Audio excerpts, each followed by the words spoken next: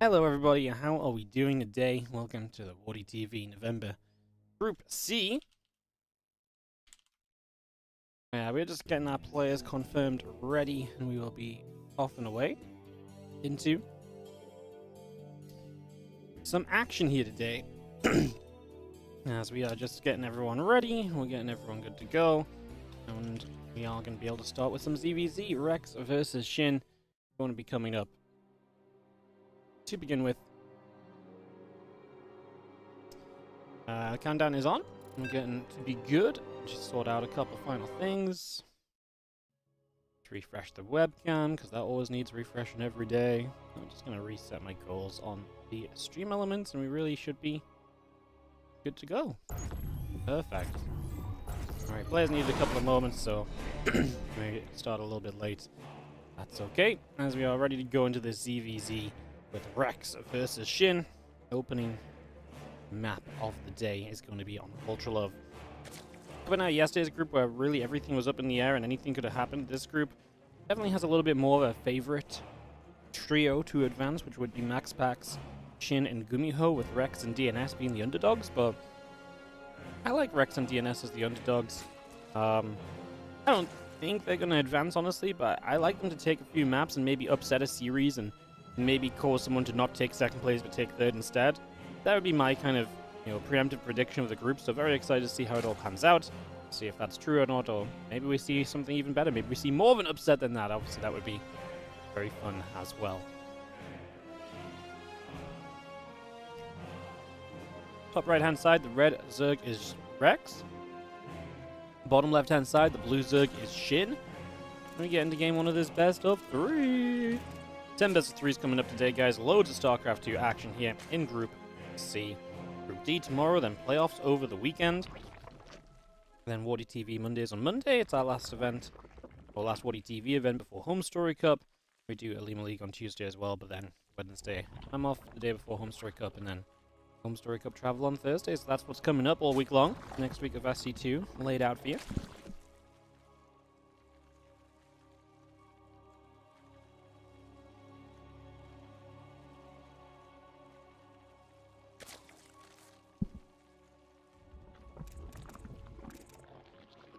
I got my health bars on. Let's fix those quickly. As early game ZVZ does the early game ZVZ thing of not a lot really going on to start things off. Holy crap, ZVZ. I know 2 Zergs in one group. What is this? Madness. How do we do it? Yeah, it's such a rare matchup currently, just with the players we have playing. Not all of them are really Zergs. So yeah. I was thinking, by the way, I think I'm going to make it a thing where if in the playoffs it's possible for Shin and Solar to meet in the first round, I'm just going to make it so that they can't meet in the first round. Like, if we only have, like, say Shin advances and then Lambo doesn't advance, we only have, like, 2 Zergs in the playoffs, I don't think it's that much of a stretch to, to just request that we don't see the ZVZ. I think that would be a nice little adjustment. I don't think anyone's going to complain at that one.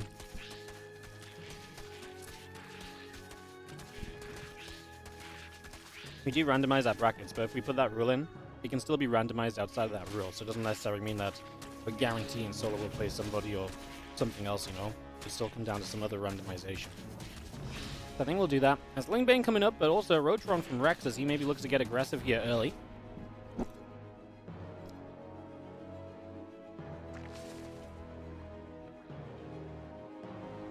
These two actually played in WardiTV October, right? And I believe that was a map win for Rex during that series as well. Let me double check if it was October. I think it was in the group stages. No, it wasn't. When did Shin and Rex play? We casted it and it was, convinced it was a 2-1, but... Oh, maybe the WardiTV Festival? Maybe before then? WardiTV... Oh no, PTR tournament Group B. Yeah, okay. So they played in the... Well, they actually played in the qualifier of the PTR tournament and in the main event of the first PTR tournament, and Shin won both times 2-1, which means that Rex was able to take a map both times, which I would say is not a bad showing, honestly. I'd say that that's not too bad. Here already, these Lings of Shin putting on some pretty darn good pressure, getting some damage done onto this hatchery. A Baneling waddles over. The Roach is going to be out from Rex. Roach run will be done from Shin in a moment, so I don't think Rex can really commit through to this right now. I think he's going to have to back it up and hold back a little bit. And just, I would like to see him droning, because I just do not see him having enough to realistically make the difference here and successfully attack across the map against someone who is already coming across the map with their own roaches, basically. 11 of them in production. Unfortunately, I don't think Rex has recognized this in time, and yeah, I think it's too late for him to adjust his build. So he's going to just try and deal some damage and see what Rex can do. There's a good amount of lings out here as well, though, from Shin, which is meaning that his roaches are well protected. Also, it's a pretty tough situation as Roach Lane continues to run into Roach Lane. A couple queens going down. Rex will be there to continue to chase and hunt.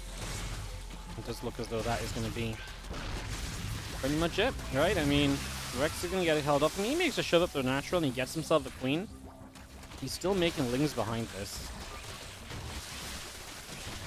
Yeah, I would have been a lot happier if he was just droning. I feel like if he was droning, there may be some potential, but I feel like still making lings right here is very rough for you. Just down a few drones consistently throughout this is a little bit bad.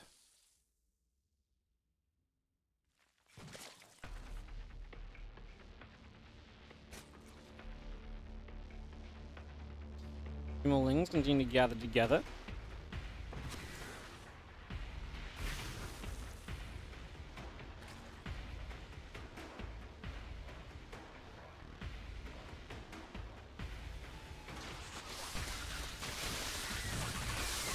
Lings run across. Roach Ravager Ling going to be there as well. Try and fight back a little bit. Go in the other direction as you just see the feelings going to come about as well.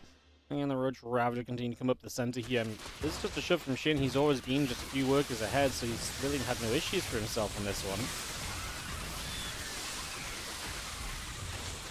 And Roach is going to get jumped on. I think this is going to be a pretty quick...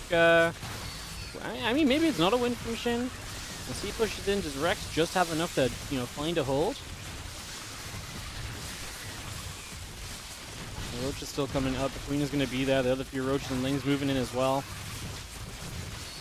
I just don't think it's enough for Rex. Shin just had enough all at once, which is obviously unlike what Rex was obviously able to do across the map. So, looks as though that is going to be just about... well... I guess we're just about holding on. There's a few more Lings stream through as well. Kind of a weirdly close game. I mean, maybe Shin should have just droned up during some of this and he could have had a better lead. I think both players had chances to just drone up and just be in a better lead.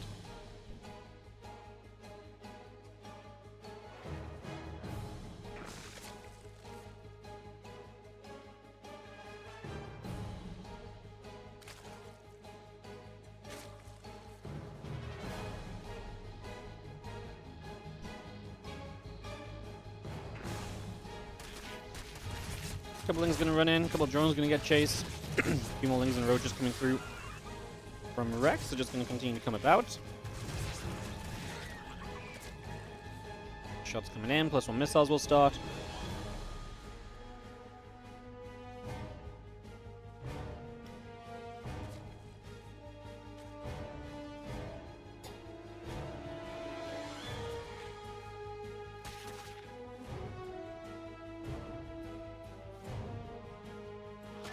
We'll just continue to sell. I'm just going to be seeing Shin get a few more. He just got to a few more drones than Rex did. I mean, now he's going to see Rex taking a worker lead. And Rex is also trying to go to the last, so it's been a weird game of ping-ponging advantages in this one. Well, I feel like Shin's always been at an advantage. Just, he didn't quite manage to kill Rex either.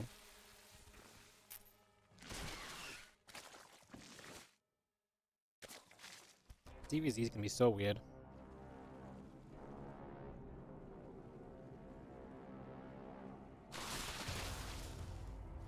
A strange matchup. I mean, Rex is going to get to lab. He doesn't have an Evo chamber, so Shin's going to get to +1, which I'd say is a better upgrade than the lab. I mean, Roach speed is very good, but...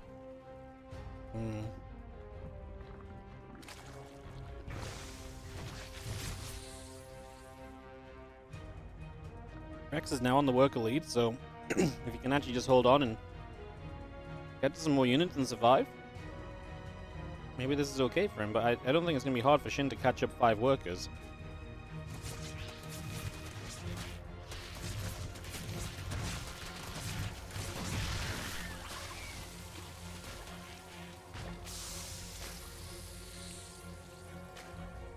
Getting Roach continues across the map. The Roach is going to start stepping up here right away. And Shin is going to make the move into this concave of defensive Roaches. And one of the notable things in this fight is obviously Rex has way less Ravagers. So with way less Ravagers, you can't dictate the fight as much. You don't have as much DPS available. There's a little bit more back and forth ensues, but I do think that this is going to be Shin's game. In the end, like I said, I think he maybe could have droned earlier when he was attacking, but at the same time, he was just always a little bit ahead. Unfortunately for Rex, Shin is going to open the ZVZ today with a 1-map victory. So Shin gets the lead in our opening series. We'll be hopping into game 2 in just a few moments. Getting that ready to rumble.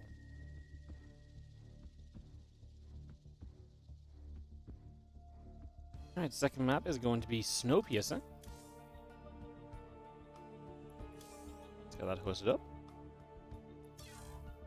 And get this going. Hope everyone's feeling well today. Hope you're all doing good. Welcome to the stream. Thank you for joining us early. As we get ready for Snowpiercer for map number 2. Alright, everyone's in the lobby, so we should be going in a moment. Go, go, go, go. Let's kick off into our second game.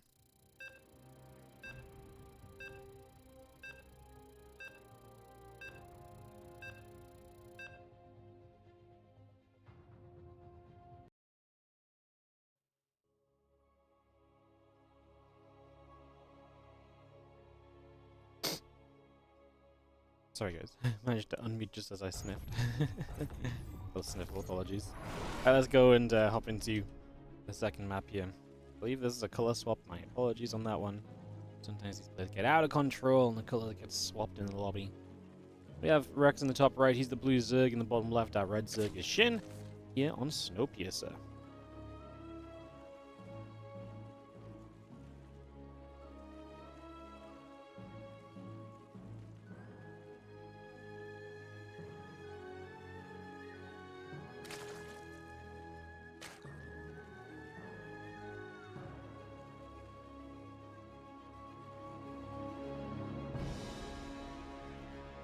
Why would you pierce snow?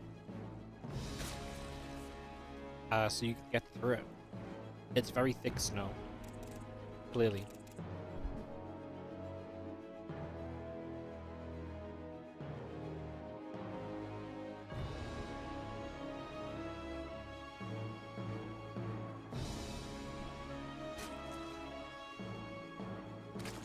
I don't know.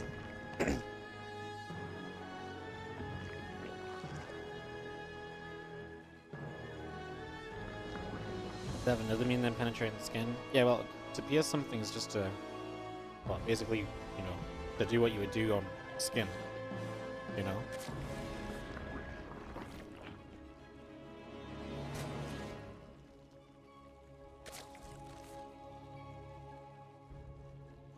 Already seen a hatch, gas, and pool all coming up. We get that on the go here.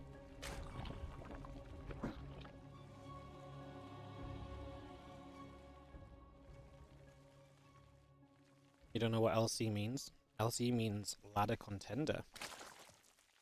This is one of the maps that will contend to be on the ladder.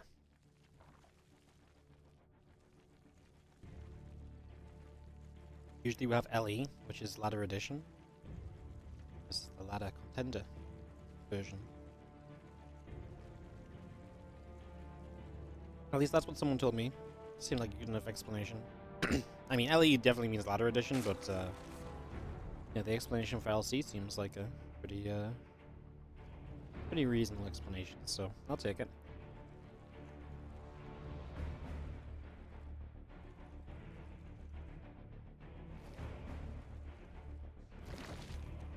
Ten more lings and link speed coming up on both sides. We are going to see Rex, obviously, with those few extra lings, can be a bit more aggressive, takes the hatchery slightly later. We'll be on a bit of a worse drone count, so it is kind of down to Rex to make something of this opportunity he's setting up for himself.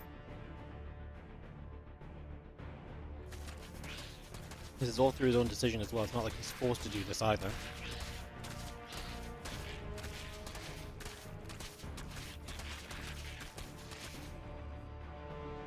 before I meant ladder candidate. Ladder contender, ladder candidate. Same thing, right?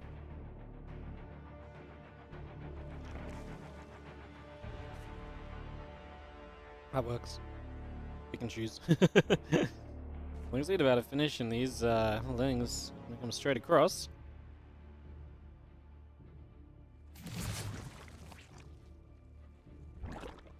Wolof gonna get put in place though.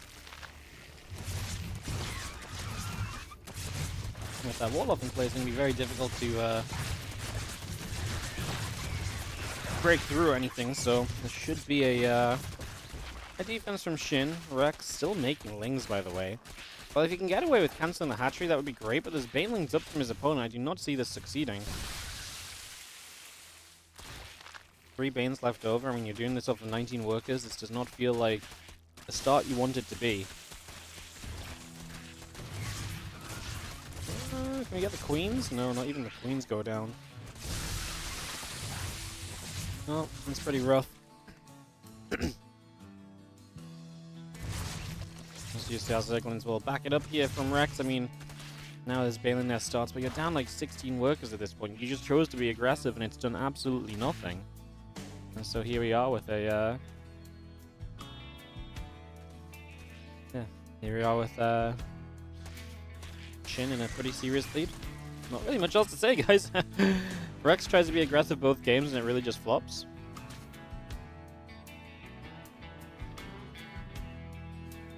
Hey, Skilda, thank you so much for the 50 bits.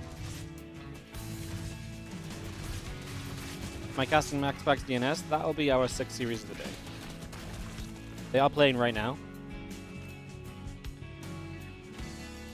But yeah, I'll be series number 6 today for us on the stream. Unless something happens.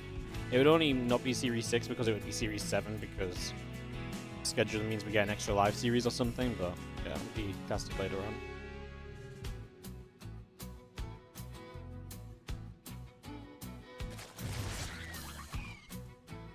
Baneling's still moving about. Just going to be seeing a Baneling. A few extra lings coming through. +1 missiles and the roaches coming up from Shin.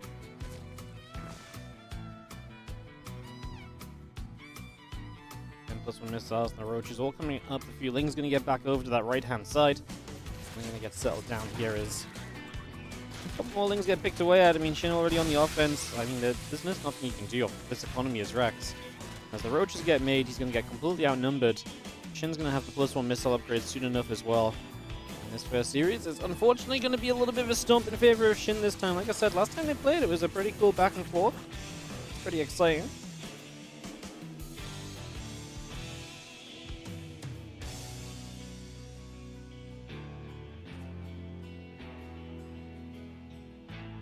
And Bane's going to get down to the bottom as actually do find a wraparound on a few of those roaches. So a few roaches going down. The Bane's still trying to come across. The other Bane's coming through. The roaches going to step forward once again.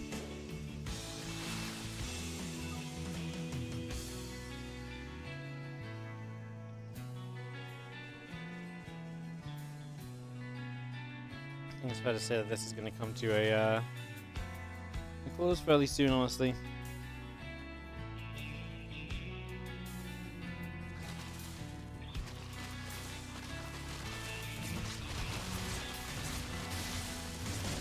We're just going to move up.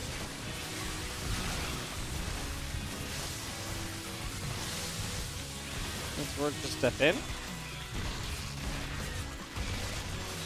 I mean, roaches are going to push back a little bit, but Rex is basically half the supply. Shin has a bunch of army back at home still as well.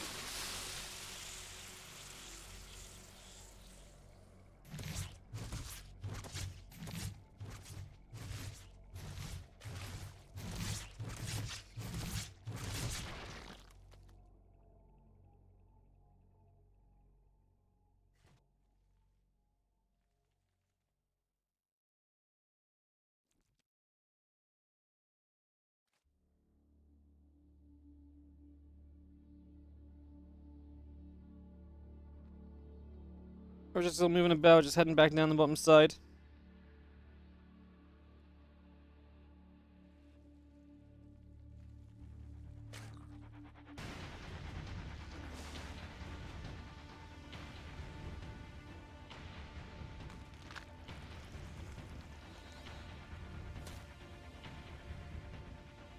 feeling it's just going to move back over the other side. Again, Roach's Ravager, the Carapace, and Roach Speed all coming up as well. I see the Roaches from Shin just going to be able to shove forward here. That's going to be pretty convincing. And Shin is going to take game number 2 of this best of 3. Not much to really say there, as that is going to do it. And it is going to be Shin 2, Rex 0.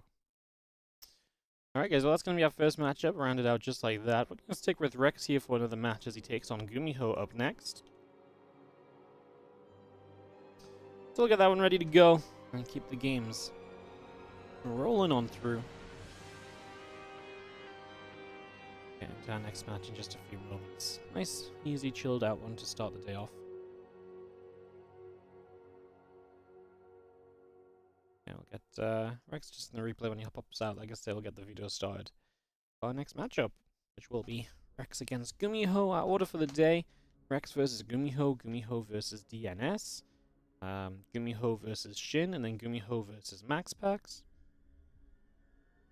So we're going to go through all the Terran matchups in a row now, apparently.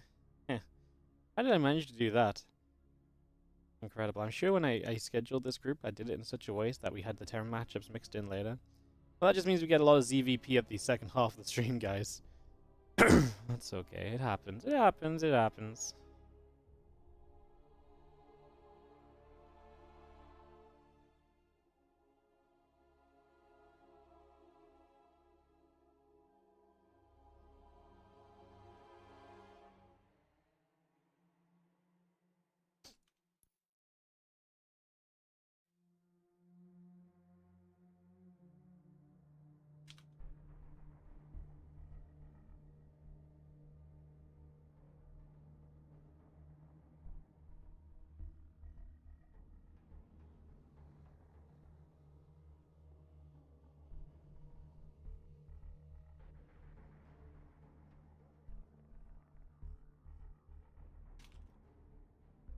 Eldorado going to be our opening video. We'll get Gumiho to video once as well.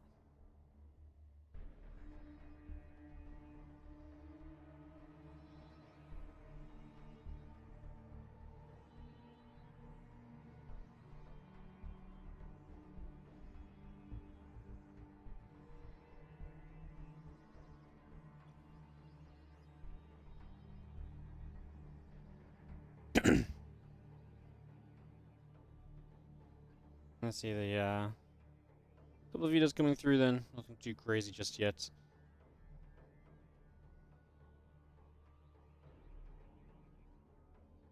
And it's going to be ley lines for our first map, so we'll get that underway here in just a second. Start it up.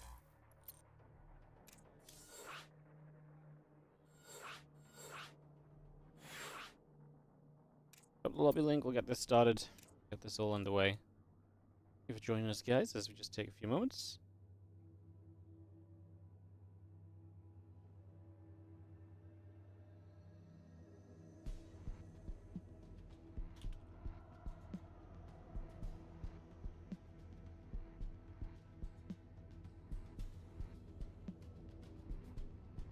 Second map, Snowpiercer again, and the third map going to be Whispers of Gold if we get there. Alright, perfect. Get everyone in.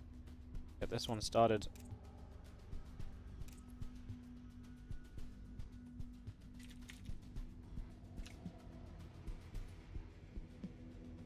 Ready to kick off into some of this Terran versus Zerg matchup. Like I say, gonna see all the Terran matchups coming in a row.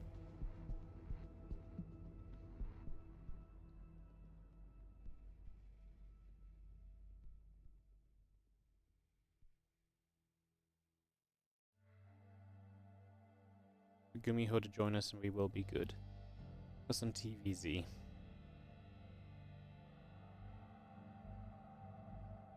If you're watching on the YouTube early in the day, I always ask you to take a moment to scroll down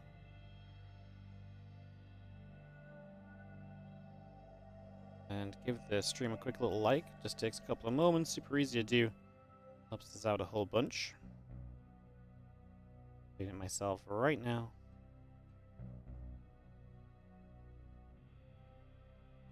There you go, just like that, as easy as that. As if our players are ready, we do have both of them in the lobby. Should be able to get this one started.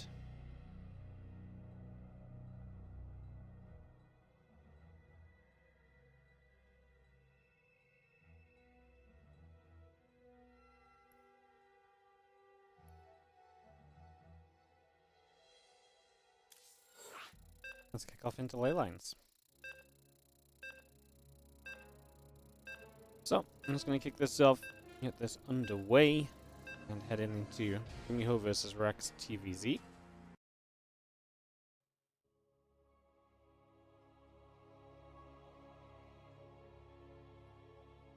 Kick this off in a moment. Ley lines it will be. Let's just throw the loading screen up there. Should only be a moment or so longer. Get this underway. Alright, in the bottom left-hand side, we are going to have ourselves the red Terran player. This is Gumiho.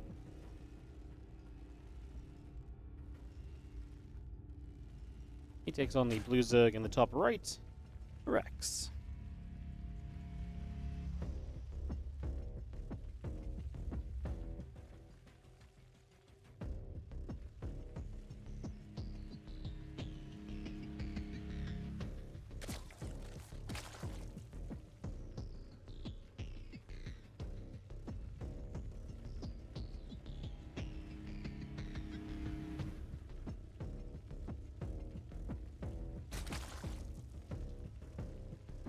Gumiho's just going to straight up proxy Rex, so Gumiho coming straight into this series with a little bit of aggression to barracks to the top side of the map. Just going to get those set, and Rex not going to see them early as the Overlord just passes by.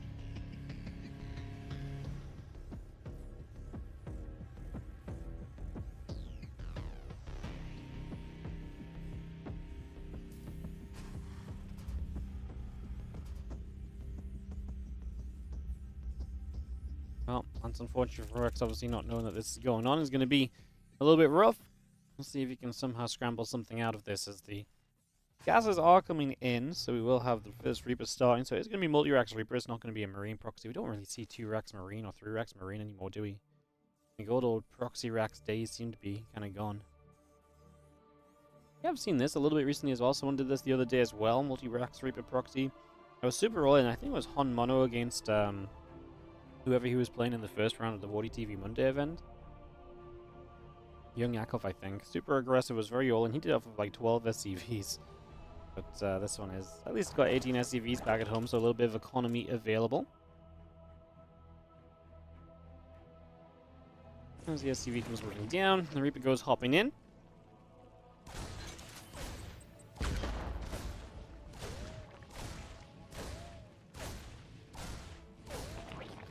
Starting to get some damage done. Is just going to be seeing a couple of drones starting to get hits off. Ling's going to come around the other side. The Reapers are going to move back just a little bit as well. Maybe pulling away there. Going to come back through. The Ling's still getting bopped around.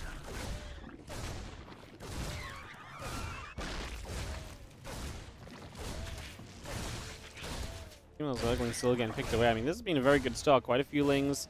Plus the drones dropping. A couple workers dead is obviously painful. Ling speed is quite a ways off the spine. An investment that currently is not paying off either. I do like where it's moving to, though.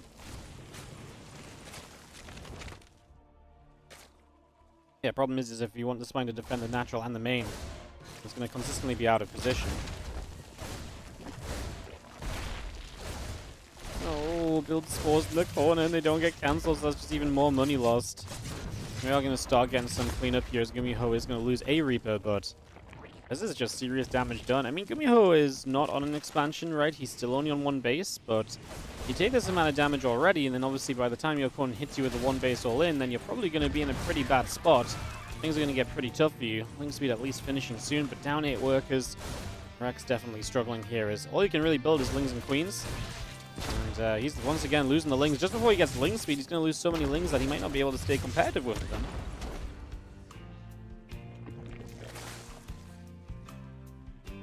8 more Zerglings coming up. A couple Hellions coming through the starport on the way in. Command center building from Gumiho. And we got our Viking coming up as well.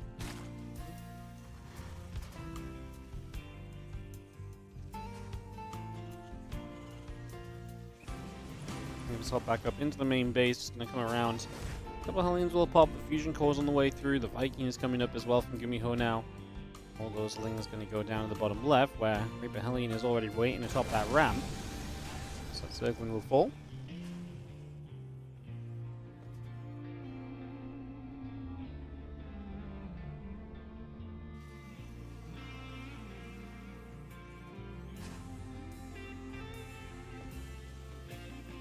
command center coming through. It's going to finish very shortly. Again, the fusion core still building. Hellion coming along as that Reaper Hellion will just fight here. Quite a few Zerglings taking a lot of damage.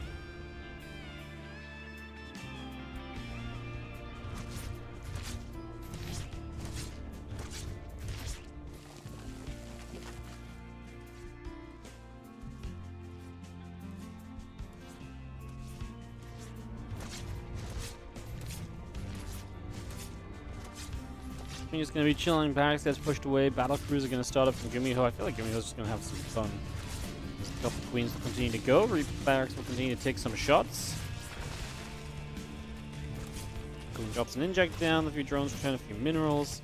Spankcaller burrows up at the front. We still have that battle cruiser coming on in. Yamato cannon on its way up as well. Starport producing orbital building. Again, the Rotron, a few drones, and an Overlord continuing up.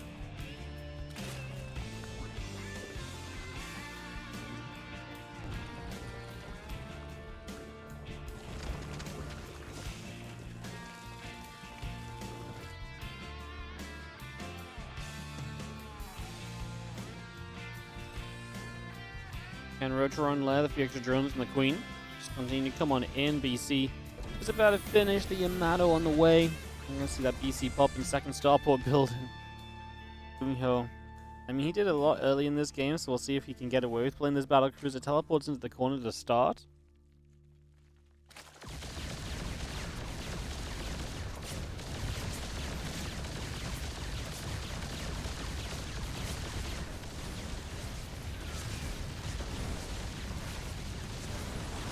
You're going to get rid of a Queen on the low ground with the Reaper Hellion, which is obviously not going to set you up for too much success. This battle cruiser flies in. And we're just going to be seeing that Reaper Hellion continue to come about as well. The Lings continue to come through.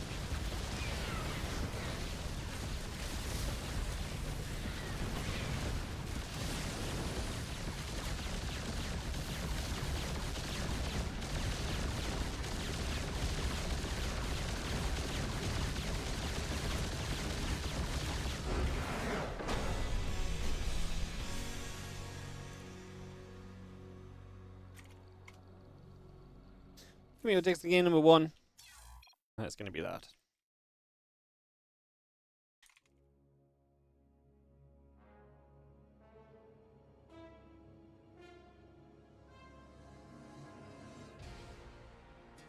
So, Gumiho takes the first game. Battle Cruiser is good for the win.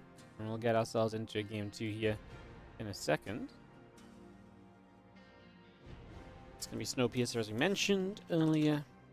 This one started up and go. And we're going to continue to follow Gumiho's games after this one as well, guys. We'll go Gumiho DNS, Gumiho Shin, and Gumiho Max Pax. Kind of like some of the matches we got further down the line. I think, again, the matches between those top 3, Gumiho, Max Pax, Shin, going to be very interesting. That may very well dictate the majority of this group. So, yeah, we'll see what goes down as we get ready to jump into our second map here in just a moment. Throw some invites out. Got them moving.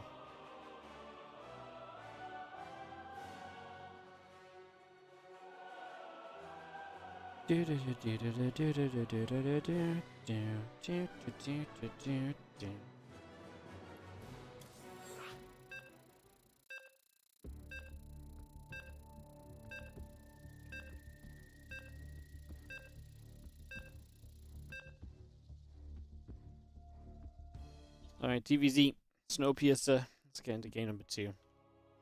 So we get this underway.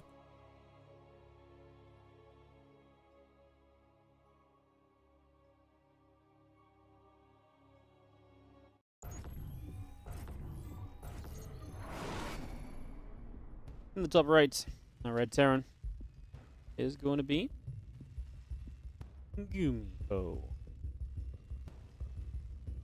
The bottom left, our blue Zerg is Rex. Down a map in the series. Away we go.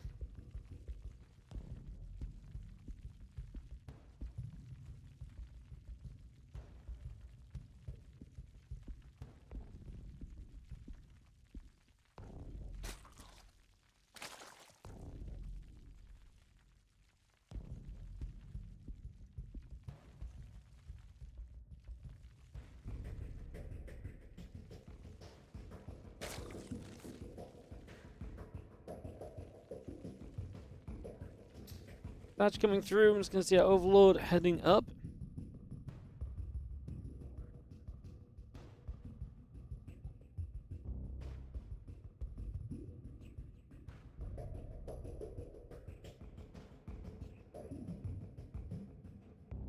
Overlord heading to that top right side again, hatching the gas coming online.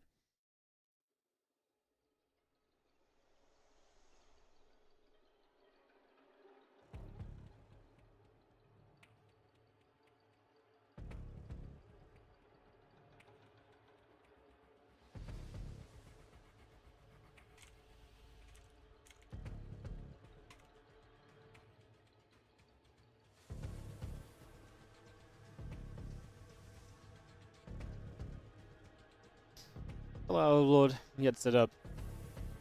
Just gonna be seeing the Reaper on the way.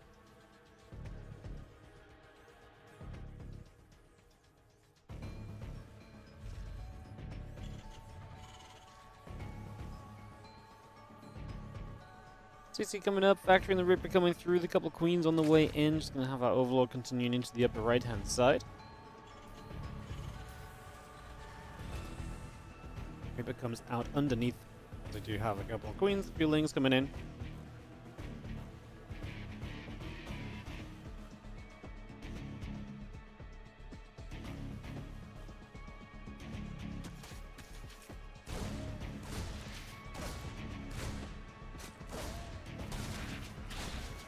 Ling's gonna shoot, Reaper coming about.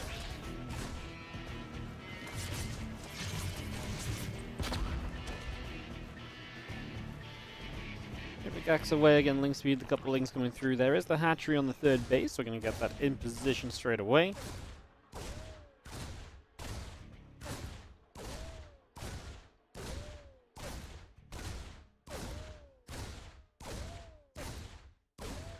Gonna poke and prod, hatchery taking damage.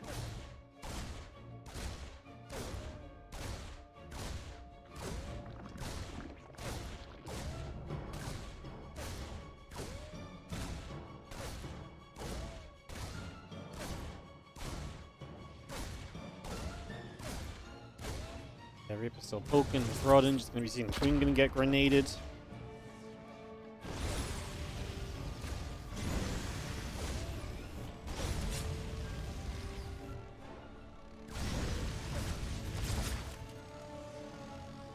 Reaper and the Hellions continue to move about.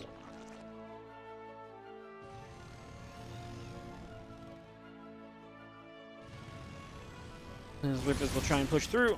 So we've seen a little grenade going down, hitting the queens a little bit, drop a grenade again.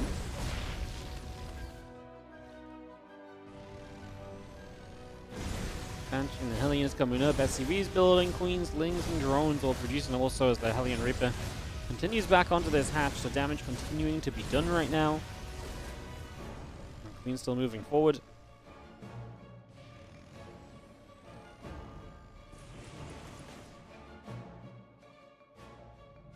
Back up into the center, going to dive forward again. Couple of creep tumors again going down here.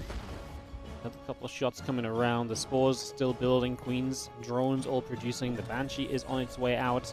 Command center and barracks building as well. A few more SCVs are coming through, and again the Reaper Hellions are going to move on forward as we get rid of a few of those Zerglings right away. But a lot of those Zerglings get taken down right away, in fact. All those Hellions will drop, so Hellions will fall. That is Gumiho getting cleaned up. That's a much better start to Rex. For Rex here, it's the best start he's had in the game all day so far, so that's definitely a step in a strong direction. As Lair and a couple of drones continue to come through. We have our Stim, Command Center, and additional racks coming up as well.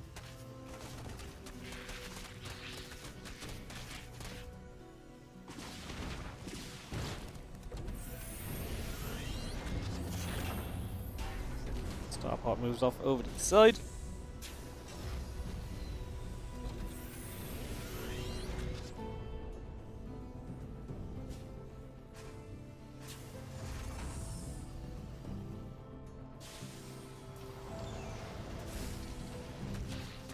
See a couple of things gonna hit the SCV, will take some damage.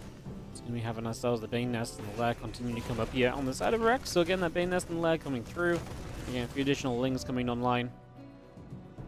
Gumiho Holding the wall off as it gets into a siege tank, and the third command center, the medevacs, will be on the way very soon too. So expecting all of that to continue helping us here in the next little while as we get ourselves set up.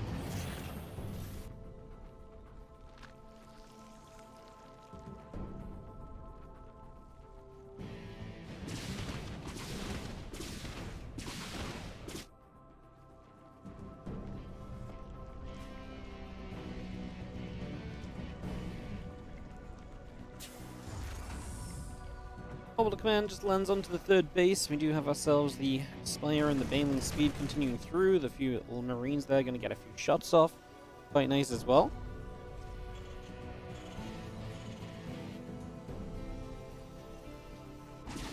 Marines and our tank still coming about, and we have got Queens also making their way upwards here as the Banshee is going to whack away at the Hatchery. Hatchery is going to fall. Bye-bye and see you later. Hatchery cancels. If you see a couple Lings on the other side, just going to run straight into those SCVs. The other SCV is going to come back the other way.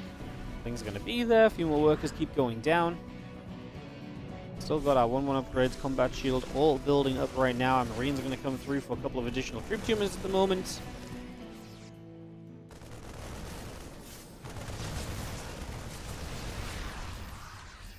Marines will be there. Queen's going down already. Continue to step up. The Ling Bane going to surround. A siege tank goes down as well.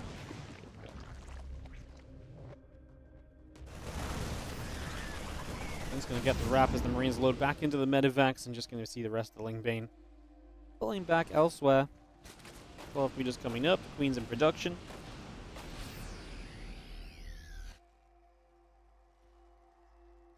This one flyer attack is also producing at the moment.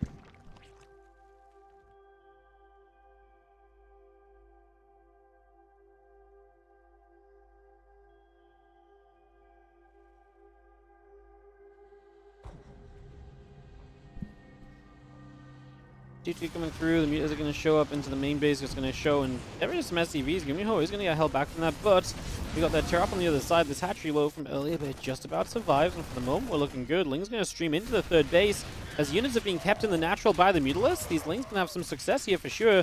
A handful of Marines show up. We don't need to run away from that. You can fight that. Rex is missing an opportunity. If he had Banes here as well, this would have been incredible, by the way. Oh, missed opportunity for Rex. He could have absolutely cleaned up those few Marines and continued in that mineral line. That was a lot of potential damage he's just missed out on. A little bit of a shame. He is morphing Banes, I think, to go for that again, but now units have made their way to the third base. That's going to be more easily handled. I mean, those units are still there. We could potentially make this a wraparound fight. As 2-2 not done. Yeah, I mean, it's a fairly open space. There's only a single siege tank. A lot of Marines still in the medevacs. Some units are falling back as well. There's clearly a Sim City issue going on. Holy goodness. D625842 says, thank you for everything, and drops the £50 donation. Yes, I'm loving the chat for that one. Thank you so much for the generosity. Thank you so much for supporting the WardiTV content. We really appreciate it as our mutas dive in towards the reactor. And the muta's going to continue getting going here. A few of those Marines going down. Going to turn back onto the barracks for a few moments. The melee upgrades coming through. Gumiho's going to have a massive upgrade lead. 2-2 to 0-0. Is going to make a lot of these fights very unfair. The mutas need to be doing more at the end of the day. They just need to keep going and never stop at this point. They just need to go, go, go. They really do. Marines continue down. Marines tanks coming across. A few more Marines going to get down there as well. The drones are going to pull away. Melee upgrades coming up. Carapace also. Mutaling all building. We're going to get straight down to that fourth base. Like I say, the mutas had to do more.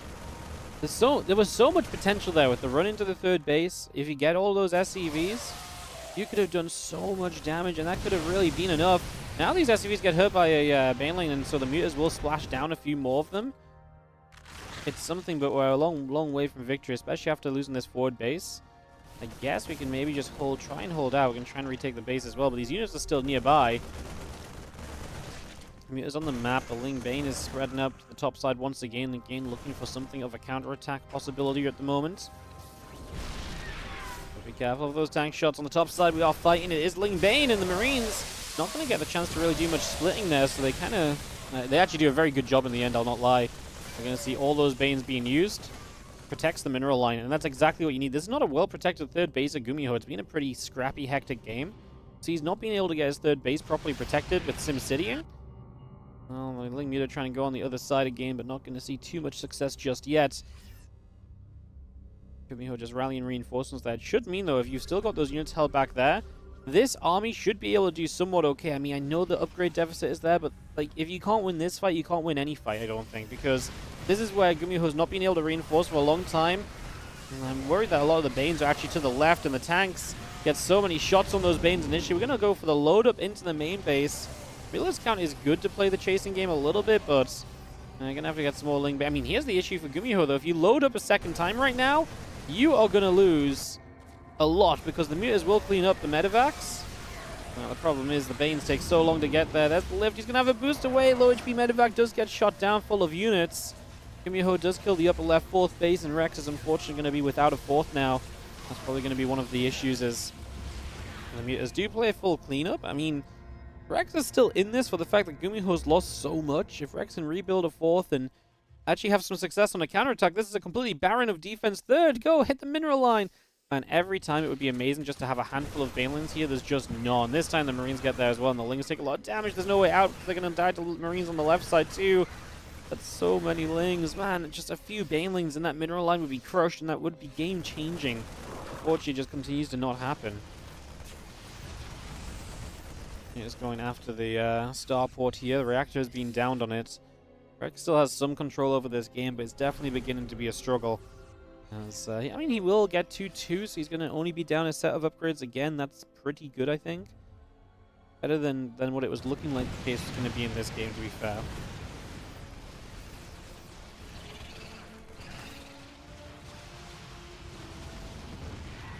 SCV's dropping. As you have the Mutas continue to come about. The main base is going to get rid of some more add-ons. I mean, that's neat. We got to win a fight as Rex. I just don't see him currently winning a fight. Unless, I tell you what, if the Medivac counts low, the Marines stim too much, and there's not very many tanks, maybe there is an opportunity, and that is kind of what's happening out on the map currently. Maybe that is how you win the fight. I mean, 2 Medivacs. There's one with a bit more energy available, going to bring a second siege tank forward. He's going to get rid of another Medivac that spawns in. I mean, Gumiho's production is getting hit by the Mutas again. He's not really handling these Mutalists very well at all. There's a lot of oversaturation in this main base as well, so those SCVs will just drop. That means they can't go anywhere else. Obviously, they won't really be effectively mining it so far anyway. I mean, Rex just has to build Banelings and pray he's got enough. I mean, it's not a terrible... It's not the worst position Zerg has ever been in, put it that way. I think it's winnable, but still Gumiho favored is... oh my god, that one Baneling connects. The rest of these Banelings start to connect. Okay, you take those. I mean, I guess the Mutas have to come home for this fight as well. You need everything here to help. This should also be a situation where you're really trying to...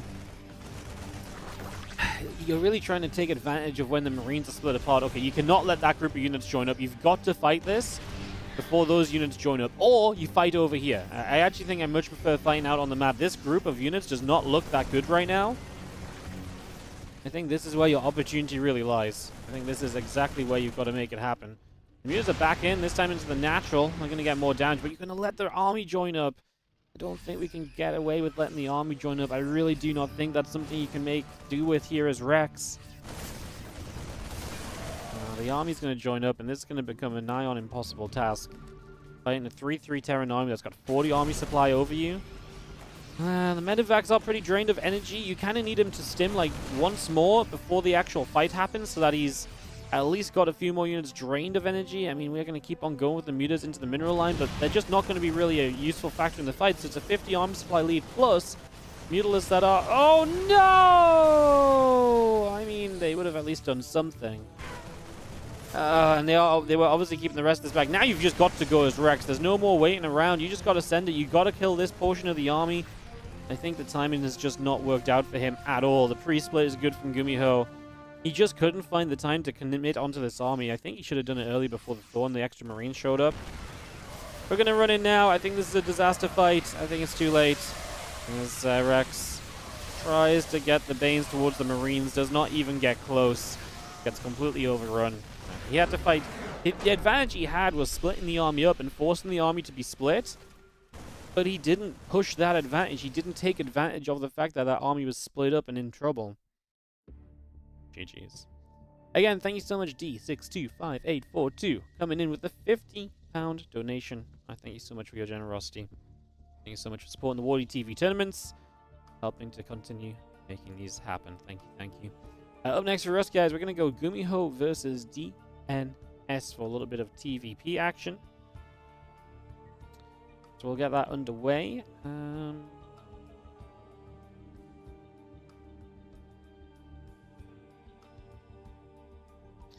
Perfect, we'll get that started. What else needs to happen at the same time?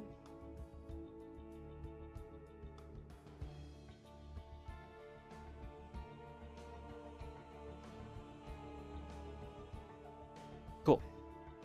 So we'll get that started, get that underway. See where we go.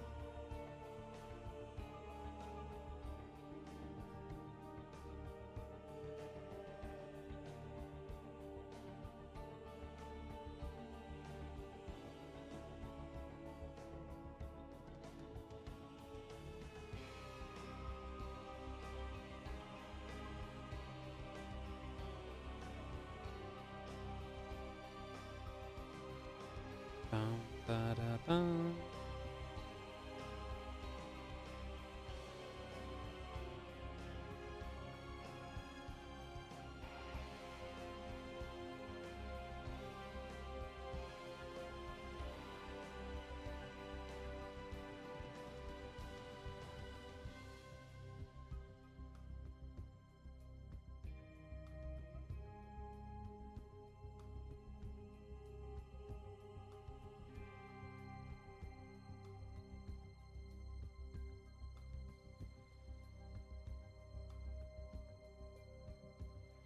Alright, just waiting for videos and so on, guys. Give it a couple of moments.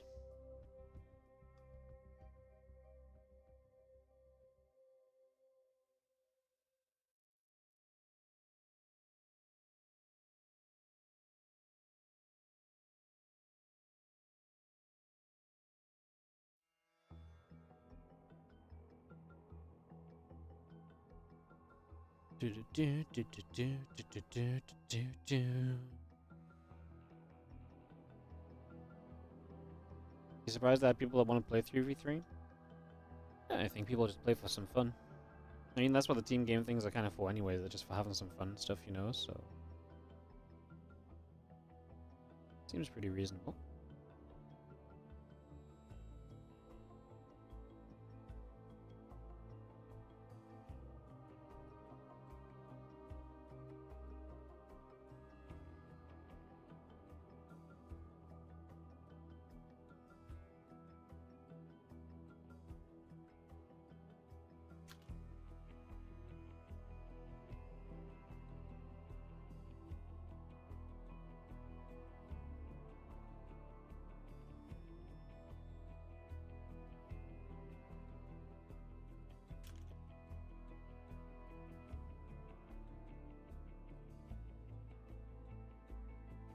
Just waiting for our videos, guys. Thank you so much, Harry, for the bits.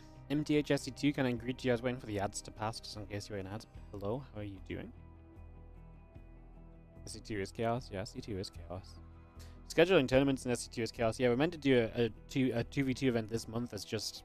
I really want to do it on like a weekend evening. Just mix up the times a bit. I think we're going to do it in December. And we'll do some Saturday 2v2 and Saturday 3v3 after another tournament that's happening in December. Yeah, 143 chance, thank you so much for the 14-month resub on the Prime. Appreciate all the support, guys. We're on the slow road back to 1,000 subs again. If you want to help us with that, do consider using your Primes on the Twitch stream, on YouTube. Keep on supporting in all your usual ways as well. We appreciate it. YouTube's finally calming down a little bit. It had a really crazy little while.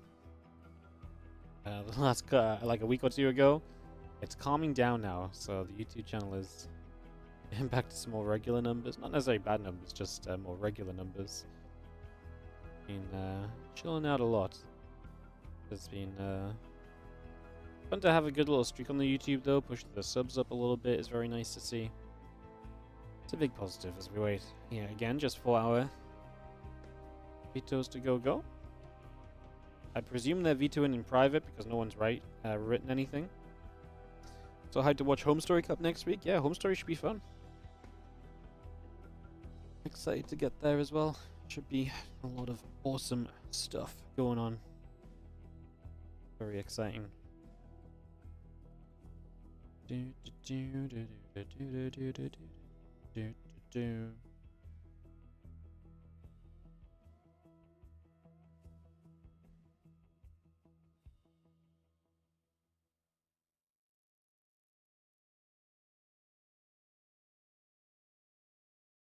First map going to be El Dorado between DNS and Gumiho. Ben knows in yesterday's stream how Classics and Moles had a moment where they were shooting in bursts instead of a single shot. No, I read this in chat at the time, but I didn't actually notice it. If you have a clip or something, I would be happy to check it out. Or even a timestamp.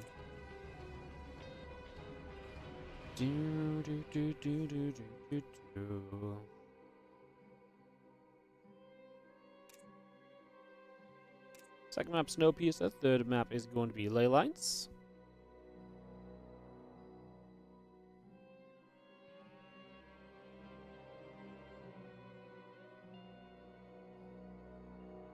I think we've got everyone here, so we should be able to kick this one off in just a moment.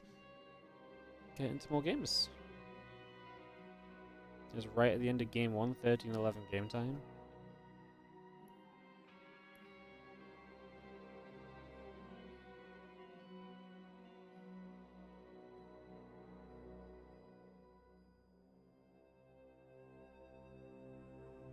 What max was it?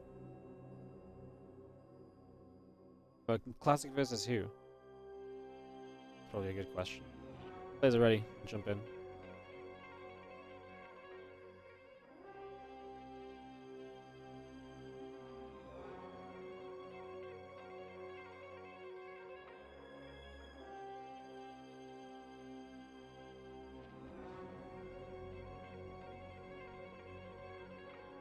Oh, I thought I started the game. My bad.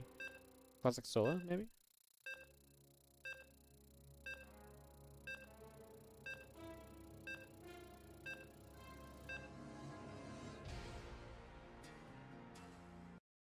Game 1 of Classic Solo doesn't go to 13-11. Oh no, it does. I was on a rewinded bit. Let me see.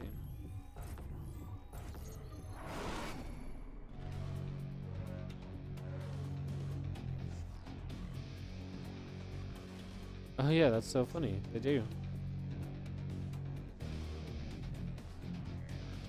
Huh. I don't think they actually did that. I think it's their animation starting to target something, and then that thing dies, and so they retarget, and that animation starts, and that dies, and so they retarget. I think is what happens. Maybe. It's actually kind of funny. That's wild.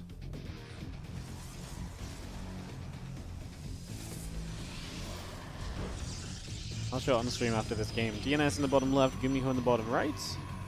It doesn't look like they did damage, though.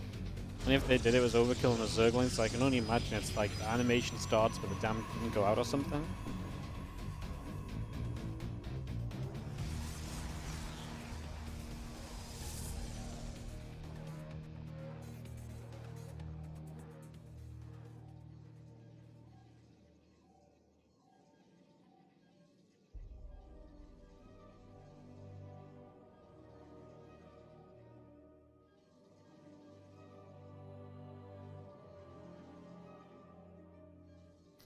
So, a little bit of PvT, DNS versus Gumiho as we start off on El Dorado. See what is going to happen, see what's going to go down.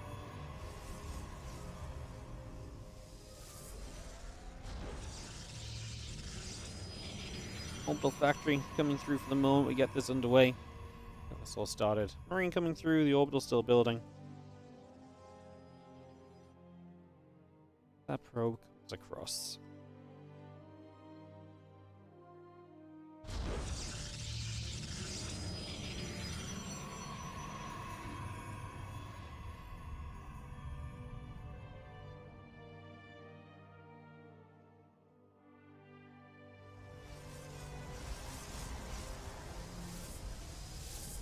Next coming in, gun factory and reactor continuing to build in for a couple of moments.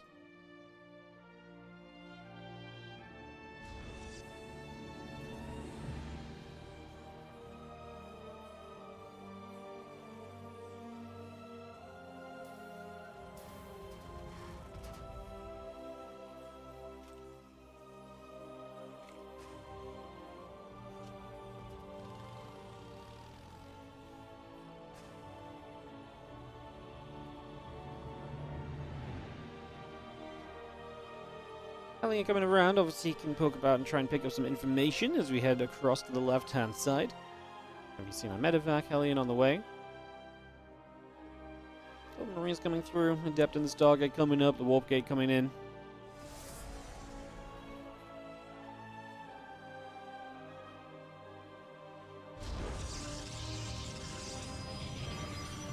Yeah, medevac Hellion and the Marines all coming through. That's the hallucination, just going to be seeing it go over to that right-hand side. And obviously that's DNS's way to try and find information early. Just going to get this medevac drop going in from Gumiho. This is going to be off of the one base, so the committed follow-up as well. Gumiho playing pretty aggressive today. He's going to be heading into command center to follow up as well.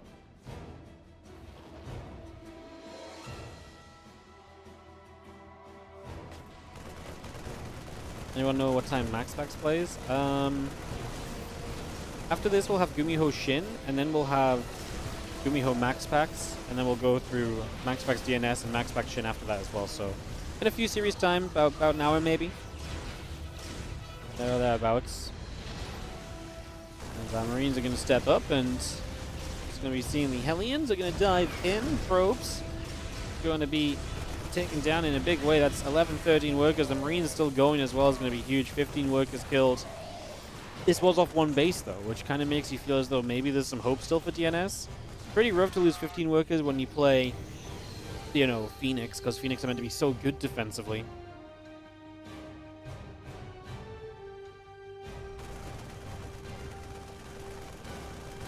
So yeah, Marines still getting onto those rocks, a little bit more damage being done. The Raven, Cyclone, Mountfield all coming through, the extra Marines popping as well.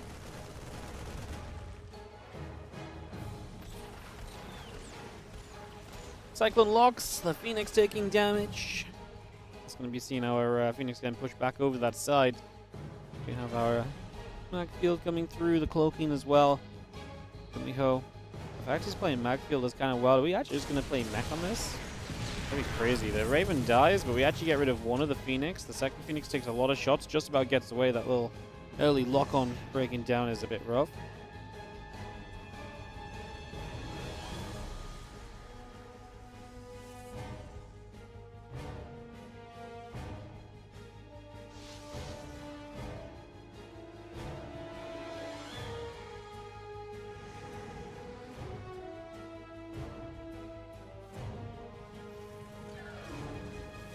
We've seen the Stalker still warping in as well. We continue to get back to action here. Just going to be seeing the Cyclones locking on for a few moments.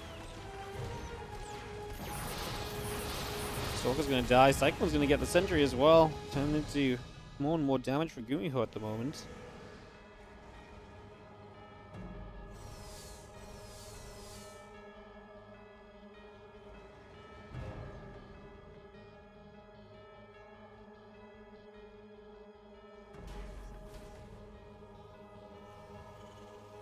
They still haven't fixed the lock-on bug. They're not going to update the PTR again.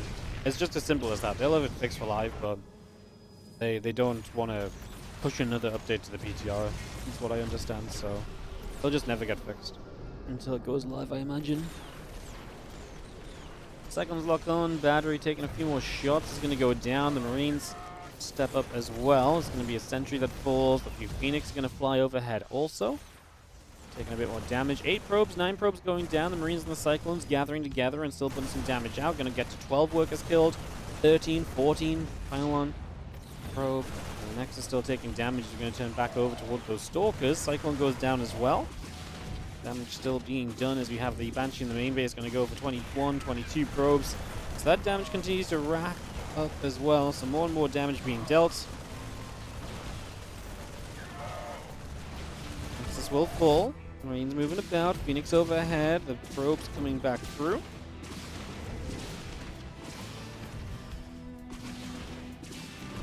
.30 probes killed. I mean, this has just been a game of losing workers for DNS, unfortunately. And that is going to be Gumiho taking game 1.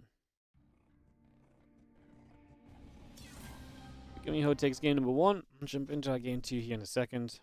As, yeah, just not quite DNS's game. Second map here will be Snowpiercer. Why is Snowpiercer such a popular second map today? What's going on? What is happening? So wild. Alright, throw our lobby link down. Get ready to resume as we're already, well, two matches, 2.5 matches deep perhaps. If this turns out to be a 2-0, see if DNS can fight back. Speeding so far today at the start of Group C. DNS says go go. Just waiting for the same to be said from Gumiho. Ready and go go there. Perfecto. Get this underway.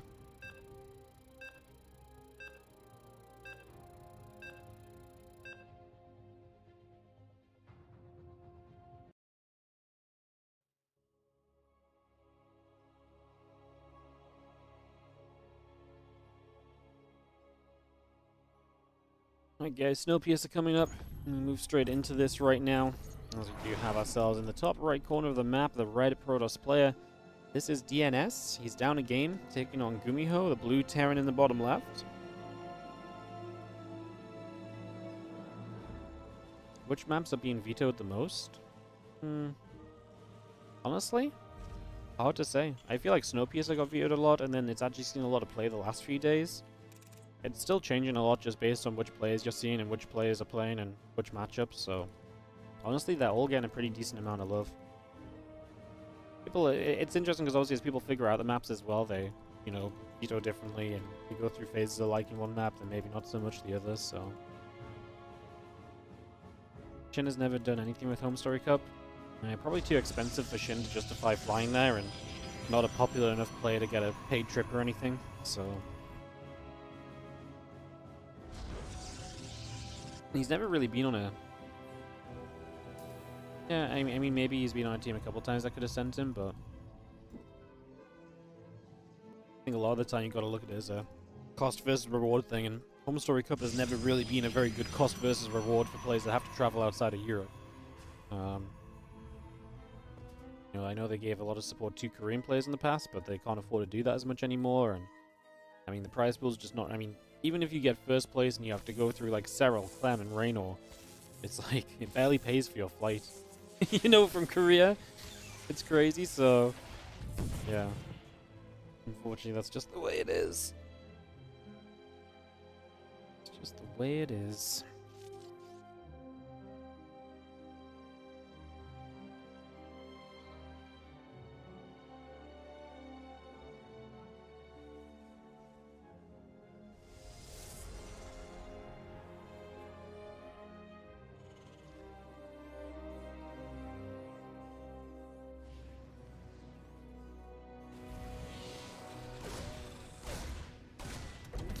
You see that Reaper? Continue to poke about a little bit.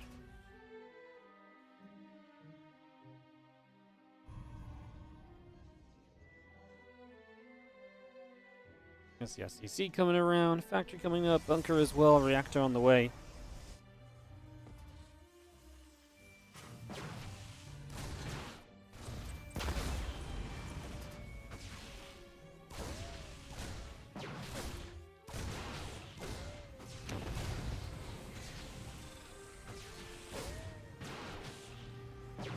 So we're just gonna fire. It's gonna be seeing the Reaper and the SCV getting pushed back.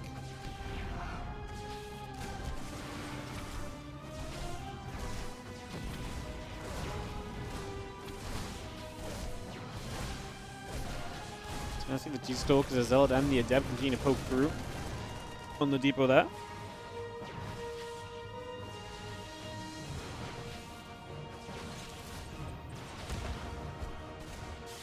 If you're just gonna fire, I'm just gonna be seeing a couple units jumping into the bunker, Cyclone, and a few more Marines coming up. Again, a couple Stalkers hitting that Marine, taking a few more shots. We step back, the Adept. Sorry, the Zealot dies, right? Yeah, so for some reason I thought that was an Adept shading back. Loving the Adept shade off this proxy and continuing to just apply pressure here, as DNS does get the Nexus up. I like it, change of pace. You know, Gumiho has been a very aggressive player. DNS says, no, none of that. I know how good you can be aggressively, and if I let you make it weird, none of that. Let's go and, you know, play some aggression myself and try and take control of this game early. I like the idea of it. That Cyclone locks on, Stalker getting hit, damage being done.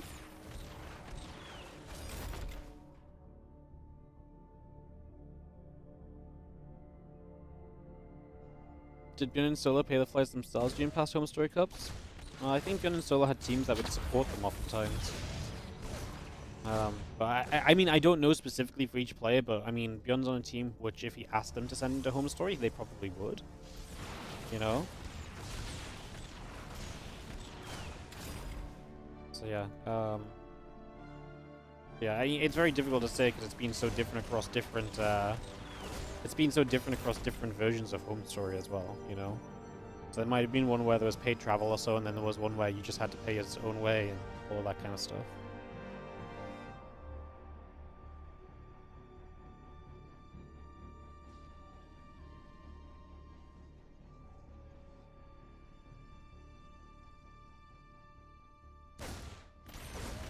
It's gonna be seeing the Cyclone coming up. Pylon gonna be taking a knock.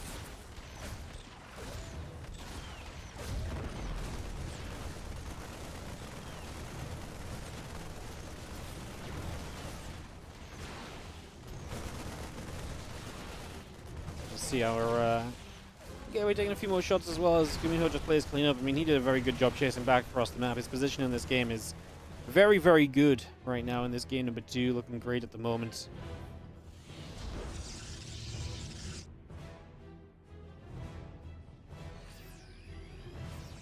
Stalkers will come about, tanking a couple Marines coming up as well.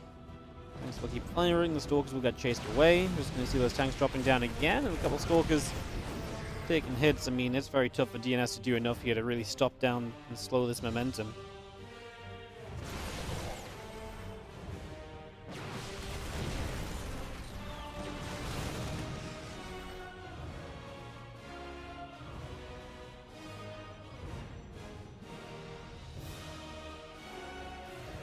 Marines, siege tank still coming up, the stim pack on the way out, barracks is on the way up as well, a couple more SCVs will build.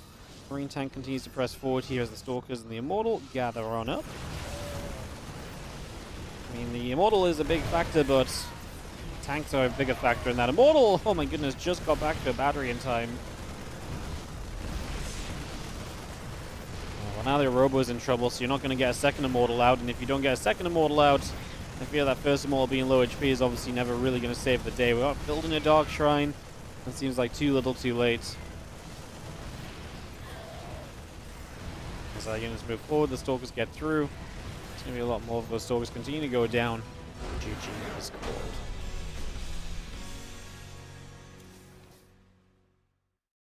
Yeah, Solo might be one of the players that they pay to go to Home Story as well, because he can also help translate for the players and stuff as well, so it might be someone that they just like try and invite back, and sometimes they help them with the flight. I don't know. But yeah, it's like I say, it kind of just changes each Home Story Cup. Gumiho takes the 2-0, and we can go into Gumiho versus Shin up next. We'll get that on the go.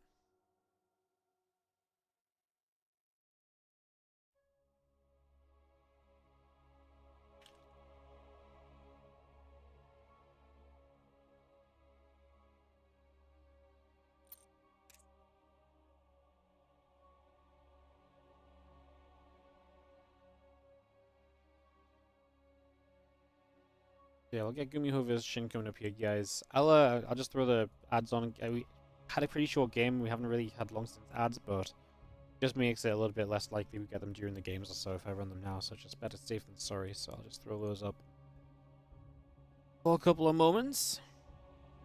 Will Scylla be going to translate again this time? I've got no idea. Like, I mean, they might not be able to pay Scylla this time. This time they already kind of said who they, they already kind of gave paid invites or paid qualification slots. They might not have paid him previously, but his team paid for him. I mean, Scylla was an onside for a long time. They had money. I don't know. I'm just saying there's a lot of different reasons why. My main point originally was just that, it's very kind of expected that Shin hasn't been to a home story. So, yeah, unfortunately it's just an expensive event to attend.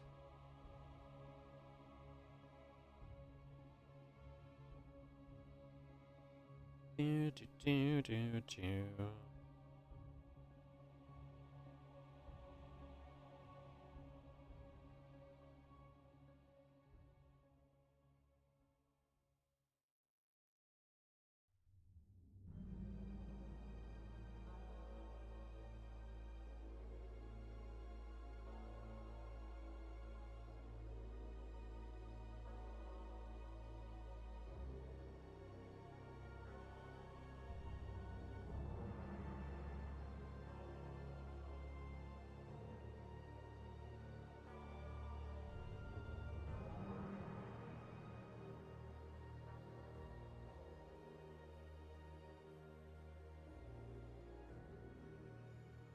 Therefore, invites left to be announced. They have said one of the invites will be a surprise Korean who's not attended before, but the other 3 could be anyone.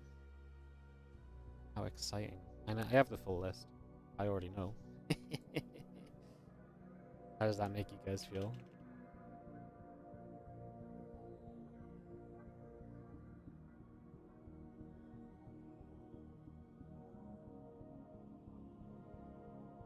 Actually, I have a list of 23. Who haven't they announced?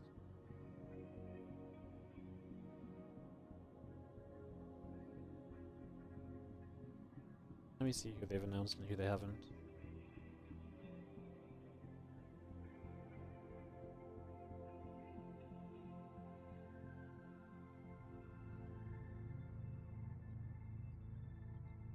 Okay. Oh no.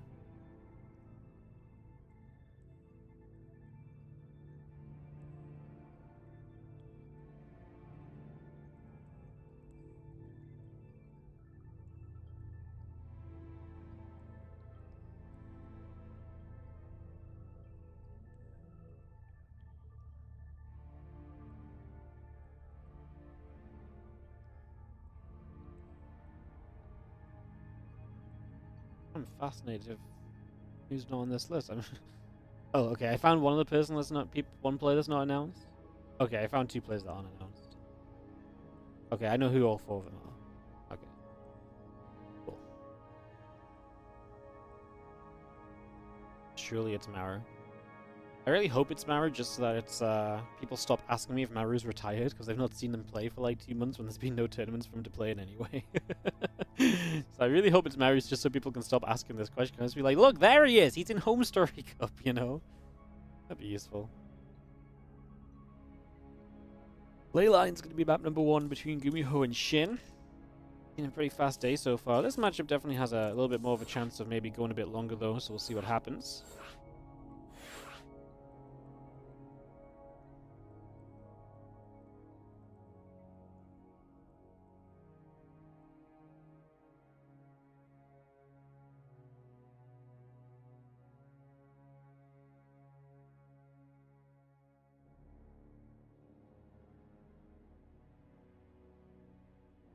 Leylines, Amygdala, a couple different maps from what we've been seeing so far today, so get into those and get this started up. Drop our lobby link, Shin joins us, wait for Gumiho to join us.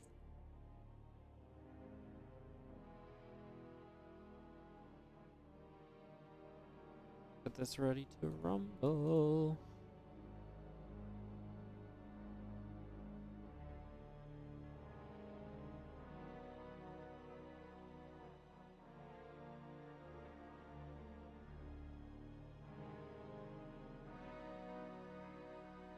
Go and ready.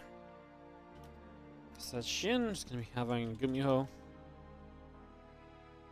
readying up as well, and let's go into another game of StarCraft 2. Why would Maru retire? It makes no sense. He's literally signed to Vitality until 2026, but Apparently, everyone seems to think Maru's retired or gone to the military because he's not played a game since eSports World Cup or World Team League playoffs, and I'm just like, maybe, maybe there's just been nothing for him to play in.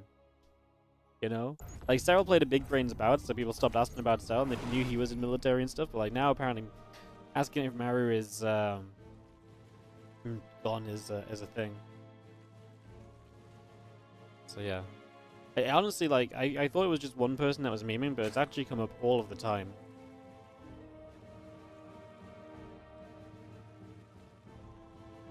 Keeps coming up all of the time.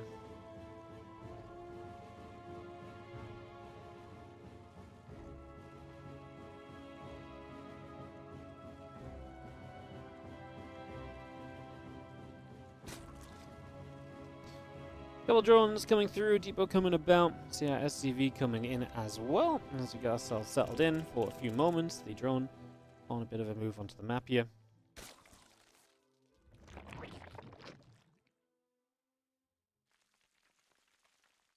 I replayed my 2v2 tournament with Beyond 2 months ago. See, there you go. There's some activity. I guess, yeah, he is. He's set as inactive on a league you like though, because he's not played a 1v1 in so long. So. Well, he doesn't cast every 12 hours. That also means I retire. Well, I get retired every day. I don't stream long enough to cast every 12 hours now. I only cast like every 18 hours nowadays. Such a slacker. When is the next 2v2 event? It's probably going to be in December. I really wanted to run it on an evening on the weekend, and it's just not really been possible this month, and especially with the couple of events that we've got going on Saturdays, they just go quite long.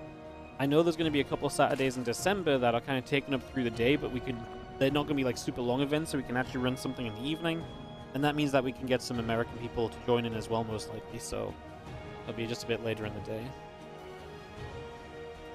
So yes, it will be 2v2 and 3v3 in December. We've got the funds for both. Trade Entertainment sponsored them. I've just not really found a good time to run it in. I could have run it, but like I say, a few people actually requested to like have it played on a weekend, and I thought that's a fair request. You know, it's meant to be a more casual thing anyway, so just accommodating that has made it a bit difficult to get it this month. But we will have it $600 each one because, like I say, Create Entertainment already sponsored them, so they will take place. So Reaper shows up from Gumiho. Moving straight in. Reaper fires, a couple of Ling's going to take some shots.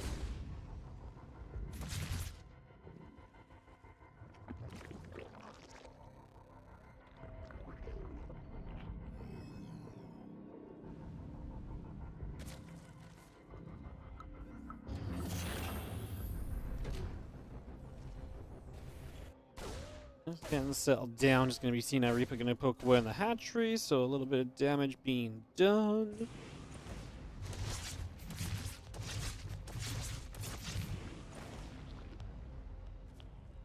Gonna shoot. Reaper gets pushed the other way. Again, Link Speed coming in. The drones, Queen. Make it 2 Queens coming about as our Reaper will go back onto this hatchery for just a few more moments.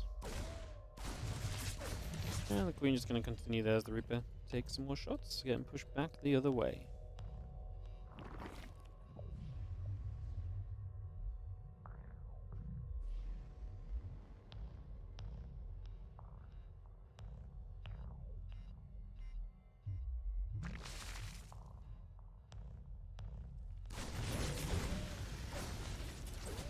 Reaper and a couple of Hellions continue to come about. Queen's going to gather back up as well. Still got the Banshee and the Hellions on the way through. The Marine coming across.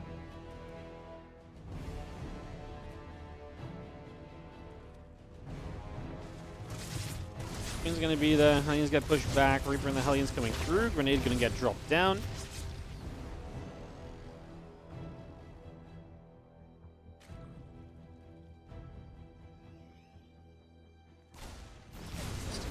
Is going to be having a few Hellions, and the Reaper going to be there. The Queen taking a few shots.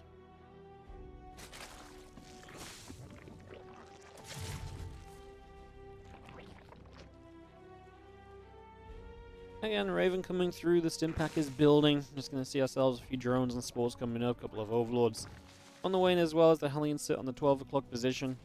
We got 50 to 42 workers at the moment from Shin, which is a good place to be, but that can go down very quickly if these Hellions find the chance to hit the mineral line. Good save on the Queen, gets a transfuse it runs backwards. Nice pull away on it in the first place.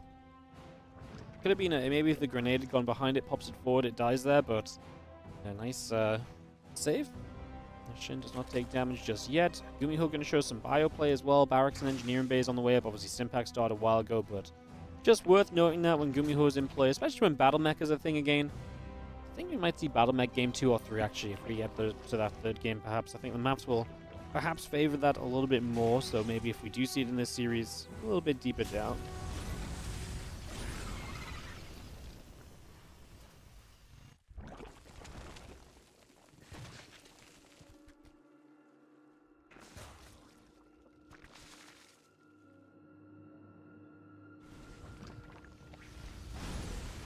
So we've seen our Hellions continue to poke about. A couple creep teamers are getting cleaned out as well.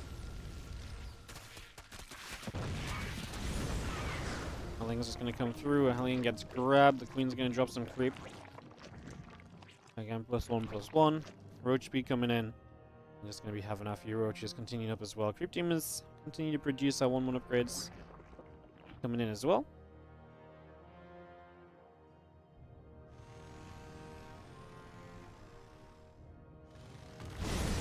Hellions gonna fight. The auto turret going down.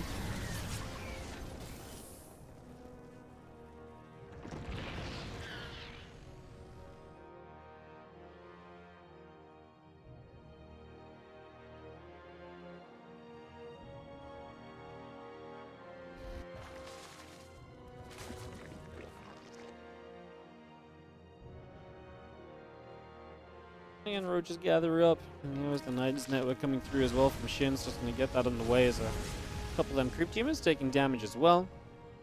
A few more shots coming about. The Marines are going to be able to step forward there. And a couple of those Queens are going to get absolutely blasted. Queen's going to get blasted. We load up the Marines and the medevacs again. And bring those back out the other direction. We do have the Nidus obviously about to finish. So Shin going to send this in a few moments' time.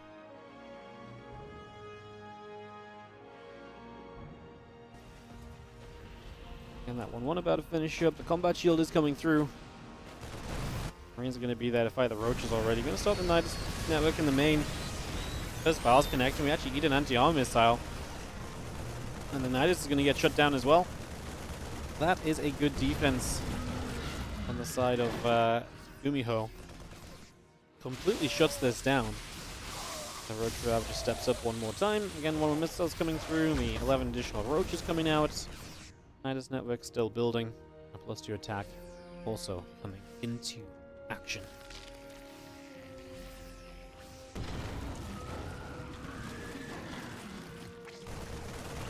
Roaches keep spawning. The Overseer goes down.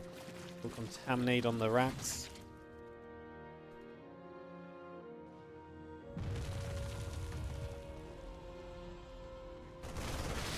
Roach Ravager will just come through. It's going to be seeing the units spreading. I mean, this is a moment where you just got to win this fight as Shin. If you want a chance in this game, if you don't win here, this is getting worse for you. Gumiho's taking an upgrade lead. He's getting a more significant amount of units up. I've loved this Raven. It's actually dropped some really cool anti-armor missiles that has helped just kind of nip through the units a little bit more quickly. So that's been fantastic as Roach Ravager continues to pop out. The Banshee will sit there and do quite a bit of damage as well.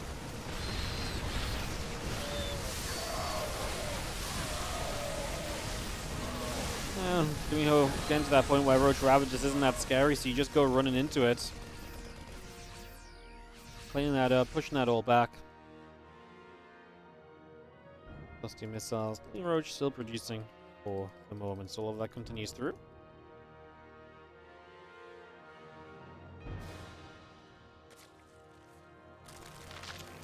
More Ravager's is going to come off, and the +2 missiles is coming up as well. Ling Ravager building, the infestation pit coming through as well.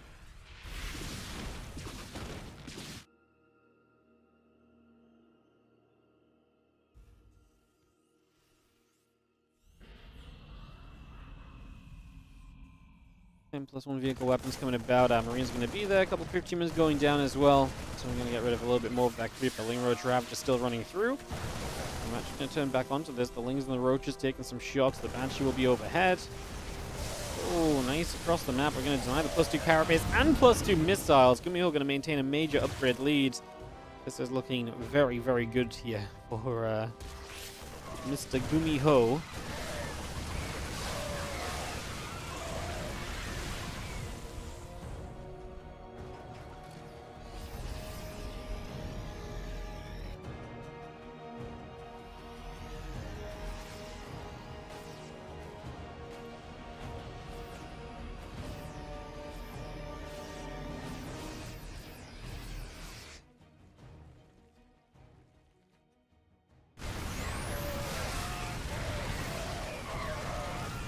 We've seen our Marines and our tanks continue to push up.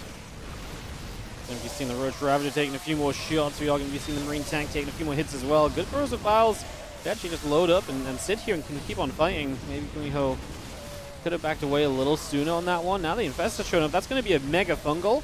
You get rid of one Infestor, and now the fungal comes down. The corrosive files combining. I mean, a pretty nasty fight for Gumiho because of the fungals, but it is still kind of okay for him.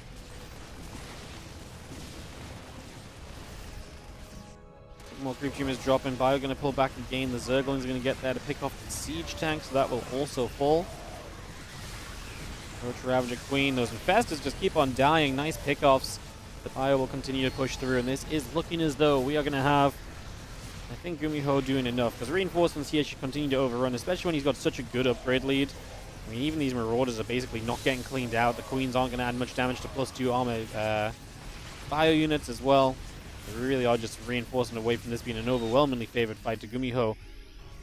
There they are starting to show up. We'll scan for some creep. Some extra Ravagers morph in. Trying to get another Infestor out. That is the most likely thing that is going to maybe switch things up and change things here. Another scan once again as we have Infestors come through. The Roach Ravager still coming in. +1 melee and +2 carapace still building as their Bane speed is on the way up as well. The army of Gumiho comes over to that right-hand side and going to turn around and fight again. A couple of those Zerglings getting picked off.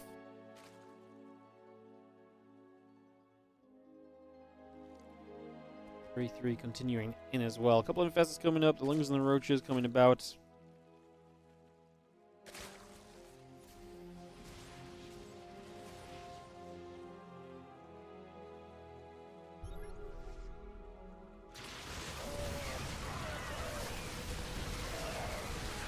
Oh, growths will drop down once again. Just going to be seeing the Roach Ravager.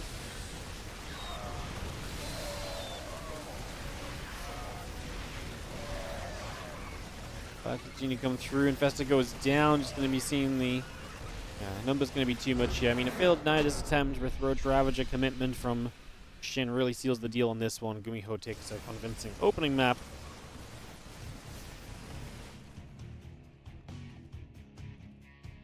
GG's. Alright, game number 2 coming up in a few moments. We'll get this on the way. Second map here in a little bit is going to be the map of Amygdala. Got that hosted. Get this TVZ continuing as Gumiho gets the opening game. Let's see what happens going into our second map again. Self a referee, put the match history on. Up a lobby link.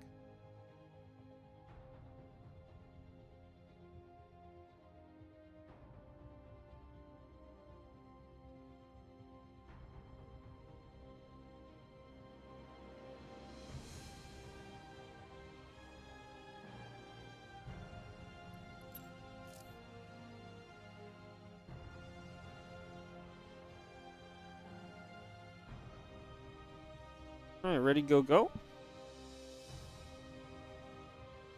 And we kick off. Let's go into this. Let's get this rolling. Shin versus Gumiho, game number 2. Going straight into Amygdala.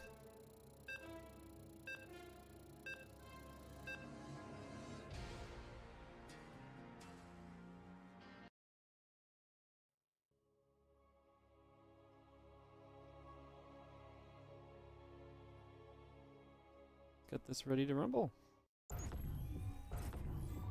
In the bottom left-hand side, a red Zerg player. This is Shin. Taking on the top right, blue Terran.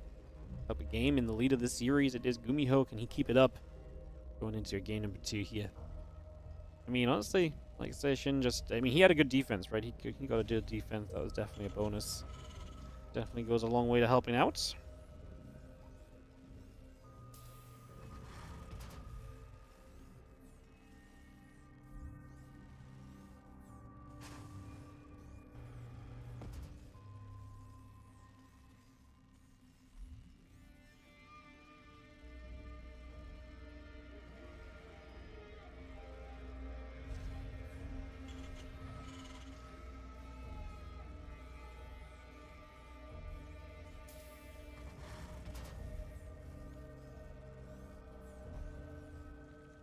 Proxy from Gumiho going into that bottom side here. The double racks coming up.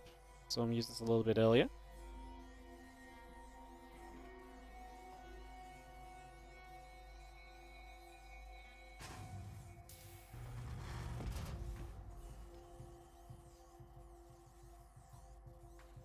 Both those racks coming through. Again, just going to be seeing the hatch gas and pool coming in. Couple of barracks building on the side of Gumi. Gas coming online.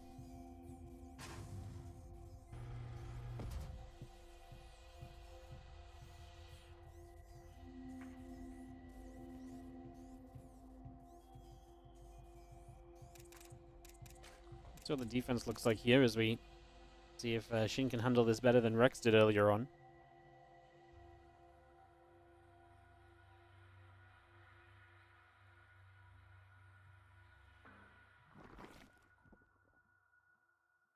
Troy in the YouTube chat rooting for Shin. I'd like to see Shin pull it back actually. It'd be cool to see him pull it back a game, and I just want to see a game 3. Today's been a pretty fast day so far. Give us a game 3.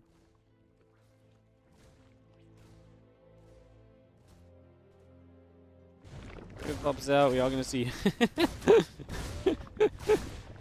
Is that meant to be like a design wall? I mean, I think he's just protecting her drones, but that is kind of amusing as we are going to see grenade going down. Ling will fall. These Reapers are going to start getting some serious damage, and the power of it being a proxy and obviously hitting so much sooner. 3 drones go down that might usually have not. That's already a very good start to this, so pretty good beginning as these Reapers keep on moving about.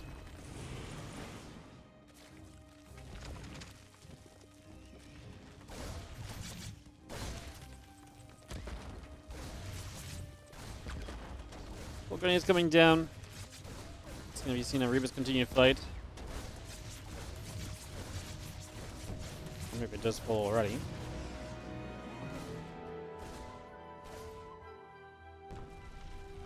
The spine going to drop into place. A couple of drones are going to get chased across. The Zerglings are going to try and wrap around too.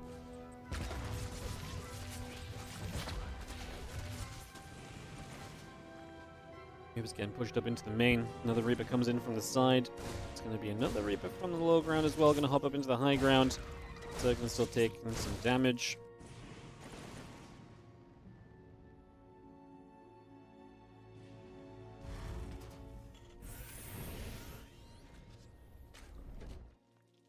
Again, CC and the starport coming up. The reactor is finishing. Link speed is about to be done as well. And a couple drones still coming about. And we have this queen coming over there too to try and help knock back the barracks. I like what Gumiho got done with this. Obviously, he is on a later CC. He is having to build that up as well. So that's all still taking place. But now a couple of Hellions on the way out also.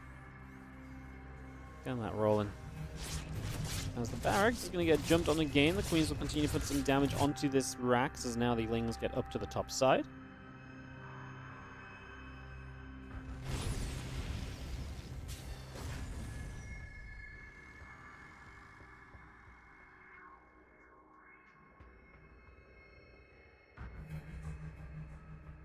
Fusion core's halfway done, the CC about to complete, the couple Hellions going through as well. Again, with the fusion core follow-up, so we are seeing it be pretty similar to what he did earlier against Rex. So he's actually going to go into the battle cruiser again. It's a legit build. It's just kind of I didn't expect him to actually kind of use it against Shin, I suppose. I say legit build. It's obviously a very underutilized build, but if anyone does it, I guess Gumiho is kind of that guy.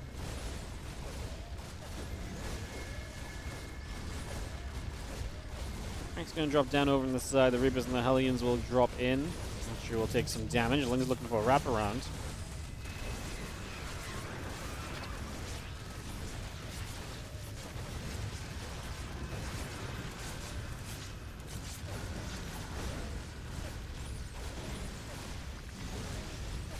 We're actually going to kill this hatchery. It's very low.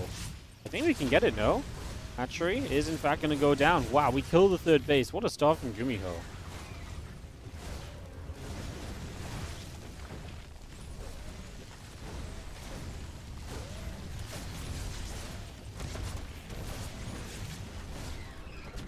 Is going to come back through. Spinecrawler going to be there to poke back the other direction as well.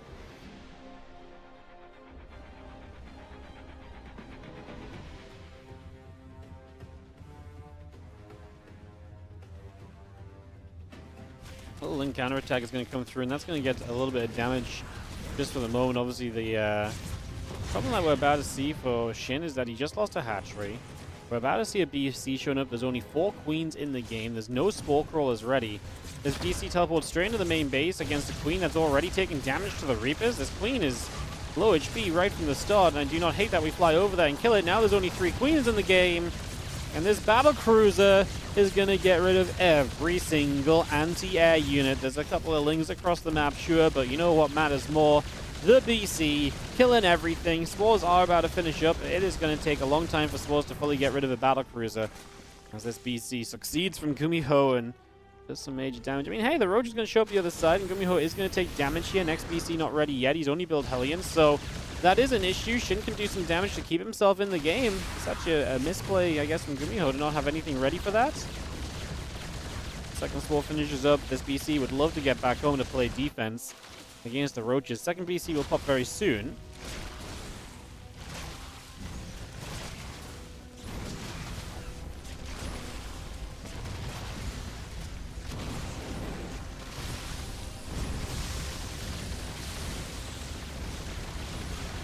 Yeah, Roach is still taking a few more shots. The BC then pops and is going to save the day.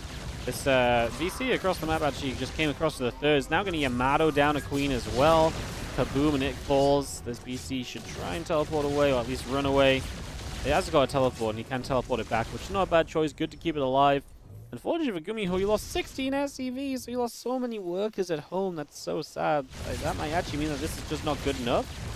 As this BC teleports across, we're going to get another couple of queens. I mean, it's wild because it feels like this should be great for Gumiho non-stop, but I mean, I guess he's going to get back on this hatchery, and he can genuinely make a play towards... He's going to kill the Spore Crawler.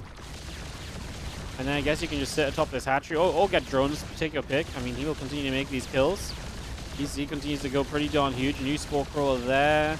He's going to say, is it worth fighting that? I think it's better just to pick a side of this hatchery and to kind of stay away from it at the moment. As our hatch will continue to take some shots. It's going to be seeing the BC and Hellion still coming up. Ling's on the way through as well. We're going to chase this Spore Crawler down. It will fall. More Lings across the map as the BC will continue to sit there. A few more Lings continue to get cleaned up as our SCVs will drop. I mean, we killed 18 workers, 19 workers now. Gumiho is making a really good play to get back in this, as BC will continue to defend against Lings.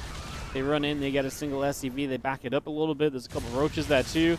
This BC is low HP, but does have a teleport home. I wouldn't hate that, just teleporting home and getting repaired right away, and also helping with the defense while it gets repaired.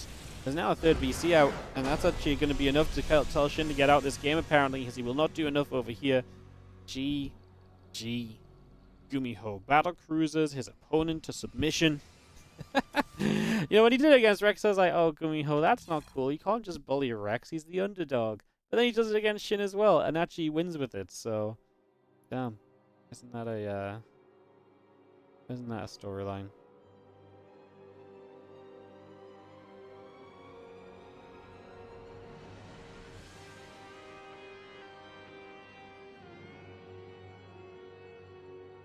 Alright guys, let's throw into our Gumiho Max Pax series. We'll get that ready to go in just a couple of moments. We'll get that started up.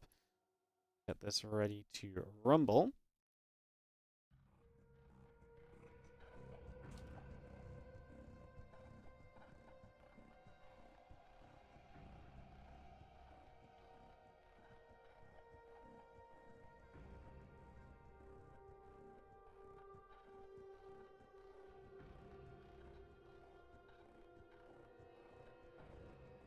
Do do do do do do do do do.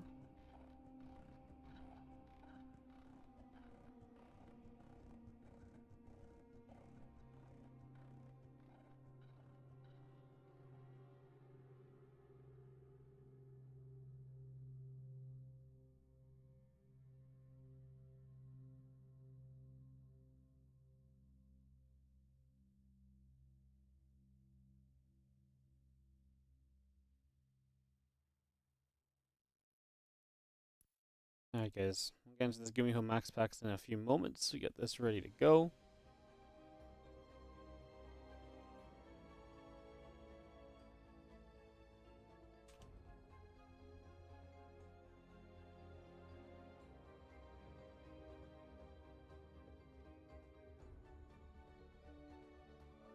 No PS are gonna get vetoed.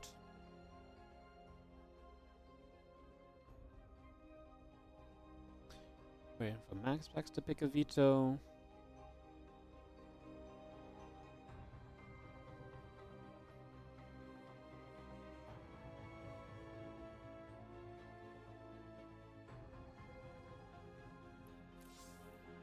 Gonna start up on ley lines.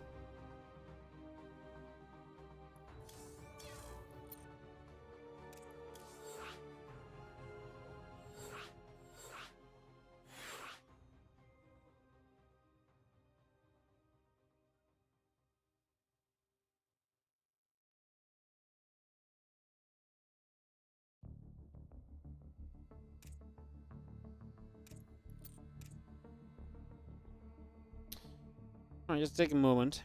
Austin told me he wanted to cast this with me. He's currently getting beat up by young Yakov's Protoss. He's playing Zerg.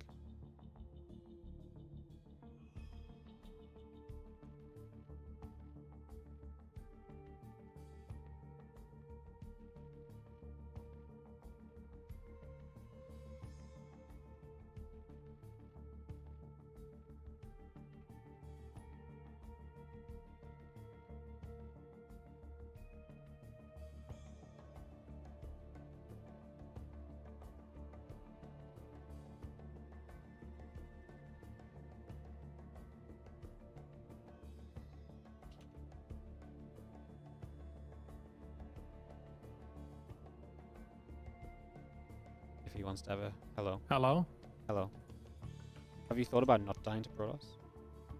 I have thought about it. Are you guys playing already? Oh, we're waiting for you. Nah, piss off. Really? Yeah. The moment you Why join would you this do lobby, that? I'm gonna click start. Yeah, I need to wait for the update. Just go this game without me. How long is your update gonna take? I don't know. It says it's waiting on another update. Oh, that means you need to update your Battle.net. How do you even do that? I don't know. You go to updates and click Battle.net update or something. Okay, I'll call you after this game. Yeah, don't worry about it. Bye. Alright guys, that was Austin with some amazing insight. Get ready to hop into Gumiho versus Max Pax. Finally, I know you guys have been waiting all day to watch some Max Pax. Here he is.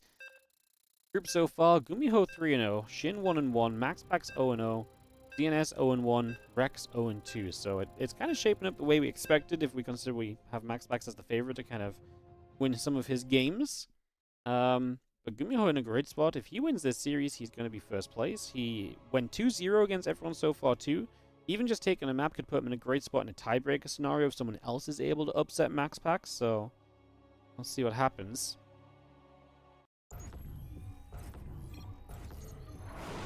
Let's jump into game number 1 of this best of 3 in the top right hand side. This is going to be Max Pax. Taking on the blue Terran in the bottom left, we have Gumiho.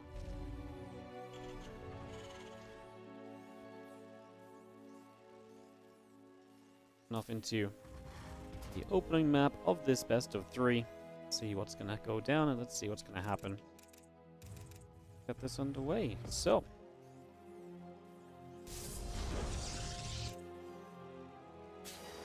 we build a depot, we build a barracks. Gumiho's been playing great today. He's been playing very aggressively. Kind of wonder if that's something which will continue to happen going into this matchup now as well. We'll see how that plays.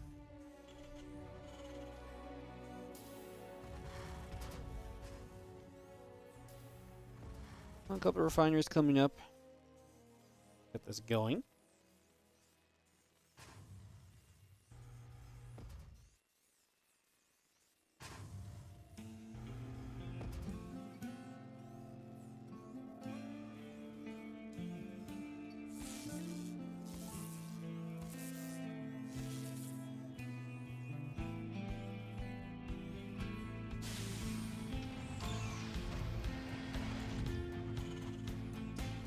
Paper coming up.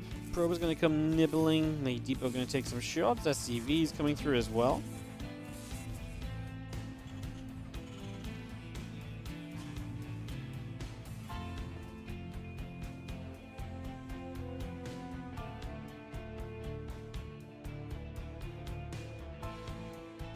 Probe coming around the bottom again. Reaper in the factory coming up, so we get settled in.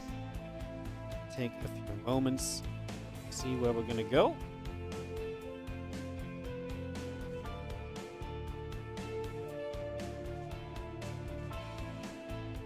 Probe heads to the top again, Reaper in the factory coming up, SCV in production, the warp gates, the Adept on the way out. Very excited to see what exactly it is Max Pax has in store for us because, you know, as a player, Max Pax recently has definitely been on the patch. Obviously, it has had a lot of success, but it's also been a couple of times not quite as great as you maybe expect Max Pax to be. Obviously, something has changed. Max Pax really is a player that plays by his, you know, his builds and strategies and plays a bit differently, so some of those changes maybe affect him more than usual.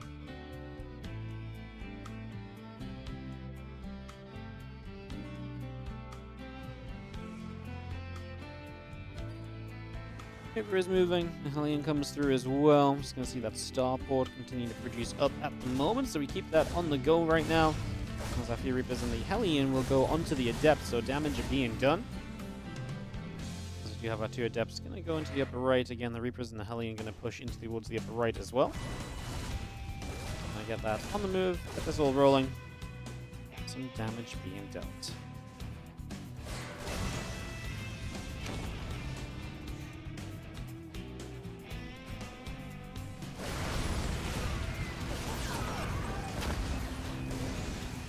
Funky little scenario as the obviously early game units of Gumiho just going to get cleaned up. It's a good win for Max Pax. We do lose the Adept, but overall not a bad situation as the Medevac Widowmine on the way up behind this.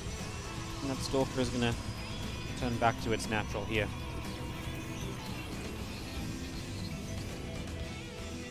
Again, Blink about halfway done. The Gateway and Robo Facility coming up as we speak. Barracks, Bunker, Tech Lab continuing to come by.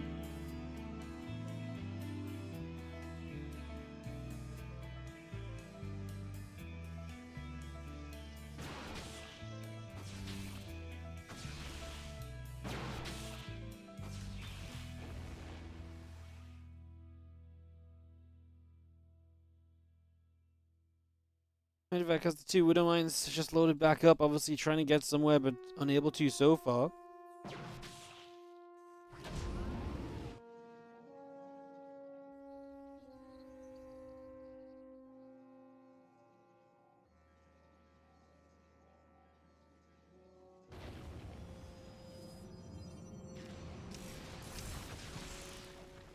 Seeing a couple of Widow Mine fires going to go off. It's actually not bad, going to get a couple probes each, so the Widow Mine drop doesn't do bad considering it was such a low HP Medevac.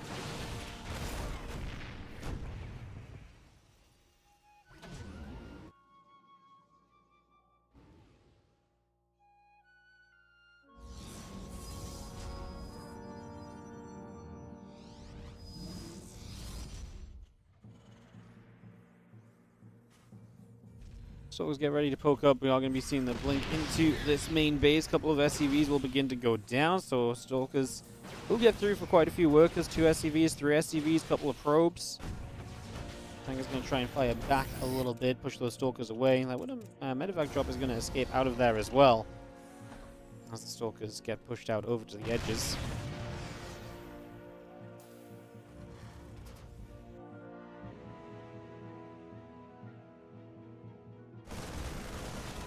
Stalker's going to shoot, Marine's going down, the other Stalker's going to gather back together. Medevac does finally get home as the Prism is going to sit overhead.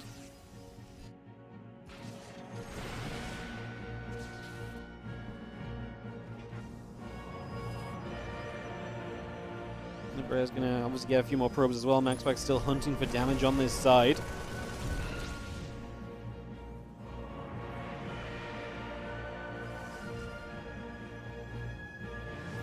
Prism, again a Stalker warp in. As we are going to see those Stalkers actually going to blink into the natural. God, whoever's camera I'm on is not wanting to watch any of the action. The Stalkers blink in, they get the siege tank, the Marines and the SCVs will push back, but obviously the tank going down removes some of the kind of area defense that you will have. As these Stalkers pull back out into the middle a little bit. +1 attack is coming through. The extra probes are coming up. The SCVs are still coming in. And Prism working around the left side for the moment to continue to get a little bit of motion here. You actually do get around the back and a few more SCVs going down. There's Natural not currently mining. It's a lot of lost mining time. Max Pax definitely getting the edge in this game. Up 20 workers. Mining not being done. This one definitely seems as though Max Pax is becoming pretty hefty favorite in game number 1 already. So pretty comfortable opener for Max Pax against a Gumiho who's not dropped a map all day long.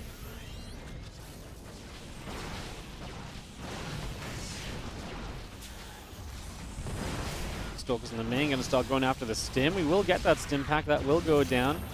Engineering bay taking some shots as well. A few more Stalkers lifting up, dropping back down. We continue to dance about a little bit. Those Stalkers do escape out to the low ground. So away they go. But our stim pack starting. The +1 attack is coming up as well.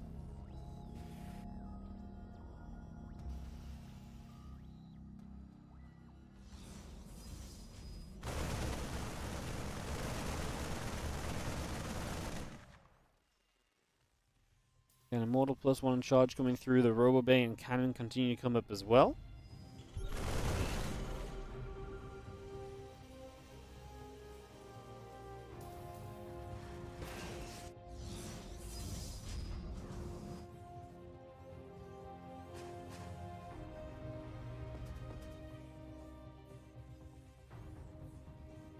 Will gather in that Natural against Impact halfway through. The +1 armor coming up. +1 attack and charge from Max Pax. His supply is so far ahead. He's up about 40 at the moment, so already taking a 4th base while Gumiho gets stuck on the 2 bases. I gotta say that this one is definitely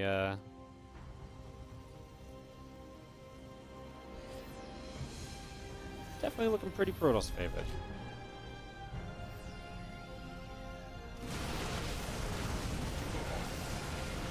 And maybe it's just me, but today's games have been a little bit weird.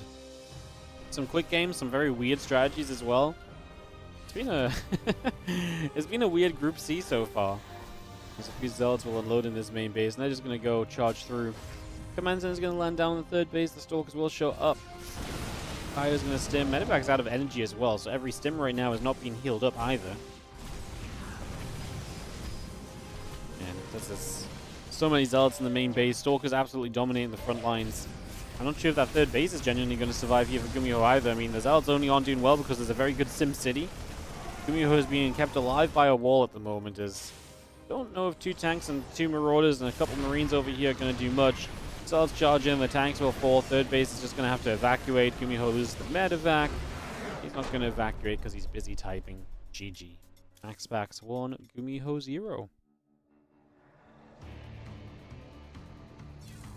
So Max Pax gets the 1-0 lead. We'll be heading into a game 2 in just a few moments, as we'll see if Max Pax can extend on that lead. Jump into the 2nd game in just a second. Bounty Hostamachi is ready to join us.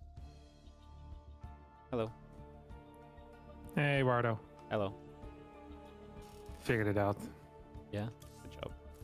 I restarted my Battle.net and it worked. I'm so proud of you.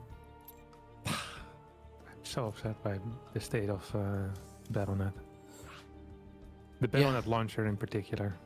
It sucks. Yeah, well, also my ping has been getting worse to Battle.net. Yeah. Yeah. That's miserable. But, it is. And it's just by like 10 or 15 or so. But that changes everything when you need every advantage you can get. Exactly. I already am not scouting every single game to get the mineral advantage. And now 10 to 15 thing worse. Yeah. Yeah, it's terrible. It's absolutely terrible. That's rough. Yeah, it's the worst.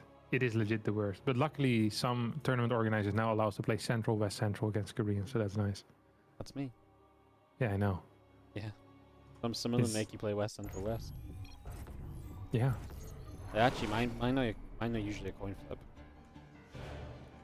And I open tournaments at Central West Central, but then I coin flip these ones. But coin flip in a way that it's even. So like today, Max Pax plays 2 Koreans. He'll play West Central West one time, then Central West Central the other.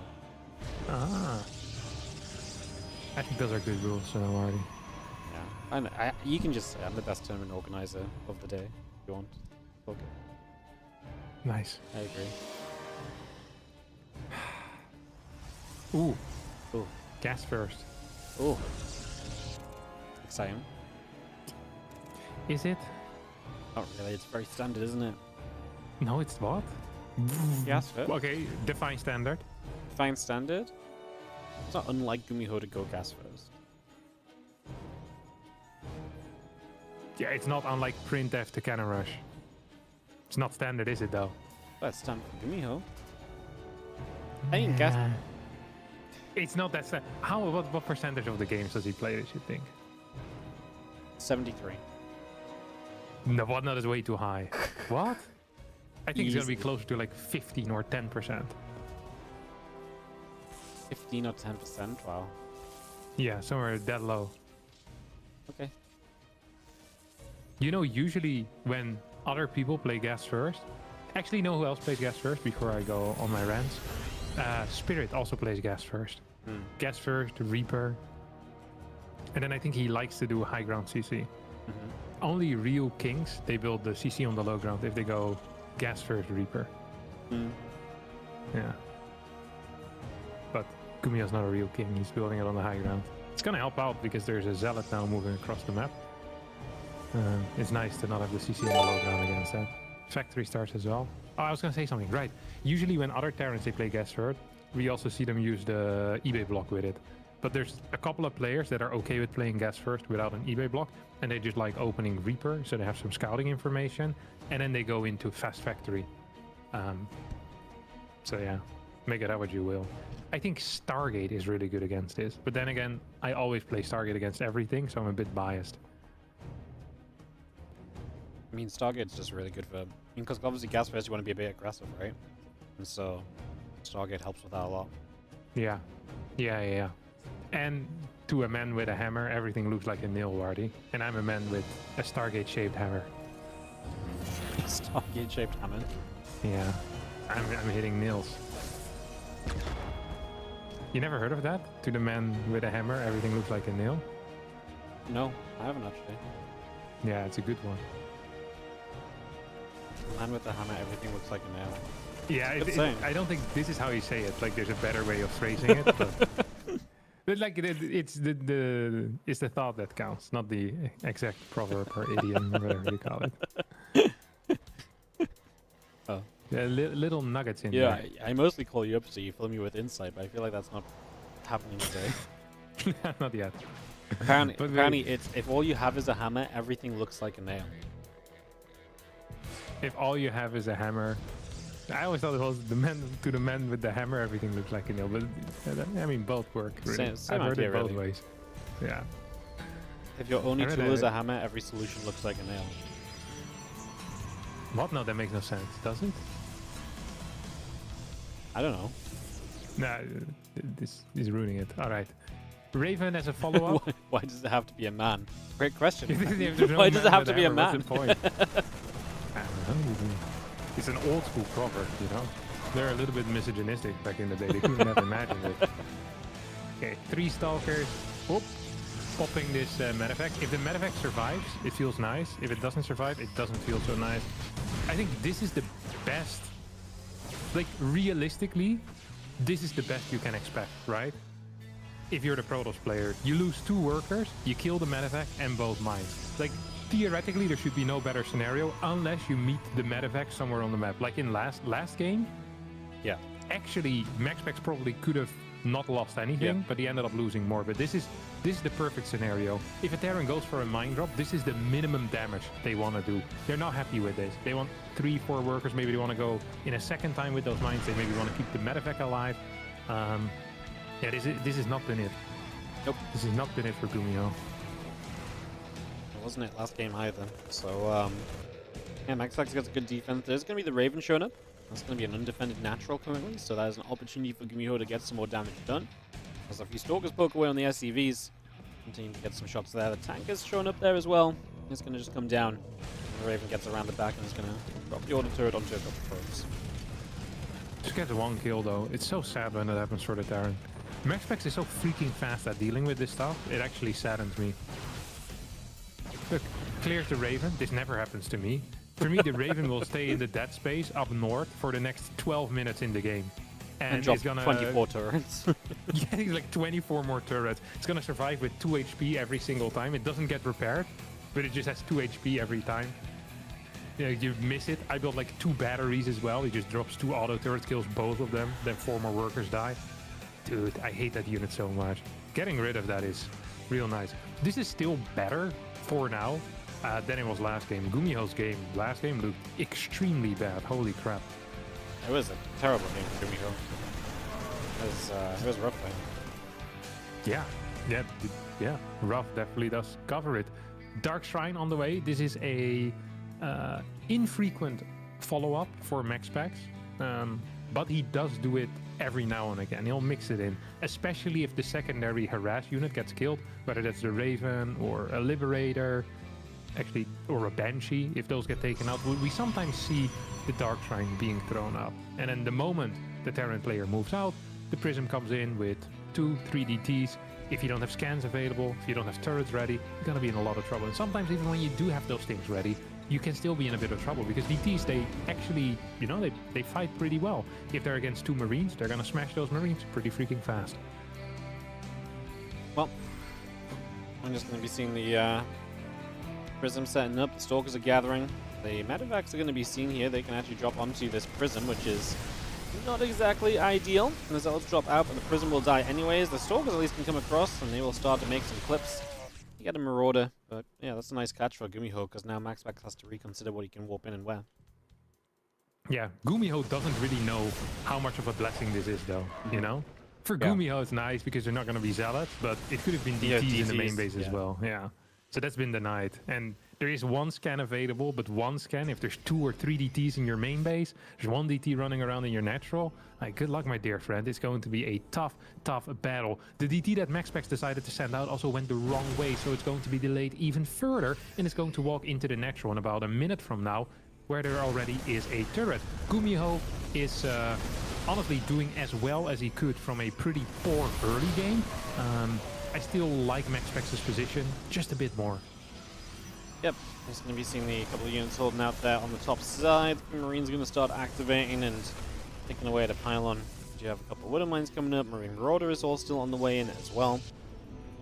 And we do have our Medivacs boosting out into the center. CC can try and take position for a few moments. The DT is going to show up just as that SCV line gets there, so if we get a bunch of free workers, it's a nice grab. Going to slow that economy and slow that third base a little further.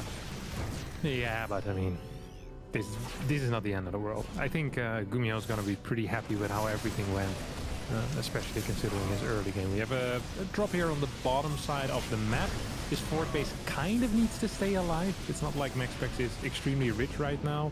And once that third base starts mining for Gumiho, Gumiho hopefully should be capable of getting ahead in the income. This single DT does a lot of damage, by the way. Holy crap. Yeah, orbital burning. But it gets cleaned up. A few Zealots are going to come in, but they may want to wait a second. The units are still there from clearing up the DT, so MaxPax might want to just take a few moments as the +2 attack and extended thermal lance will come up. A couple Widow Mines burrow. The bio units are going to be there. A couple of Zealots getting chased away. And again, that orbital just going to need to be repaired at some point. As MaxPax is actually bringing his army around the right side and come past his fourth base. He's going to send Zealots from the top, so that's going to be his new direction of attack.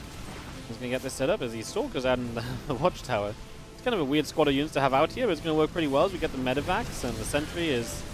I was going to say, the Sentry survives, but the Widow Mine probably blows it up as the Zealots go around the top as well. And we do just see MaxPax trying to initiate a fight. Still a weird position. He's heavily outnumbered here. I'm scared that he doesn't have many force fields, but so far okay. Yeah, it's gonna lose one Colossus here most likely immediately. At the same time, we have a Zealot run by hitting the natural, as well as a couple of units hitting the third base. That means Gumiho now is a lot more all in than he was just 30 seconds ago, losing 25, 26, 27 workers, and he's gonna continue losing a couple more. That means that he needs to kill not just the fourth base, but actually just kill everything that Max Pax has, including his army. It's going to be a rough task, as Max Pax does have the two Colossus. The tanks need to target fire. They do that pretty well. Both Colossus will go down. Okay, that's a start. Army supplies 38 to 38. Is there enough here, though, for Gumiho? Not really. No reinforcements either. GG gets called. Max Pax takes the series 2-0. Dominant performance here against the unleashed Gumiho. I mean, that was just that's kind of how today's been. Everything has just been one-sided. It's one of those days, huh? Already? So yeah, it's one of those days. We've not had it in a while where just every match is just smack, smack, smack. We had a couple cool builds, but like Which ones? Gumiho's played BCs a couple of times, but Really? Against who? yeah, he BC'd Shin after doing some down with 2 Rex Reaper, and he BC'd Rex. And he did a 1-base all-in again. Well, not 1-base all-in, but like 1-base Medivac Hellion drop against DNS into some follow-up aggression back into CC. So it's been some fun builds, but like they've just worked. You know, like it's just like they just work. It's like, oh yeah. I don't mind that though. If it's something cool, I don't mind if the build just works and kills the dude. Yeah, but I feel like the build was cool, but it's like Shin just didn't defend the 2 Rex Reaper, so then BCs just showed up and killed him. Like yeah, fair play. It was a little bit more interesting than that, I guess, but. I don't know, the vibe of the day is very... Well, not as exciting as usual, I guess. Okay, sad. I'm not happy to hear that, Wardy. I always want you to have a good time as well. Yeah, good guy. Yeah, I was thinking of you today. Like, oh, it's probably going to be having some bad games. Poor Wardy. Yeah. Alright. Who's next? Shin DNS. It's a slight change of schedule, because our live matches have been so slow, so fast that we actually have this one's meant to be played at the same time as Gumiho Max Pax. Ah, nice. Oh, and then we go into Max Pax DNS after. Yeah, Max Pax DNS and then Max Pax Shin, and Max Pax Rex if you're interested. Yeah, I think what I'm gonna do here is I'm gonna do Shin DNS, Max Pax DNS, Shin Max Pax. How about that? You can do all the good ones, and you're gonna leave me again. I see how it is. Well, maybe if you would have scheduled less like an idiot, it would have been fine. What do you mean? I've put the best matches in the peak period of viewership in the middle. Late middle. Why is the middle the peak period of viewership? It doesn't make any sense. Because if you get people to watch the best games in the middle, that viewership drifts into a couple of the later games as well. Whereas if you have the best match at the very end, you then waste the peak viewership. Yeah, because there's nothing after anymore. Yeah. And if you do it at the start, no one is there to watch it. Yeah. Yeah. You're such a businessman. Like nothing happens on this stream without thought behind it. Yeah. Man, you're a real organizational talent, aren't you? Yeah. I just did it for a long time, You figure these things out after a few years. Yeah. It's not like tournament organizing got any more difficult or required some new skills or something. So you really learn the ins and outs of it. True. Who's your favorite player to cast, Wardy? And is he in Group D tomorrow? Oh, no, he's not. He was in Group B yesterday. He went 4. Bjorn? Yeah, I love Bjorn. Oh, fair. I like Bjorn too. Yeah. Loving is a bit much, but yeah. But no, there is a very exciting player in Group D tomorrow as well. Lambo? Yeah, that's exciting. Also Showtime has been playing great lately. True. Cure has Spirit? Cure's been very anonymous. Spirit's always on the up, and then we have the YouTube content creator walkover matchups as well. See, what you can do now is you can apply the logic of what I just said, and you can figure out how much I rate your games based on the position of your games in the broadcast. True. And actually, all your games are in the second half before the end. So... I'm highly rated by the tournament organizers. Yeah. Well, because, you get viewership. It's great. Get viewership. Yeah. Oh, that's beautiful. Beautiful. Oh, look at this. Proxy hatch. Talk to me, Wardy. He's going to put a proxy hatch in. Shin's does this every now and again, puts a little proxy hatch down. There was a really sick game a little while ago where he proxy hatched, and it was like There was just a ridiculous like little exchange. I think it was actually a ZVT. It wasn't a ZVP, but yeah, I think it was against Spirit. He proxy hatched Spirit, and like the Queen like had it dance and killed the last Marine and stuff. It was really sick. So that's fun, but I don't think this is going to go that far with the probes pulling. They should be pretty well handled. Obviously, it denies mining time and puts DNS's build off a bit. DNS wet the bed here. You see that? He wet the Let bed. the hatchery go up in the natural. So, because there's a hatch first on your own natural, and you know the timing. On the other side, yeah. Yeah, you know that. So either the Zerg needs to play hatch into pool and then a second hatch, but even then you can still delay that second hatch quite a bit. But if they don't get the hatch down in the natural, they can't defend anything because they have to build a second hatch. Their gas is really late. Your adepts are going to absolutely slaughter them. One of the responses that I really like against this in general is going double gate, 2 zealots, 2 adepts. That way you actually have a very high unit count, and if you just block your opponent's natural, you can even build like pylons and stuff there. You can delay your own nexus forever. It doesn't matter that much. As long as you're delaying your opponent, they're not going to have fast speed unless they go for like hatch on your side of the map, then gas pool, and then another hatch at home. That has to be proxied, which is like literally world's worst eco. And even then you have some time with the 2 adepts to deal damage. So I think, wait, what was this pylon? What are we seeing? Wardy, explain this to me. It's a choke point for the Zealot? I don't know. Yeah, what's he hitting though when he's there? These things. Like, but you don't have to go in there with the links, you know? Like, Yeah, no time pressure. I don't disagree, but I mean, that's how he used it, so... This makes no sense. Look, the Zealot is standing there, but the Queen is smacking it. It's because he's not threatening anything. If you do it the other way around, at least you're threatening the hatch. It's not like the hatch is going to go down. It's 1500 HP, but, you know, at least you're pretending. This is now the DNS. I'm not a fan of that. That was not a play. No, that's not what I wanted. I think... Go ahead. I was going to say pretty good stuff for Shin then, right? Just Yeah. pile on Absolutely. wasted, Zealots cleaned up very easily. There's a lot of links to apply a bit of pressure with as well, and that really means DNS can't do much else until an Oracle pops, so... Yeah.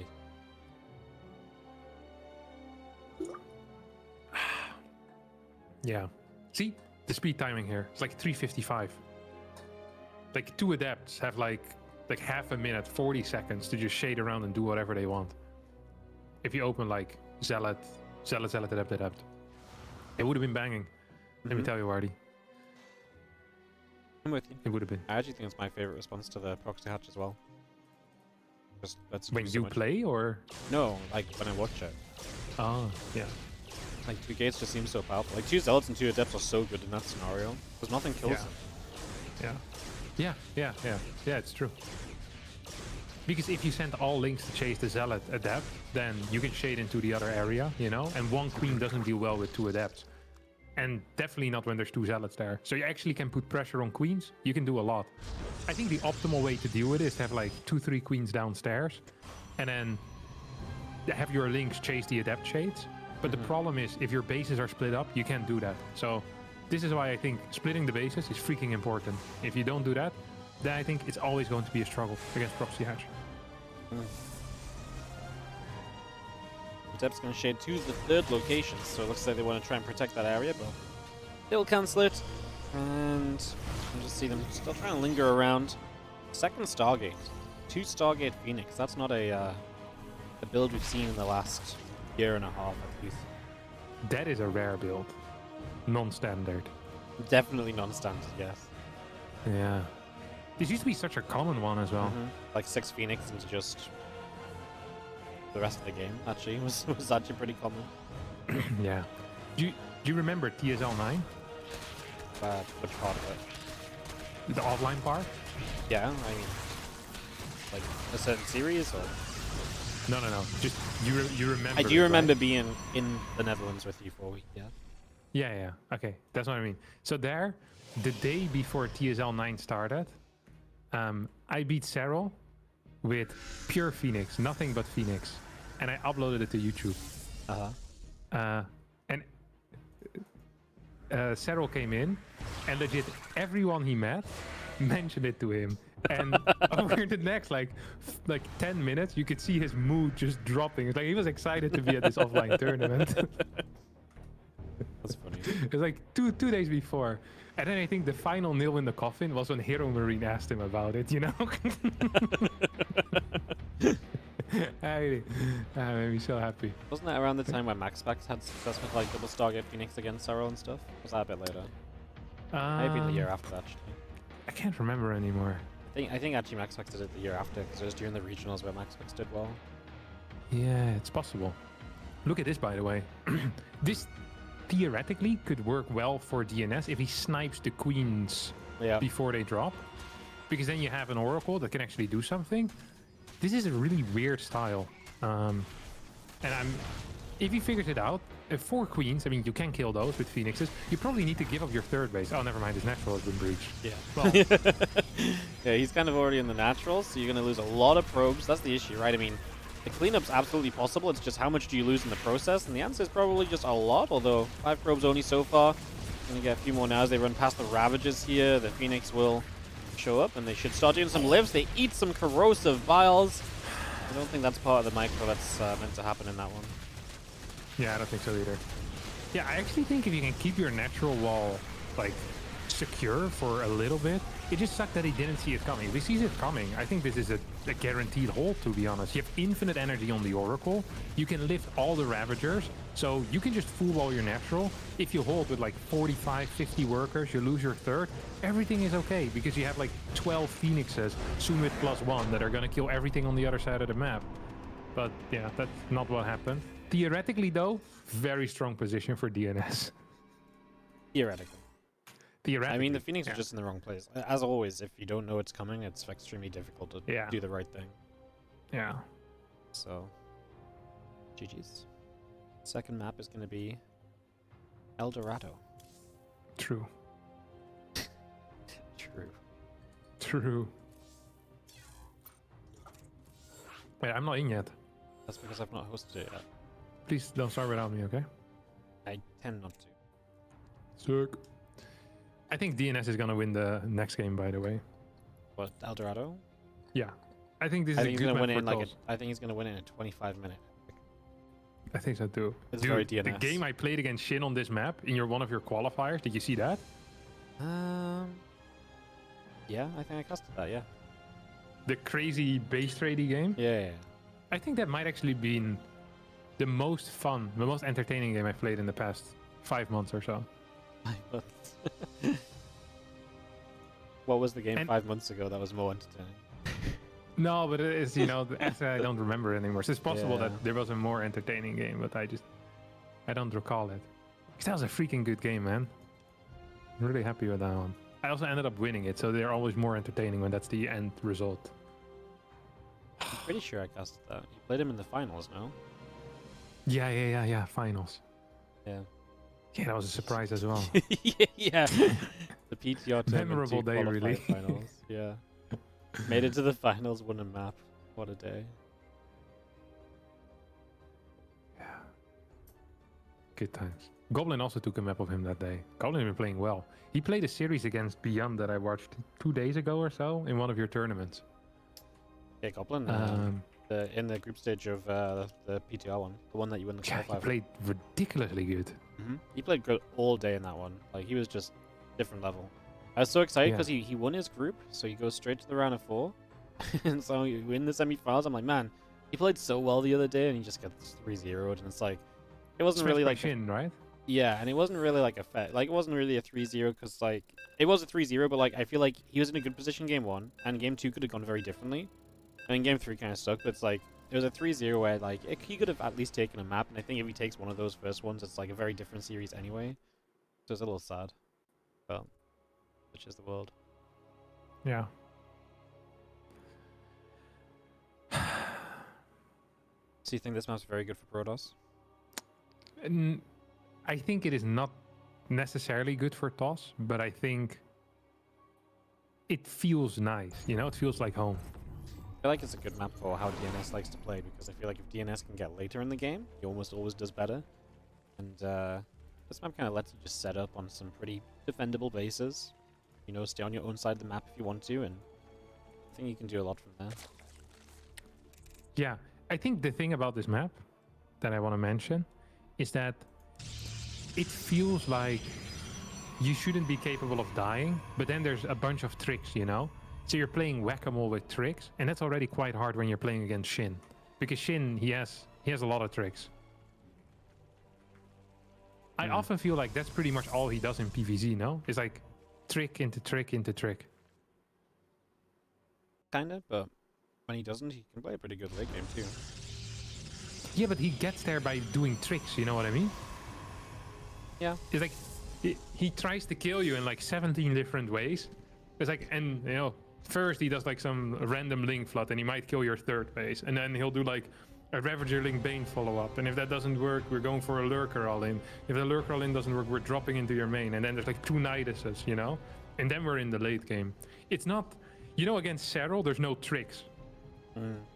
Yeah. Like Serral, he opens up the game and he's like, all right, time to rush out 96 drones, build 10 gases, spores in every base, and now the game really starts, you know? And then you're there. But Shin, it feels like he gets there more, I don't want to say accidentally, but it's, you know, if none of the other stuff. Like he first starts throwing stuff at you. It's a very different approach.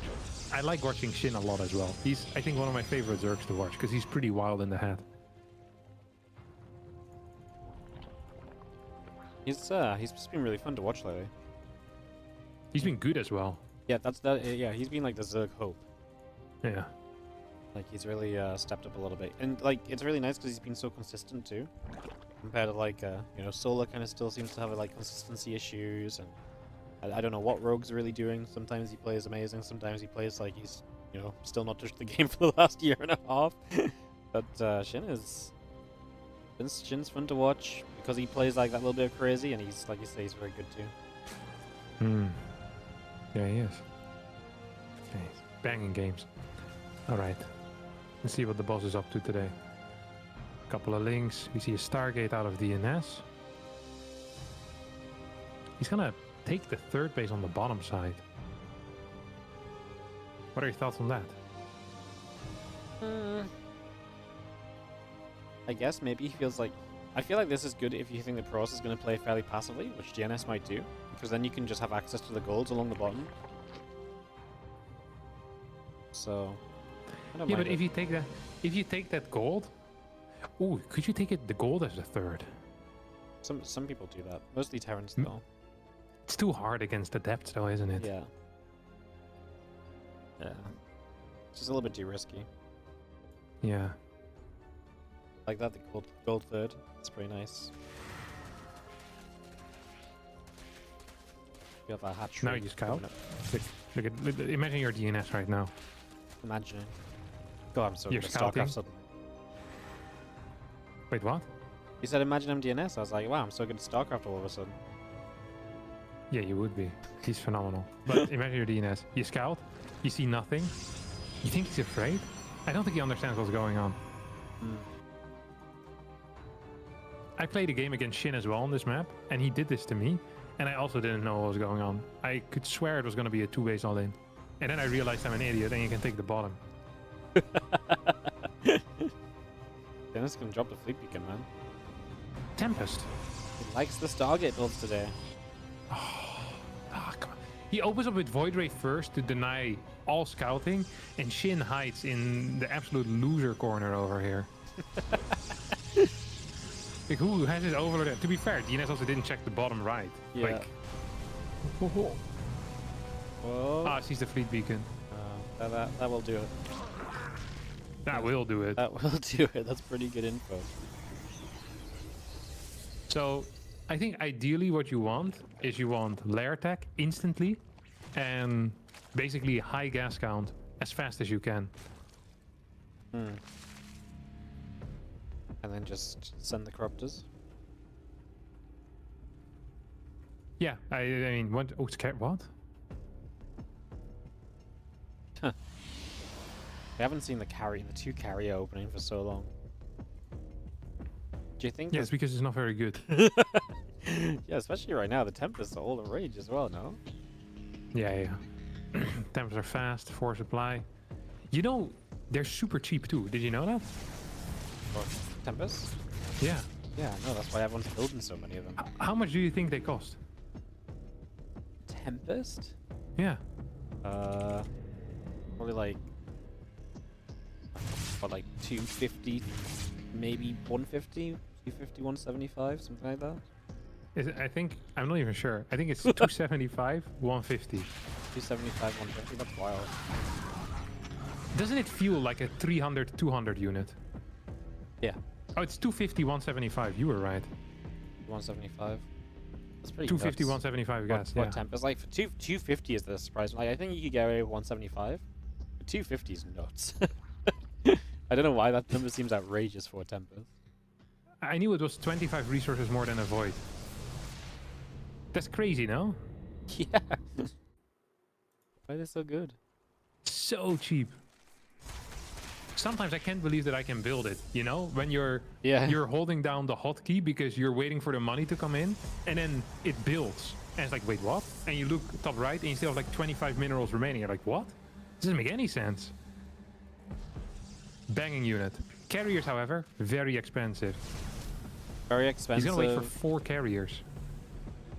And he's gonna go voids on the follow-up so he can try and deal with the corruptors, but yeah, I mean, Shin's gonna have corruptors out by the time these carriers first arrive to try and do something. I am not a believer. Yeah. Oh, well, actually get the queens for what? Oh. The queens for free would actually be a pretty big deal. And interceptors out, but he's not actually gonna get the queens for free. He does have +1 though on this, which is really nice. If he could get like 3 queens and then piss off, that would be brilliant. I'm afraid that by the time he's pissing off, you know, he recalls, he's gonna lose like 1 more carrier behind all this. He's, I think he's feeling it right now. He's like, oh my goodness, I'm getting so much done, but here are the corruptors.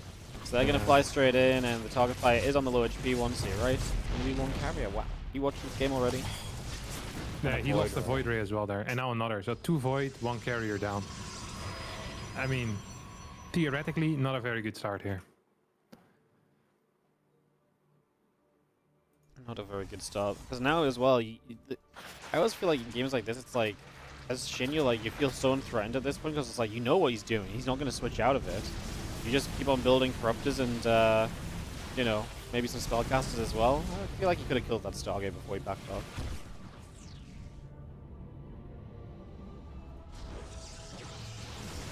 Oh, carriers coming in. Corruptors there, snipe 1 void ray. Lose 3 corruptors though, that's a bad trade. If the interceptors are out, you can't fight into this, I think. I think he should have just backed away until he had more corruptors. Like, get the Stargate, just back away. The Stargate's worth as much as a void or so. Back away and get more corruptors and then try and take the fights. In this case, taking the gold is actually bad as well, because you can't go up to 8 gas fast, which is really important. So now you're 6 gas versus 6 gas, which is not actually that great for the Zerg. Like, minerals are largely irrelevant against carrier armies, right? You're looking at specialist units, high corruptor counts, vipers, infestors. Do we have Hive already? No. We don't even have any infestation pit. So Shin actually needs to kill his opponent with a corruptor max on 6 gas, which is possible, but if the mothership comes out, it's going to be freaking hard.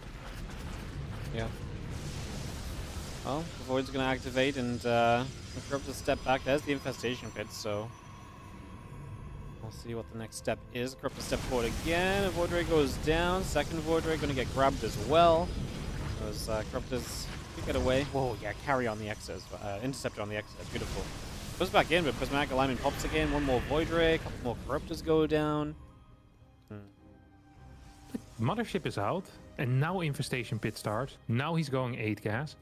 If the DNS ideally needed to try and get a fort base already a little bit earlier. He's going for charge behind this. I'm expecting a Templar Archives as well at some point.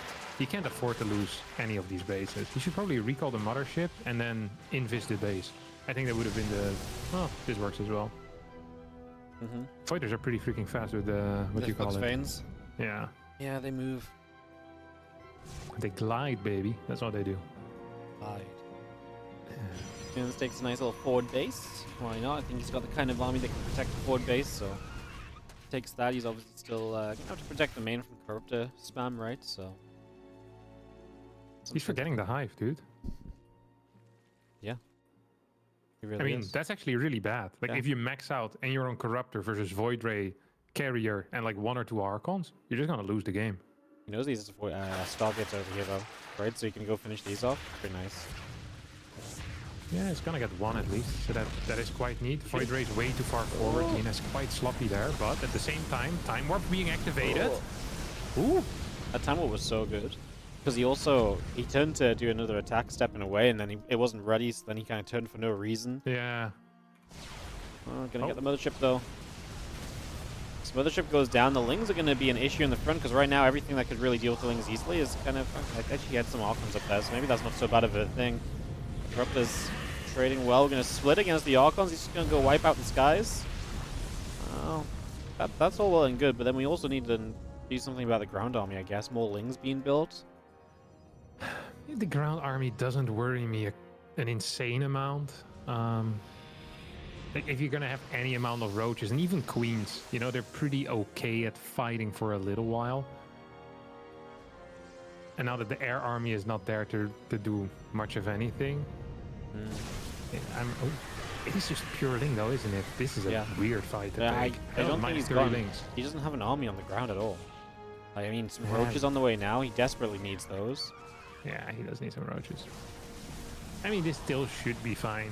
He has so many queens as well. I believe in the whole... Like, there's just going to be infinite roaches popping out. Yeah. It tends to be the case here. Yep. Prism on the bottom is actually going to get chased as well as the Zolds start to step up. The Corruptors are going to get that. Prism falls. The Adept shades off to the side a little bit. Roach Queen will go and chase the Adept a little as well. 3 more Overseers, 12 more Roaches, Ultraless Cavern all building. And, Void Ray Corruptor. Fights have continued to go the Corruptor's way. Is there ever a point here where you just end up on too many Corruptors? I guess you can always just Caustic Spray, harass them away, right? Yeah, like right now is the moment we need to start doing that. If DNS gets to like 180 supply, and he gets Storm or an Immortal count, like, yeah, then these Corruptors are going to be an issue. Even in this moment, like, I'm not sure how well the Roaches can trade against this army if everything is together, like the Void Rays are in there too. We're gonna see the Corruptors are dealing quite a bit of damage against this Nexus. We'll take it out. Stalk is being warped in to deal with the Corruptors. This is exactly what Shin wants to be doing, right? Slowly but surely losing Corruptors and still getting a bit of value out of them. That is completely fine. He's up to 10 gases already. He has very good mineral eco too. So the moment he maxes out, I'm loving his spot. We see a Hydra then coming down. I don't actually understand that. Maybe for lurkers? I mean, I guess so eventually. Surely you do. I mean, you never want to make Hydras, right? I don't think so. I mean, there's no Storm, but there's also no upgrades for the Hydras. Is there? We have +1 maybe? +1 range. Ooh, this base is gonna fall. He's not using the battery to heal it up. That means there's no mothership now. That's a pretty big deal. At the same time, DNS is chasing this Roach force. Roach is not trading too well with the Archons. End up killing 1. Losing that base is painful. He already lost the natural, so his income is pretty shite right now. Mothership restarts. Still no Storm. I am not a fan of this, Mr. Wardy. Nope. Not a fan. It's just like... Go ahead. Go ahead. No, you go ahead. If we max out here with like 5 Tempest. If he maxes, you always gotta like it a little bit for DNS, right? The problem is that without Storm, like even something like reinforcing links could be an issue, you know? Yeah. Like you clear all the Archons and then like here Storms, like this is a non-existent army. Yeah. Not having Storm is wild. That's what I was gonna say, because I just don't like. It's so rare that Storm is not good, and to just like purposely not go into it is like, it's absolutely bonkers to me. These queens are off creeps, so they can't quite transfuse these ultras and keep them alive. But some of the ultras already breaching the mineral line is Not exactly what DNS wants to see, because the 4th phase seems pretty essential for him to keep it up. He is actually going to get the mothership out of that Nexus, so he can instantly cloak and maybe make something happen, although there's overseers for days. Shin, I mean, a lot of supply is in the rebuild production tab. 8 ultras, 44 new lings on the way up at the moment. Yeah, it's going to be a rough game now for DNS. Does manage to keep the base alive and keeps a lot of his workers alive as well, but he doesn't quite have the immortal count. He's lost a lot of his Archons, which means that lings are going to be invaluable in the composition for Shin. What DNS needs to do is wait and pray that Shin kind of keeps on attacking into him, and eventually maybe DNS gets a very good fight. I'm not really seeing it happen. This is another situation where, by the way, Storm would be great, because you warp in a Templar, you energy recharge it, you have 2 Storms, and you're not as afraid anymore. Shin is going to go for a big drop into the main base of his opponent, and I think it's just going to work. Yup. It would seem as though that is, I mean, honestly a good plan when DNS is already struggling to stay alive on the front, dropping in the main. The kind of thing you don't really have much of an answer to at the moment. As you see, units moving about. Really no answer whatsoever. I mean, you can send... Does he still have any Voiders? I guess he has some Tempest you could send over, but it takes such a long time to clear everything. The nice thing for DNS is that his main base doesn't have any workers, but all of his production is there. Tempest plus Mothership is going to get split off here. This is actually a good split off, because is there detection? Yes, we have some Overseers. They could get sniped. Time Warp could be used as well. We're going to see the invisibility, and Overseers actually moved away too far. Templar Archer still is going to end up falling. Meanwhile, we see Ultras actually going down here on the top side as well. So DNS is going to survive. Surprisingly so, may I say, because I thought this was going to be the kill move. Yeah, I mean, he's still in a... I mean, it's still rough, right? Because you got Shin, he's mining the entirety of the map. He's now building lurkers. His army is decent. I mean, it still feels like DNS is scrambling to keep bases alive and essentially somehow find a fight. The only thing I'd say is nice is obviously Shin doesn't have much of a bank, so he's got to be careful. You can't just throw everything away and rebuild like a Zerg likes to, so... I mean, he has no bank at all. Like, the army size is pretty similar, and I don't mind DNS's army a whole lot. This is not 21 lurkers. This is 9 lurkers. And yes, there are still 7 ultras as well, but ultras and lurkers have the least amount of synergy of any army ever. So he's actually going to go for a 4 ultra drop into the main base right now. Tempest could deal with that, but if you send the Tempest there, then the low ground will be an issue, because you need them to deal with the lurkers as well. And I guess that was the plan here for Shin, and I love that plan. Ultras in the main. I'm going to get busy, as you do have the... Well, the entire main base just getting absolutely shredded at the moment, and then the lurkers at the front are making a pretty good hold. You lose this 4th phase, that feels pretty rough for you as DNS. These ultras are still sticking around. So much of the tech going down this main base as well, right? Yep. Which is bad for the continuation. There goes that 4th phase, and Shin will just take a second step back. And this was a fairly cheap, you know, investment from Shin as well. Like, he loses the ultras, but not really anything else. Yeah, I mean, clearing all of that is a big deal, taking out the 4th and then the building 5th. DNS's position was quite bad ever since the early game, ever since his carrier strat got scouted. Like, the strat isn't good when it isn't scouted. It's definitely not that good when it does get scouted. So it's just, yeah, I mean, it's always going to be hard, but then there were a couple of moments where I really started to believe again. And Shin stayed on lair tech for so long. I was like, oh, maybe defensively we can make something happen, but sadly not quite the case. DNS is still in the game, has a decent immortal count, a good Tempest count. Now Storm would just be brilliant to have against the Hydras of the opponent.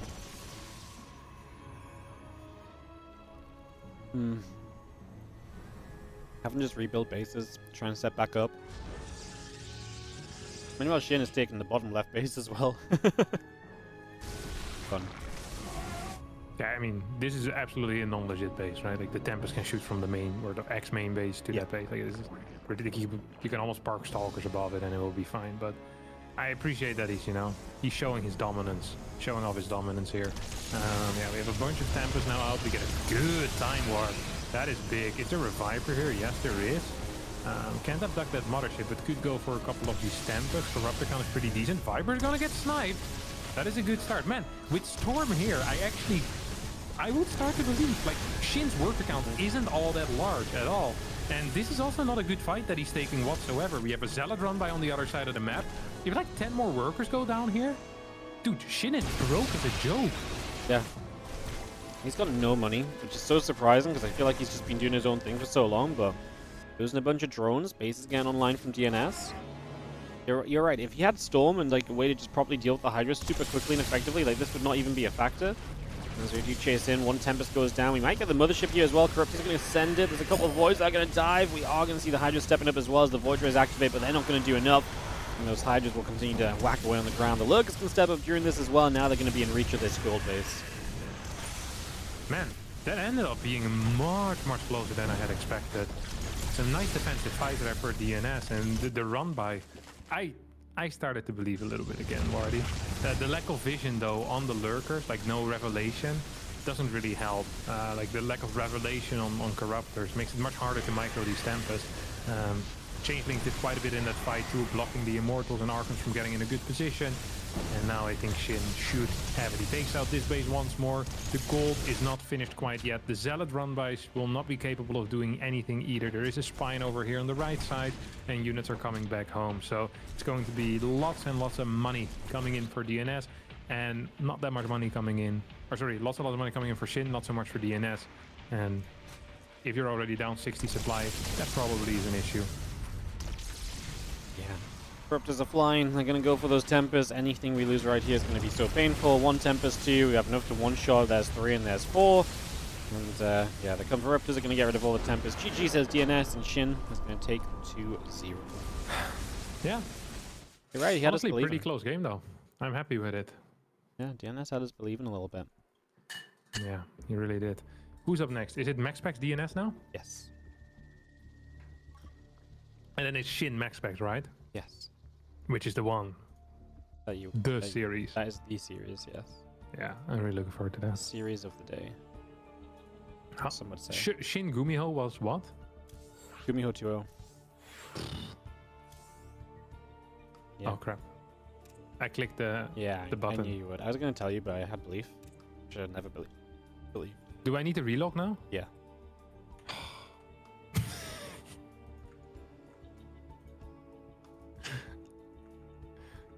I like that we both knew, you know.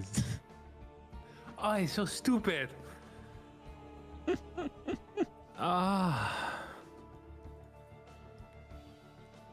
Explain to the people that don't know what just happened, Wardy. Well, you click basically, if you try and join through the replay, you can't do that. Through the friend list. If you join through your friend list into a replay, you can't do that. It crashes your StarCraft. Exactly. Can't do that. It's a rookie error. It is a rookie mistake. No one makes this mistake anymore. Because it's been Actually, in the game for so long already. A lot of people make this mistake. It baffles me. My favorite part is when people make this mistake and then they're like, "Hey, I'm just loading." I'm like, "No, you're bugged out. You need to relog. How do you not know this? It's 2024. This has been a thing for like 9 years." Yeah. Do you think they'll ever fix it?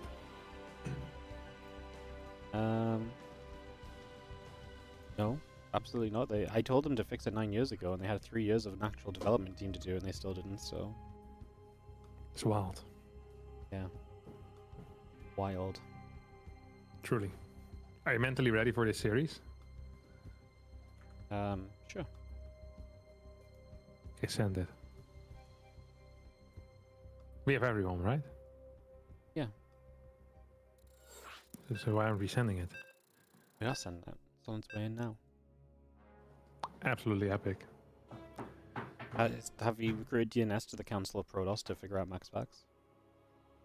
No, I haven't recruited. And I saw Australia beat MaxPax a couple of times. Twice. So I recruited Australia. And he sent me replays. And then he told me, "I'm using the build that you showed me. That beats MaxPax." Which saddens me because that's also the build that I've been playing, but I've been losing with it. So that means it's not a build order issue, you know? Yeah. Which is sad. Sad. It is. All right. Yep. DNS is a Phoenix enjoyer, isn't he? Yeah. I think so. I think so too. Are you coming to Home Story Cup, by the way, Wardy? Yep. Nice. You're playing football with us?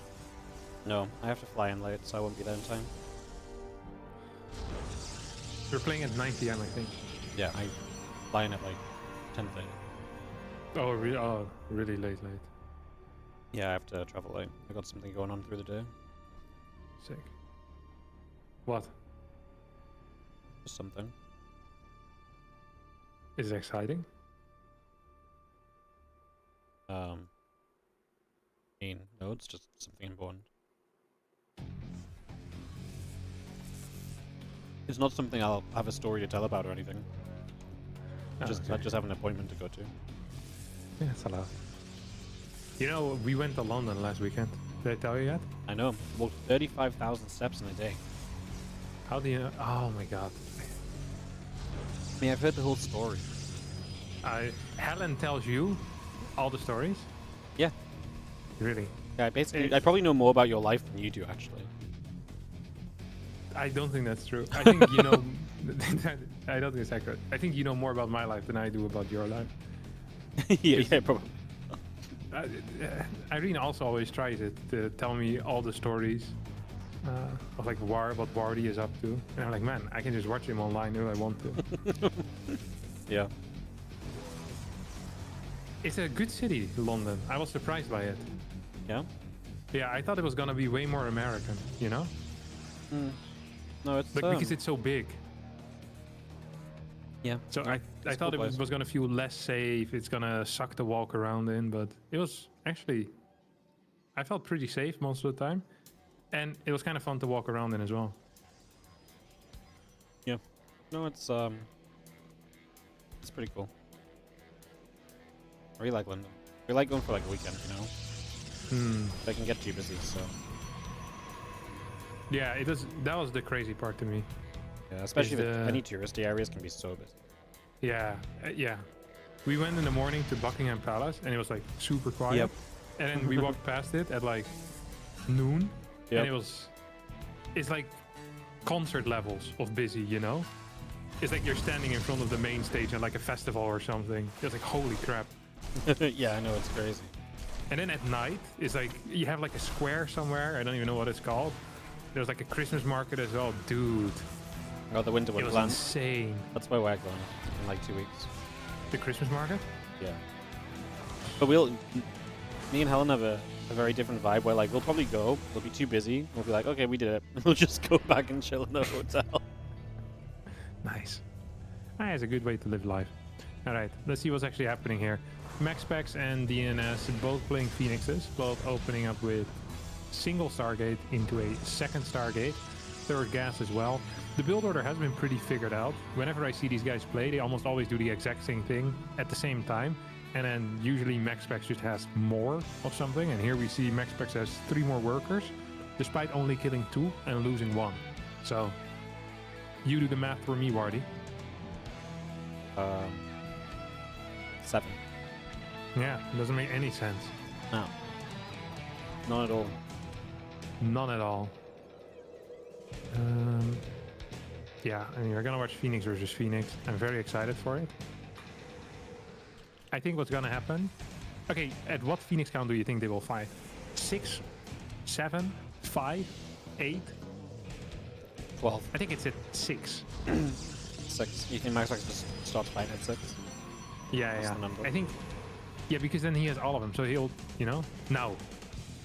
Yeah, yeah. This makes so much sense to me from his perspective. Because he's thinking to himself, I'm the better player. I have very good micro.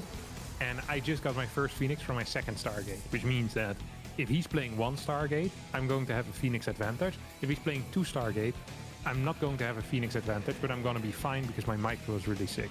So he's going to block his opponent. He wants to see the Phoenix count. He wants to know whether Phoenixes are still being built. There we go. Gets the confirmation. And now he knows everything he ever will need to know. He's going to be so happy about all of this. He's like, oh, Phoenix mirror. Oh, so cool. Do you think he will dare to pick up the Zealot? No way, right? No. You can't pick up the Zealot now, right? Like, it's just asking to die. He also couldn't hack into that. Look at that. He lost a Phoenix and killed none. Yeah, that's a bad start, Marty. He's now down a Phoenix. It's Max Pax though, I believe. Do you? Yeah. Down a Phoenix? I'm not sure if I do. Max Pax always wins Phoenix with Phoenix. Except against Showtime, he loses. Against Showtime. Well, Showtime is actually very good at it. That's only because he played against Max Pax so much though. I think so too. I mean, actually, Max Pax lost a game to Trapper the other day, Phoenix on Phoenix as well, but... Yep. Yeah. I mean, it happens more at the minute, but I don't know, he's still very good at it. I mean, you explained to me the micro he does to make it happen last time. Yeah. Yeah, that was the trap game actually, and then he lost.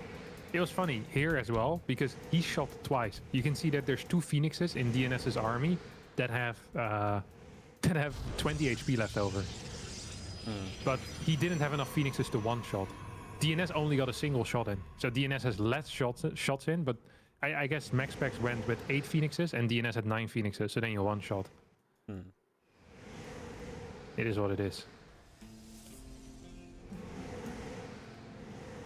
Sorry, I'm fixing something, so I'm just not Yeah, that's fine. Keep fixing it.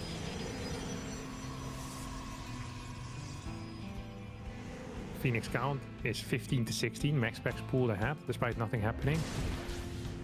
Any impulse finishes slightly faster for DNS, but now it also finishes here for MaxPax. DNS believes he has the lead. He doesn't anymore. So now we're going to be fighting with Phoenixes. Welcome aboard. Faster gas saturation on the side of MaxPax. That is good news for him.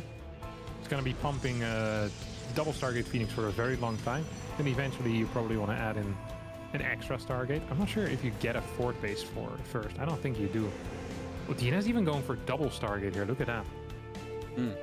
He's investing into the future. But maybe he should be living more in the here and now. Thoughts?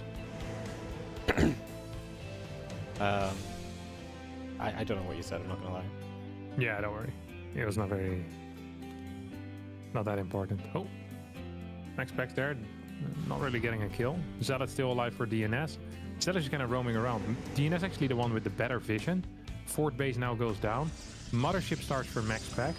As he continues pumping more and more Phoenixes. We have +1 attack on the way. We have a sentry coming out for DNS, which is interesting. Wants to get that Guardian shield up and running. I think he's going to all in with 4 Stargate Phoenix. He's also building a Robo though.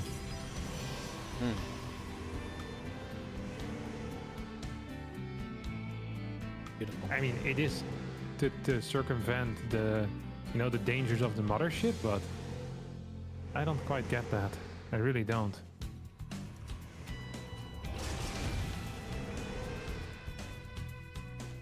Like his Stargates aren't producing right now either. It's gonna be up in Phoenixes at least a little bit. We have 2 carriers on the way for MaxPax currently, who is adding a Robo and a 3rd Stargate himself. This has been a highly interactive game between these 2 players.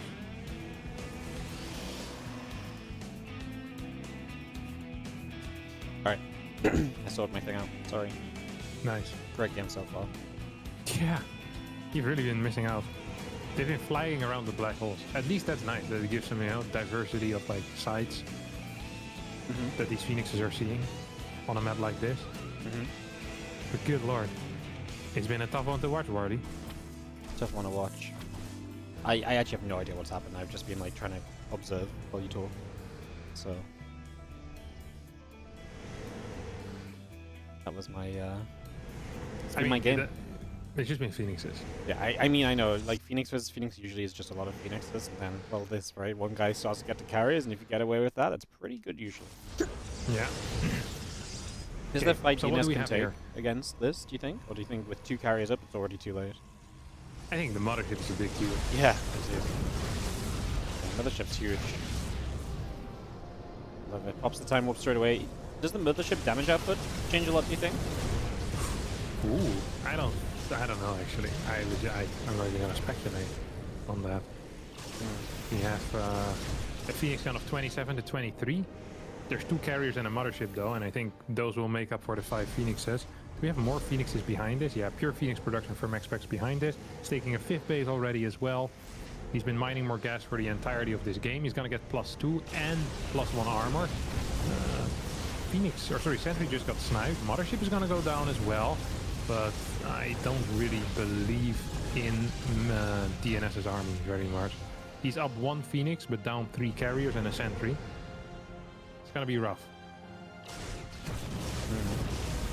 Well, Phoenix going to fire up a couple more times. The carriers are going to be there. Just going to chase those Phoenix away. The +2 air weapons coming up. A lot more Phoenix producing, but yeah, MaxPax just maintains the lead. And as far as I can tell, I mean, I feel like DNS just had to kind of join in on the tech train a while ago, right? Like he doesn't even really have much of a Phoenix lead anymore. So yep. It's just getting rougher and rougher for him, as now he's only 1 Phoenix ahead, and he's also down the carriers, and the rebuilding mothership and all the rest is obviously not great. Yeah, shield weapons, regular armor, +2 air attack, all of these are big deals. So yeah, I don't really see a way for DNS to win, to be honest. This is pretty much how we expected it would end, at least the result. I thought the game was going to end a little bit quicker. We now have a Twilight as well for MaxPax. I'm not sure if that's for more upgrades or if he eventually wants to add in some Archons. It could be for either, really. I don't think it's going to matter a whole lot. One fun thing you could do here is you could cannon rush bases, you know? Because DNS has no anti-ground. Can't warp in, so you could just build like the pylon on top. You build like 6 cannons. Yeah. What's he gonna do about it? Yeah, Nothing. Build his own cannons, I guess. Yeah. Yeah, DNS realized, he's like, oh crap. Yeah, that pylon is for cannons, I'm in trouble.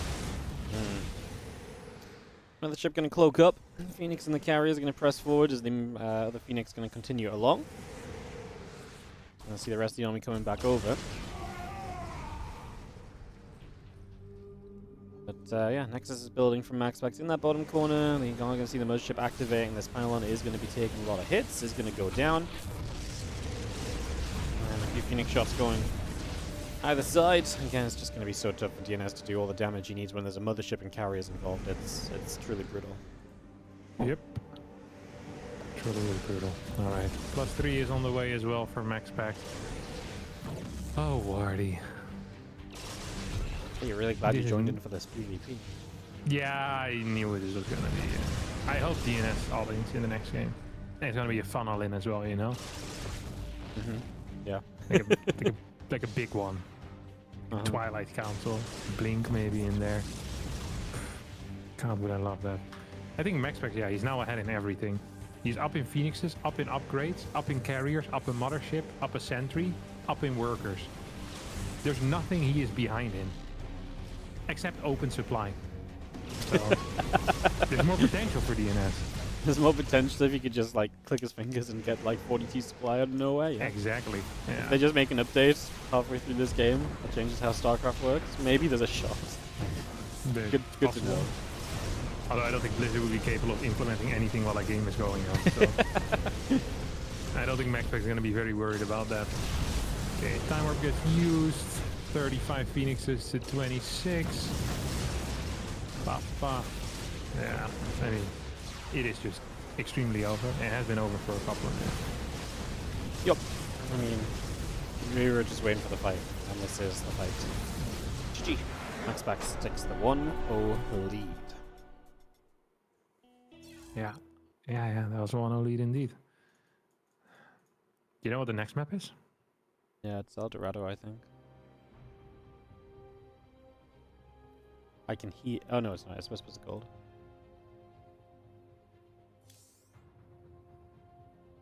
You sound so excited. No, I'm not. It sucked away the fun for me, this game.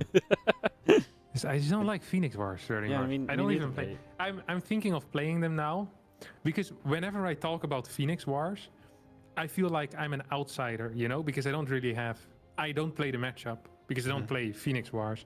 But I feel like in order to effectively complain about it, I just need to start playing a lot of Phoenix Wars and start showing how dumb it is. So then more people will be inclined to change it. I think it is the worst thing in the entirety of StarCraft currently. I don't think there's anything worse than Phoenix Wars. It's been that way for kind of a while, man. Just Yeah, sucks. I've Like, been it's telling not... people for a while that it needs to change as well. How awful it is. And then, you know what's the worst part? When a Phoenix War happens in a tournament, which isn't very frequently, like a big offline tournament, and then people are like, "Oh man, that was so cool to watch." Yeah, because like, they say it one time in the best of 5, and they play one base all in for the rest of it. they don't know what it's like, Yeah. Marty.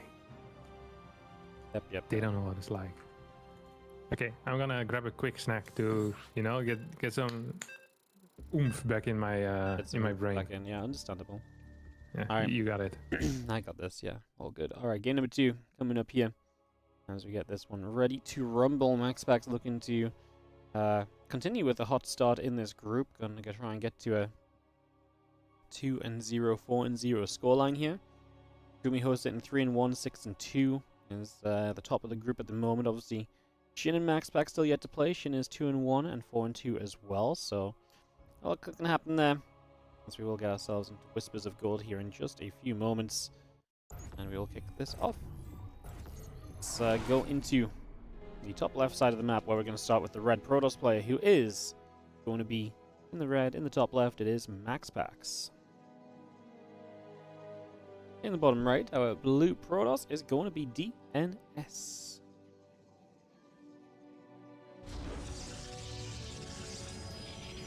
Well, as we've kind of just alluded to, kind of hope that this one doesn't turn into Phoenix versus Phoenix. There is less of a chance of it because there's no ramp on the natural and so on. So, I mean, you don't have to play Stargate as much as you do if you're trying to go one gate expand. I mean, DNS is likely to play 2 gates, so maybe we can steer away from the Phoenix Wars in this game number 2. DNS looks for some success. Just gonna see this probe continuing across, heading down toward the bottom right-hand side. So just gonna begin by moving over here with this. And we do have our gateways coming up, our simulators building, probes on the way through. All these early stages, there's a couple of simulators still coming up, the gateway about halfway done at the moment. Waiting for DNS to drop gateway number 2 in the near future. There it is. MaxPax, though, is going to do the MaxPax thing and stick on a single gate and probably try some kind of an expansion. Sure, when Harston returns, he'll tell us that this is illegal.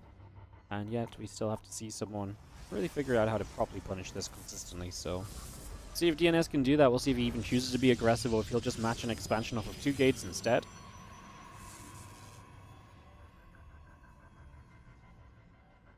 Probe chasing the probe around. Cybercore coming through. The Zealot is building up. As we're all going to get down to the low ground there. Probe escaping away. Cybercore is halfway through. We do have the gateway building from DNS as well. So that gateway coming online. The probe is still producing. This probe gets back into the main for the moment as well. So far, so good. Take a few moments to chill. On the top side of the map, we've got a pylon setting up. The probe nearby. Seeing the Zealot coming down to the low ground. There is the Cybercore. Getting the warp gate upgrade started as well. A couple more stalkers continue to come through. We continue to sit and chill for a few more moments. See where this goes. Obviously, 4 gateway comes down from DNS, so we are going to commit to the 3 gate at the very least. Could even be obviously just 4 gates if he really wants to send this on pressure, but MaxPax finds it with the Zealot, so he is going to start swiping and dicing up this pylon. It's going to take quite a few shots. It's going to take quite a lot of hits. So that pylon taking some pretty hefty damage as a couple more stalkers continue out as well. The warp gate is also about halfway done. We have ourselves the Nexus and the Stargate still coming through. Additional gateways coming up from DNS. So he gets 4 gateways in total. But you're going to lose the pylon. Boss. I mean, we got 4 gate versus MaxPax's expand. But this is the scenario in which I think MaxPax should theoretically be the weakest. I think what you're supposed to do is have Stalker 5 and 6. They need to both be at home. Yeah. But because he lost the pylon on the other side of the map, he didn't have the money for Stalker 5 and 6. He was already rallying them outside as well. Okay, he's gonna go for a battery defense. I'm not even sure if that battery is in time. I think it might just barely be in time. Stalker's already poking the bear. Void Ray is on the way here for MaxPax. Let's see what DNS is gonna try to do. Did that Oracle get a kill? No way. No, I didn't. The Stalker, it's the low HP Stalker that's with the rest now. That did mean that Oracle took a bit of time though before it got across the map, so some benefit there, as now DNS will get a few more Stalkers here and he'll start a ping on this Nexus. Obviously, MaxPax trying to get to that Void Ray, that'll be a very important part of his defense here. If this battery gets sniped, that's a big deal. Salad in a bit of trouble. One probe goes down. Second probe goes down. Oracle in the main base hasn't achieved anything yet. There is a stalker there. Another probe gets sniped. Dude. 4 probes. That's a big deal. 23 workers to 24. Stasis ward gets cancelled as well on the other side. There's still energy potentially for another one, but the Oracle is extremely low. I'm not saying that DNS is doing it, but this is all the ingredients of doing it, you know? He's putting it all in the cauldron right now, and he's freaking cooking. Look how low that Nexus is. Yep, Nexus continue to take some shots. Our Stalker stepping forward again. Just going to see one Stalker going down. Well, the Void Ray is going to be getting some good damage here. Good force fields. And we're just going to be seeing the probes continue to take damage. Void Ray will continue to activate. A couple Stalkers and the Sentry coming through. Just going to be seen for the moment. The Stalkers have to step back. DNS will get a few more going. Did he lose too many Stalkers there? Is that going to lose him too much momentum? Yeah. I was really happy with his own force field. And then he lost 3 Stalkers. And I was like, not as happy anymore. This Nexus is really low, though, which could be an issue. I think the play here is to snipe Stalkers if you're DNS. It sounds weird, but you just kind of ignore the Void Rays for a little bit. That should be the play. And attacking the probes, I think, is also not super helpful in these scenarios. Oh, this was bad. Oh, this is really... Oh, no. Okay. That is really, really bad right now, Wardy. He's not sinking the shots anymore. He's going for the Voids now. You really need to go for the Stalkers. You really need to go for the Stalkers. If there's no ground units, the Void Rays by themselves actually super suck. The only reason they're good is because there's ground units always dealing damage as well. Now we get a couple new force fields in. That's 2. Not the greatest force fields, but it's going to probably be good enough. Don't forget this Nexus was so low on HP as well. But yeah, DNS steps out. Dude, that was uber close. What the hell? Yep. It was uber close, but in the end, MaxPax is going to get it. And he's going to make it happen. Yeah, he always makes it happen. It's always the same. You start to believe. But probably we shouldn't anymore. You know, we should just give up. I mean, that's kind of my motto a lot of the time, to be honest.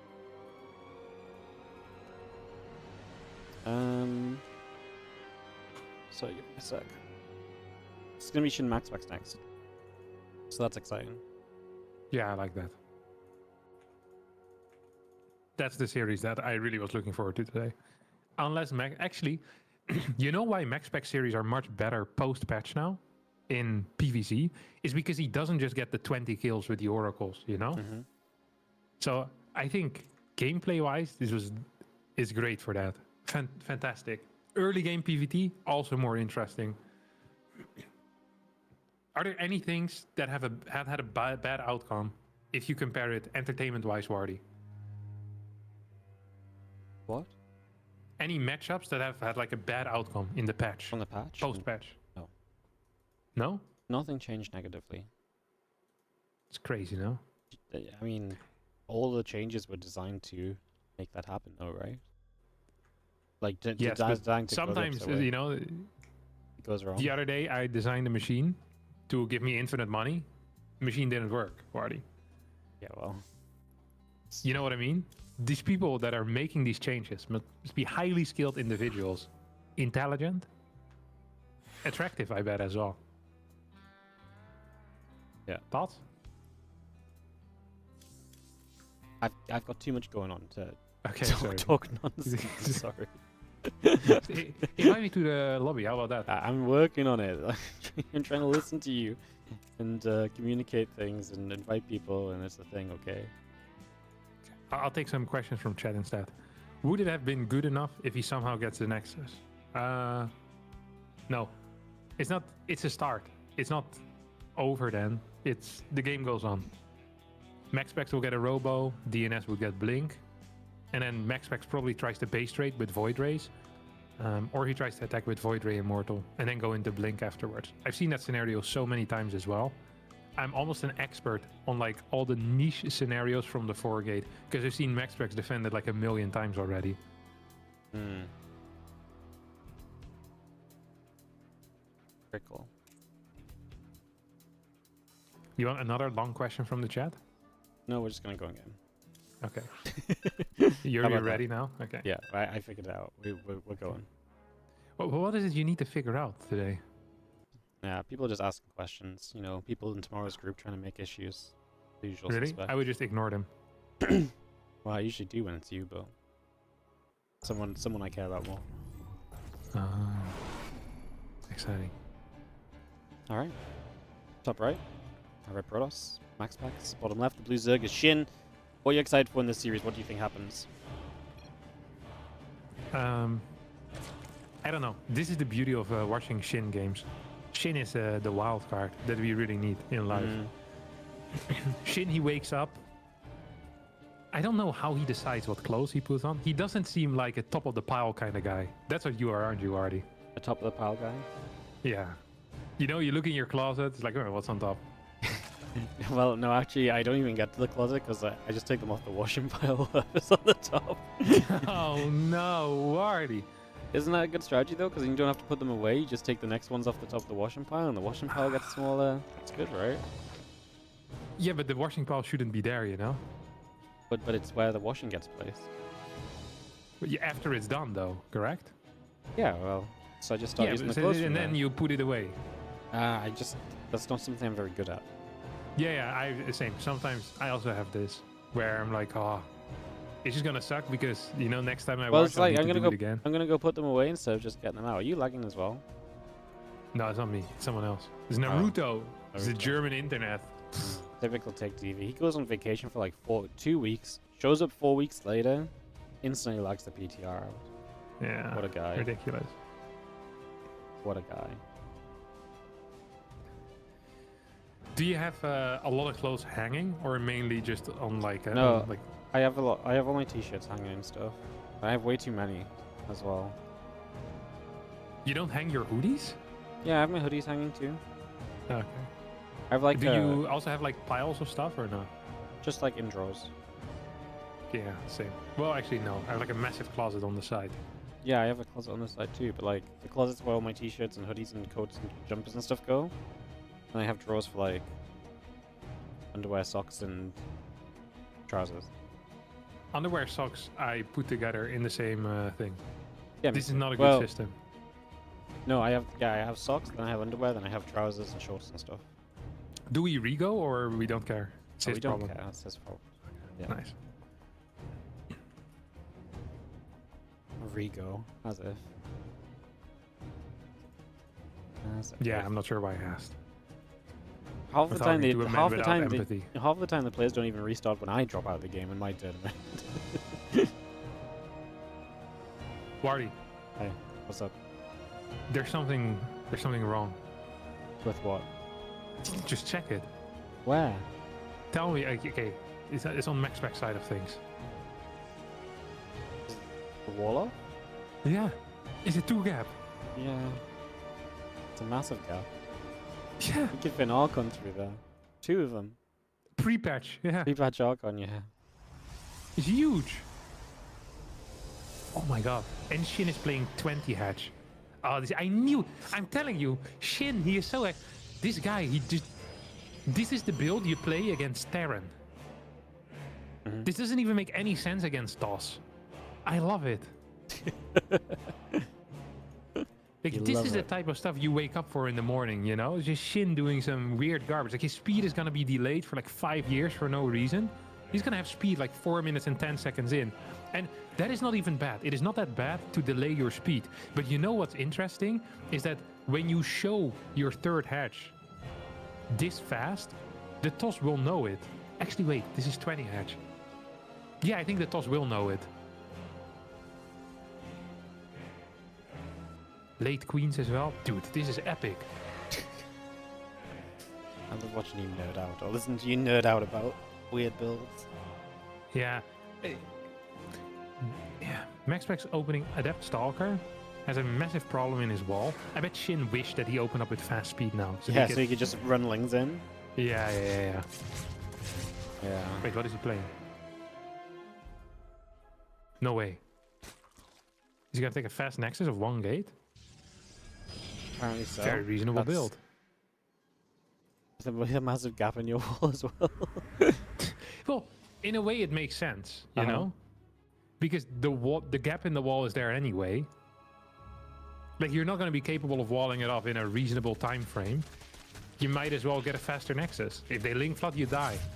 Like, that stays true no matter what. Do you think he isn't seeing it? There's no way, right? I don't know.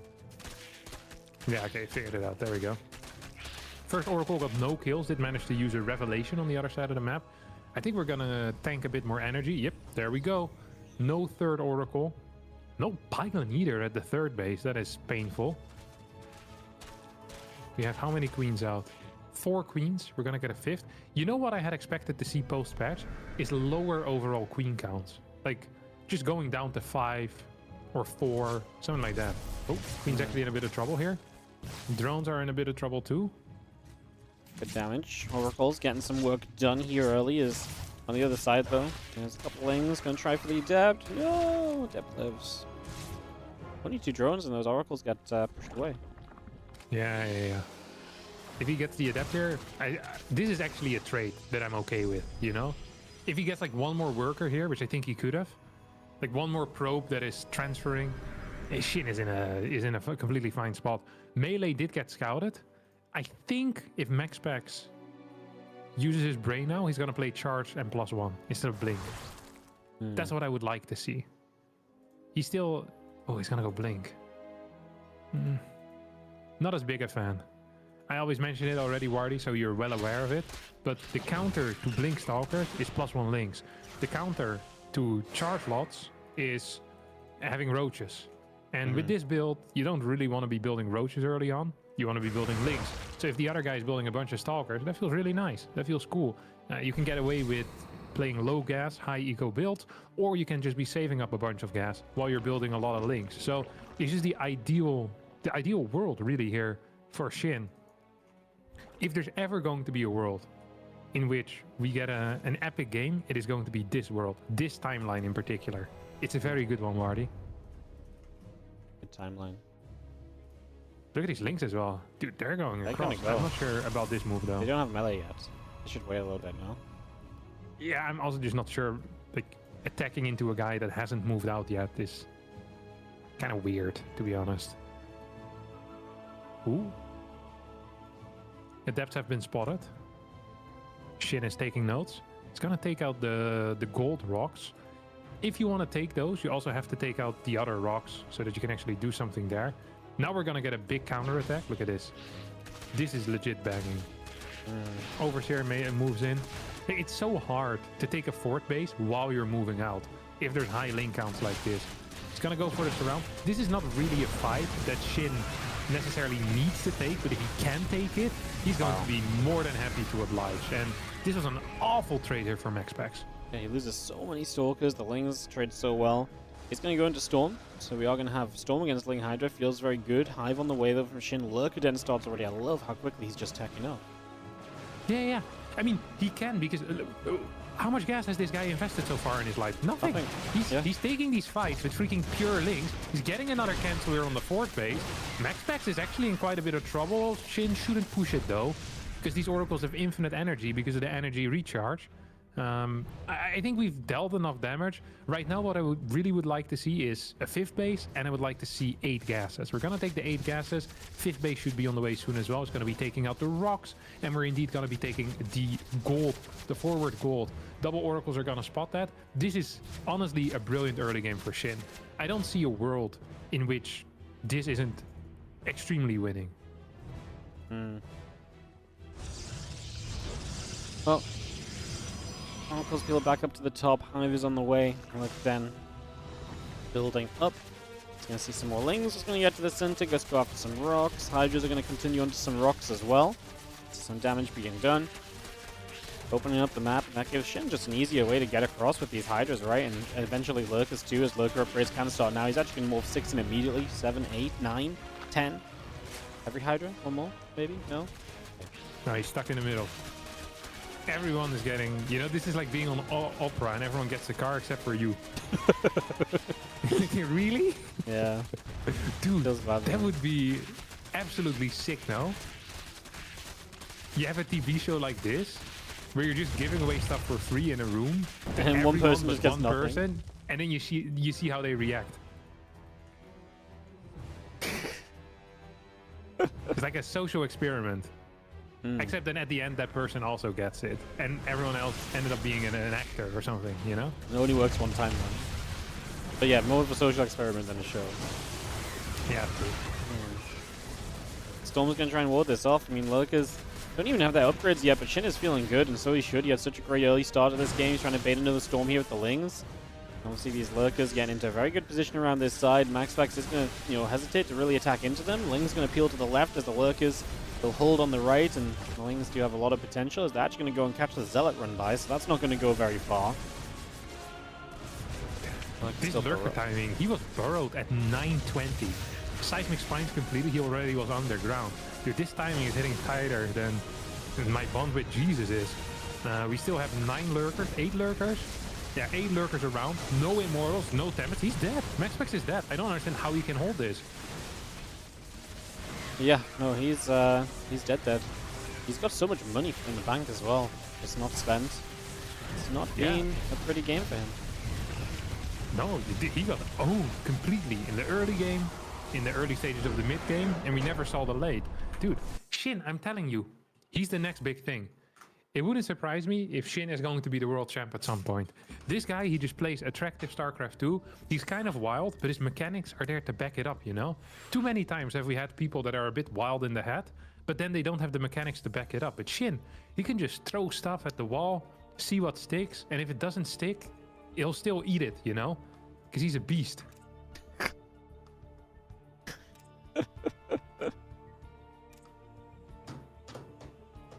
Alright, we're going it's just a couple. I just have no follow-ups to what you're saying today, you know? That's okay. Like, you're just saying absolute nonsense. You're like in a good mood or something. You can tell you had the weekend off. I think that's what it is. I'm actually really hungry as well. You're really hungry? Crazy hungry. Yeah, I haven't eaten in... well, I just ate a banana now, but I haven't properly eaten in 7.5 hours. It's too long. How do you do it when you do the long streams? Do you eat before? No, I just eat whenever it's time to eat. When you get hungry, you just start gnawing down. I just say a sentence, eat a bite, say another sentence, just pretend I'm being really thoughtful about the state of the game, you know? Oh, I like that. Yeah, I'm like... I mean, but you don't cast with a camera on. My camera is always on, so the people don't know what I'm doing. If I turn the camera off all of a sudden, it would be impossible. I could never cast with the camera on during the games. Like, I lean back, I mess it. Like, I don't sit there and look... People would be like, why does Wardy just not care about the game? Because I lean back, I'm like chilling, you know. I don't know. I feel like people. Are you sitting on a couch or no? No, I'm sitting on a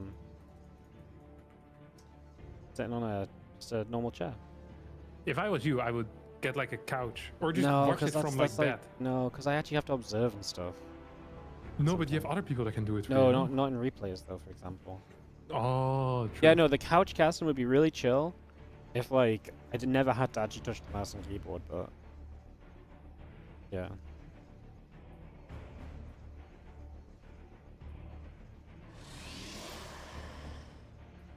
Dude, Shin is actually cool.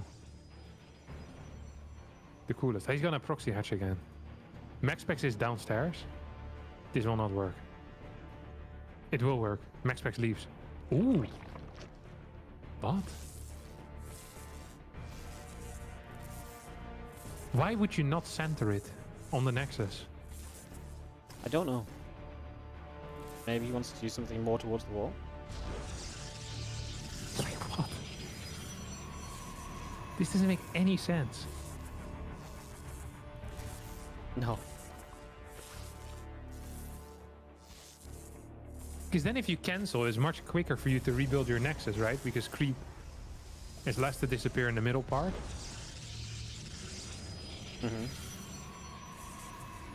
Yeah, I guess so. Interesting. This is why I love Shin. MaxPax for getting a spider? Different? No, it's fine. Yeah, he just makes stuff up as he goes. See, this is exactly what I was talking about earlier in DNS versus Shin. This is how I would do it as well. The exact same way MaxPax is. You just make sure that no matter what happens, the hatchery doesn't go down on the natural of Shin. It has to be somewhere else. And then, he's gonna go single Zealot to depth to depth.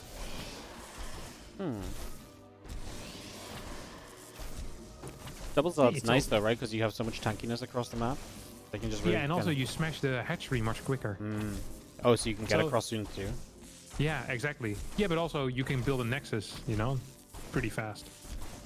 Yeah. Because I think you can just go to 31 supply. Like, imagine MaxPax would have cut one worker here.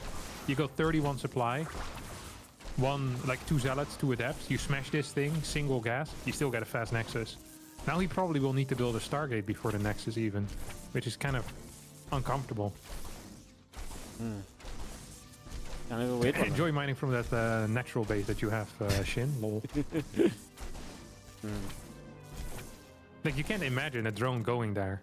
No. Also, imagine you have Zealot plus Adept. You could even start smacking where the third base is for Shin, in the natural location.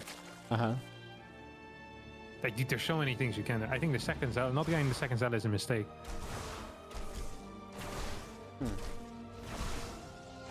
But I also like the glaives. I haven't seen this before. So I'll reserve my judgment until this party is over.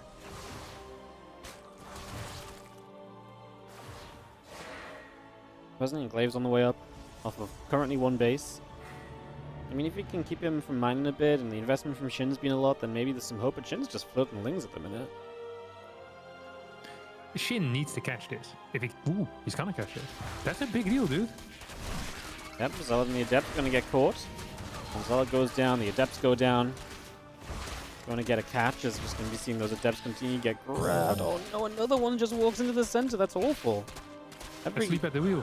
Yeah, every unit we lose right now is such a bad one to lose out on. Unlike usually when it's okay to lose units for free.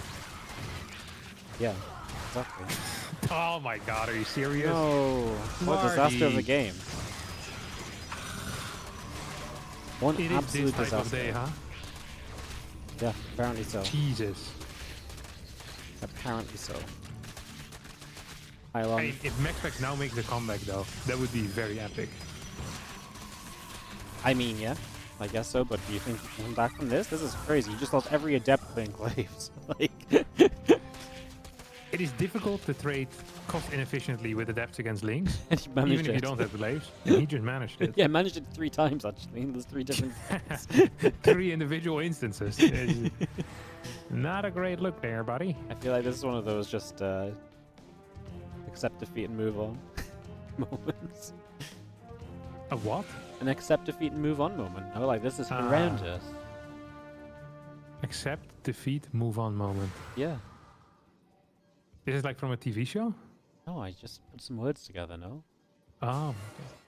Yeah, well, it's a thing. Sometimes I've never heard of that before. Well, you made it sound like it was a common, you know. It's like classic. Except, you know. Well, sometimes it's not crazy to just accept defeat and move on. Just get into the next series. Don't get yourself tilted, because this is not a series you want to dwell on, right? Like, this is not a game where you're like, man, so close, nearly had it. Like, this is just disaster after disaster. Sometimes it's just good to get along with it and not get yourself tilted. I mean, double Stargate. I can see that, but MaxPax doesn't have this. He just keeps that's going. True. Yeah. I mean, it's double also Stargate. down the game. May as well try. Triple Stargate. Okay, he's improvising. He's vibing by himself right now. There's no way. There's actually no way this is good. Like, legitimately no way in hell this is good. I don't even think he has the gas for 3 Stargate. He only has 2 gases, yeah. Yeah. I think this one might be, maybe this is his way of giving up and moving on. Yeah.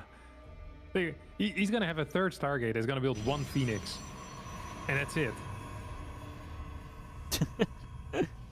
Like, he just won't have the cash. Yeah. I don't. If he, though, gets like 2 oracles out, energy overcharge is one of them, he might be capable of holding. Actually, there's a lot of stuff. I don't think he can hold. And this isn't even an all-in. This is like a... It's a committed pressure, you know? That's what this is. Yeah, GG. Wow. Shin 2-0. That's not the result I had expected at all. No. That's, I would have thought at least MaxPax takes a map, but Shin is, gonna get the 2-0 instead. Do you know what that does? It like makes the group weird. If MaxPax 2-0s Rex, Yeah. and it's a 3-way tiebreaker. Oh, and So- then we have to fight? So I will just. So this is what I had to sort out because I'll just tell you. So I think what we're going to do is we're just going to go to the tiebreakers because Max Pax did 2-0 Rex, right? So I'm just going to say it. So we just Max Pax 2-0 Rex. It's a 3-way tiebreaker. Gumiho, Max Pax, and Shin. So we go. Is it best of one Yeah. tiebreakers? Best of 1 tiebreakers. Dude, that's sick. Okay. I'm in. Yeah. I figured it'd be best just to go straight to the tiebreakers now, following the matches you've that already really matter. spoiled it now. Well, so no, that's now why I there's no spoiled. more That's why I options. spoiled it. So that there would Because- be no way back. Yeah, well, no, because I just think it's good to go into the tiebreaker matches right now. I and think so just- too, yeah. Well, because that's what really matters in the group. Yeah. Dude, that's sick. I love Yeah. that. Okay, host it up, buddy.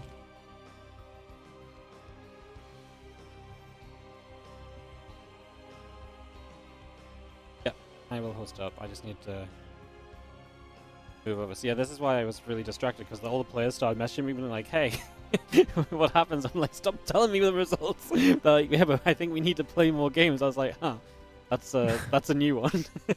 Is this the first time this has ever happened? We've had tiebreakers before, but usually it's not as obvious, and so usually we have to like do it at like a different point. So yeah, usually we do it like the day before the playoffs or the morning before the playoffs or something. But like the players noticed it and brought it to my attention. So Cool. yeah, that's Also, we get another Shin Max Pax game. yes. So we're gonna start That's with sick. it'll be Max Pax Gumiho, then Shin Max Pax, and then Gumiho Shin. That's the order that they're playing in currently. Okay, cool. Oh, they're not done yet. No, they are still playing. That's sick. All right, Yeah, let me do that's- some shadows real fast. Okay, sure. You go wild. So yeah, guys, a little bit of a... You muted him, I said, right? Yeah, he definitely... So yeah, guys, that was a little bit of a weird situation. Usually we want to cover all the games, but I do think it's good to go into these tiebreaker scenarios right off the bat, because that's just where this group is going. It's going to tiebreakers. I don't think Max Pax Rex being a surprise... I don't think Max Pax Rex being a surprise, like a 2-0 is like a surprise. I think it's just good to go into these tiebreakers while it's still super important for the group, you know? So I think that's the way it goes. 3 games then, right? 3 maps, unless they all tie again. And then we coin flip? Yeah, I don't know. What does it say on the Wikipedia? I don't think it goes that far. I think we just... officially, we're probably meant to tiebreak the entire time. Wikipedia says... Wikipedia doesn't even have the tiebreakers written down. Jesus. That's crazy. Hmm. Has it ever happened that it went again or no? No, we've never had it go again. Never had it go again.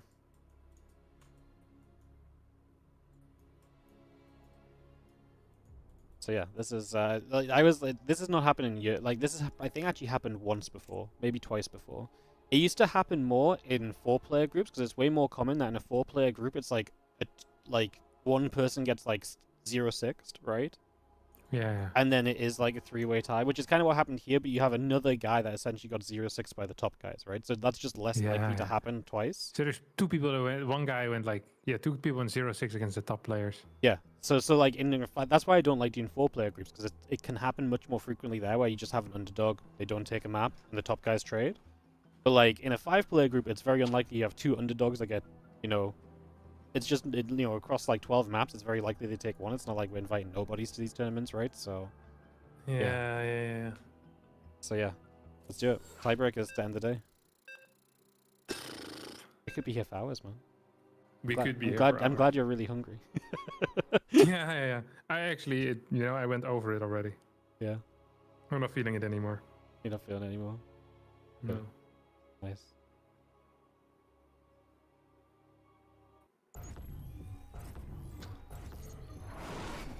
All right. Alright. Let's go into it.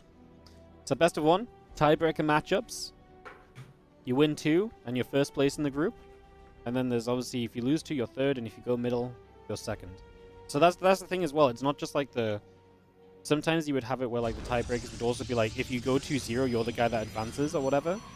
But in this case, it's like every map still counts because second and third place make a difference in seeding into the playoffs as well. Right.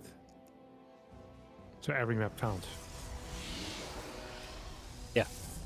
So like even if you lose this as, you know, Max Pax or Gumiho, the next match you play can still make the difference of second or third in your group. So it's not like you're just like, oh well, like, you know, I lost, like I'm never gonna get the win now, it doesn't matter, you know. So yeah. I love how my chat's just like everyone wants them to all go 1-1 so that we're just here all night. Yeah, I wouldn't mind it either. I think that type of stuff is really fun. Yeah, then we should, and then it's like we should have done best of 3 tiebreakers. Yeah. No. But the players would go berserk. I know if they, mate, they were already unimpressed that they had to come back and play best of 1. Yeah. It's like it's so funny. I think they probably prefer coin toss. Yeah, it's so funny though because they're like, hey, yeah, we'll come and play, and like some of them are quite eager to play, but the moment they have to play more than we're expected to, they're like, no, what? That's insane. Not a fan of this. Yeah. Understandable. All right, Proxy Reaper.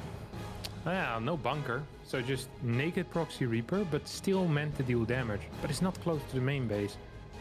So you can help me explain what this is, because I don't get it.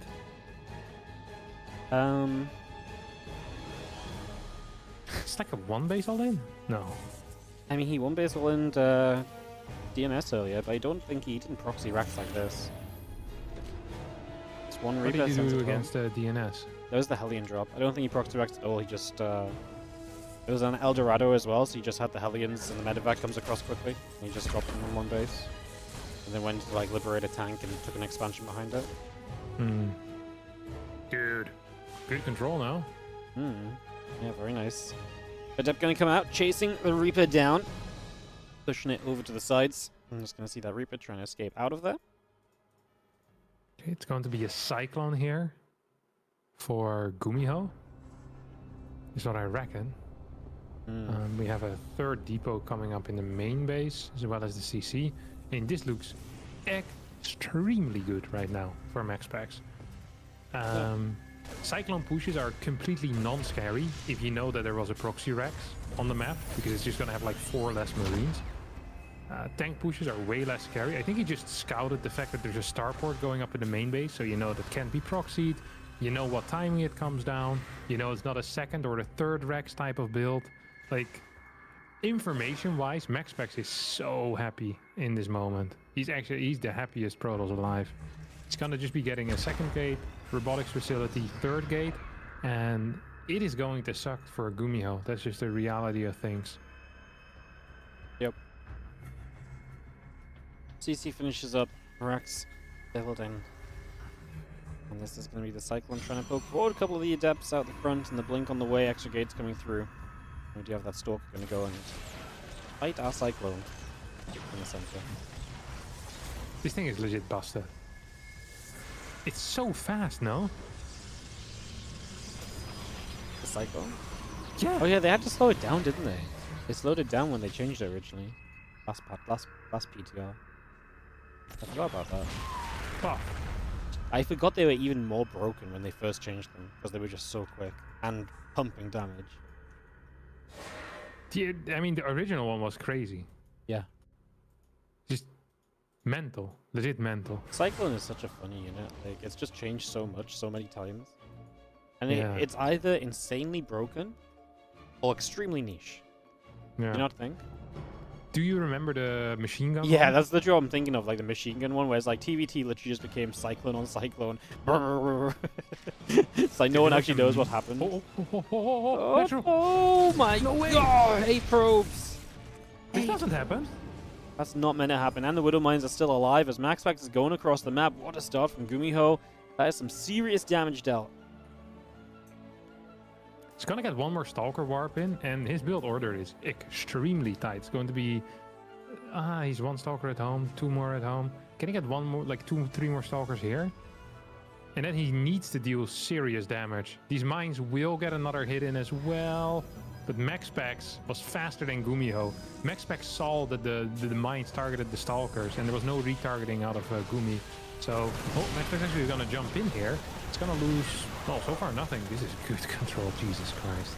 Yeah, Prayer with the Prism as he's going to continue to blink back out. One more Adept goes down, but yeah, very nice, obviously, as we get more Stalkers warping in. He looks to keep up the pressure and undo some of the advantage that Gumiho created for himself with that mine drop. This is insane. Why would you send 8 Marines across the map right now? Is he serious? Yeah, I mean, that's absolutely nuts in my eyes. Don't know what else to tell you as the Stalkers just keep on blinking away. A couple of tanks are going to be there. Yeah, that's, I mean, I guess it can be very nice if you survive that long. I just don't know if he survives that long, no? Yeah, he doesn't have a bunker on the low ground either. It's not like, you know, he has 5 tanks and 2 bunkers. He's like 6 Marines and 2 tanks. And he needs to unload the Marines before they get there, then stim in and kill every single worker, because right now, like, he's not mining a whole lot whatsoever. Observer's not quite gonna spot it. CC needs to be lifted here. Viking gets sniped as well. Recall is just available, so yeah, it's just gonna be used here. This was just a bad call. Just a terrible call here by Gumiho. That was not the play, unfortunately. Dude, his game looked so good. Yep. When he did that, he was still up in workers or even in workers. Hit fasting, yeah, he's dead. Dead. GG's. Oof.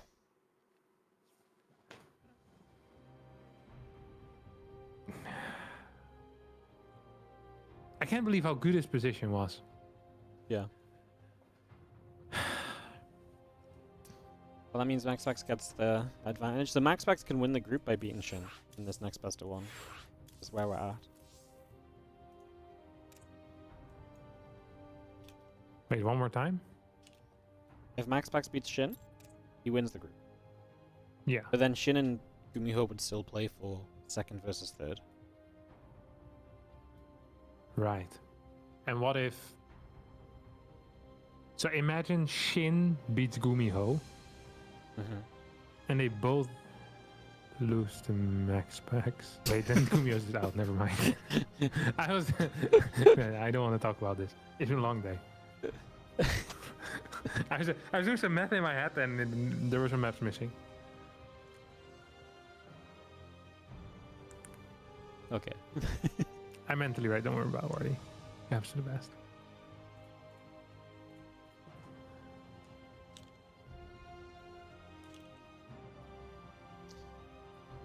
I'm trying to find all the people I need to invite. Sorry. Slow. It's okay. Slow going. Yeah, so basically, if we want another 3-way tie, Shin has to be Max Pax right now, then Gumiho has to beat Shin. Yeah. That's the situation. Okay. I dig it. I think we're missing someone, and it's because we are. Because they left. If it's another 3-way tie, we just keep playing StarCraft. We don't have to stop. Until one of the players just says, I give up. And they give up their position, then, you know. And then there's just one best of 1 to settle it. Yeah, and then there's just one best of 1, then we, Basically, it's a battle of endurance / life commitments. Yeah. If someone ends up with, like, a life commitment, they just have to go to, sorry. Should have told them to go away. Surely, I mean, how many times could you go in a circle? Like, surely at some point the matches flip result. Look at this. This is a 15 hatch versus an instant scout. Who wins this? The instant scout. I think so too. But it's gonna be super close, dude. 15 hatch. Wasn't even super close. He had like a... Oh, right, because the hatch costs 275 now. Yeah, because hatch is faster. Yeah. I think he would have had it with 300 anyway, though. Yeah, I think so too. I think the probe was not close. Because I was actually looking for 300 minerals, and he was like 290 when the probe was up the ramp. I too was looking for 300 minerals. We're smart. We're so smart at this game. I just realized that when I'm playing Zerg myself, I still wait for 300 minerals.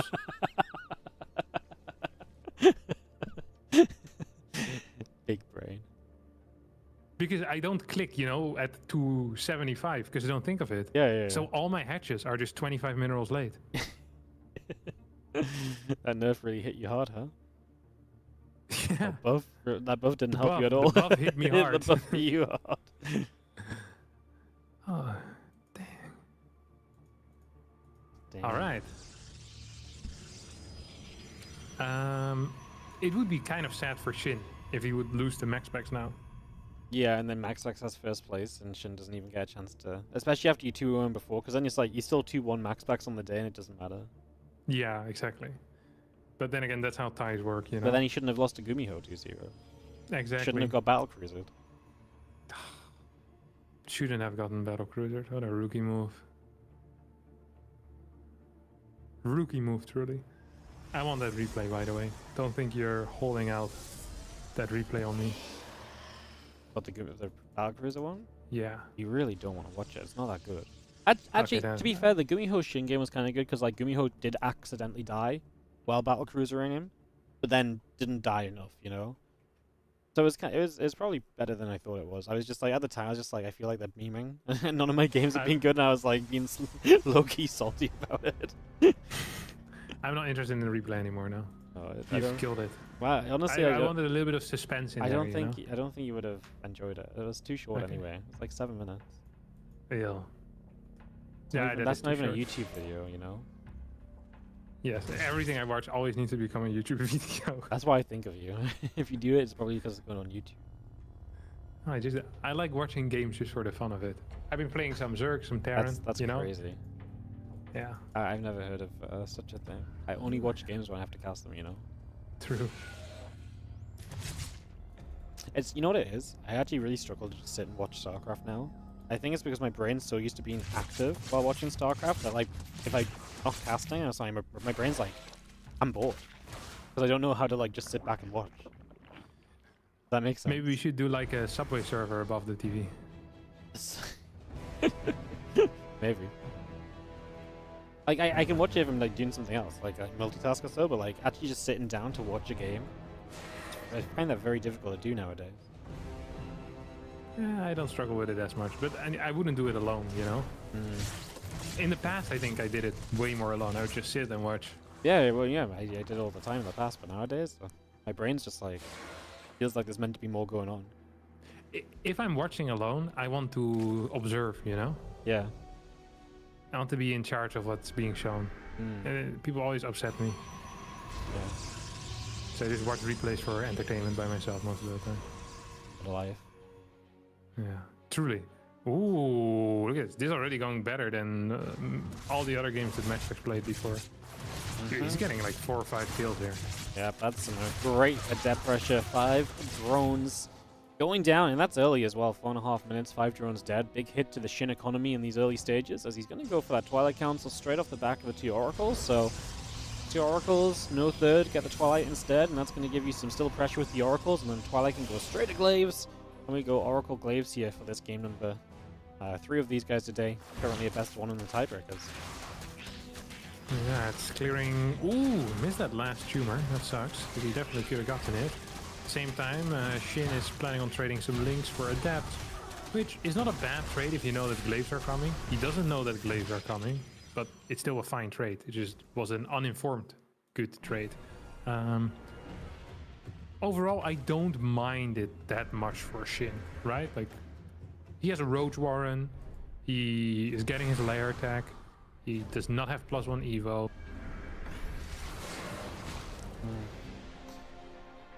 Deb's is coming over, a couple of group teams getting picked away at. Deb's going to shade back for the moment.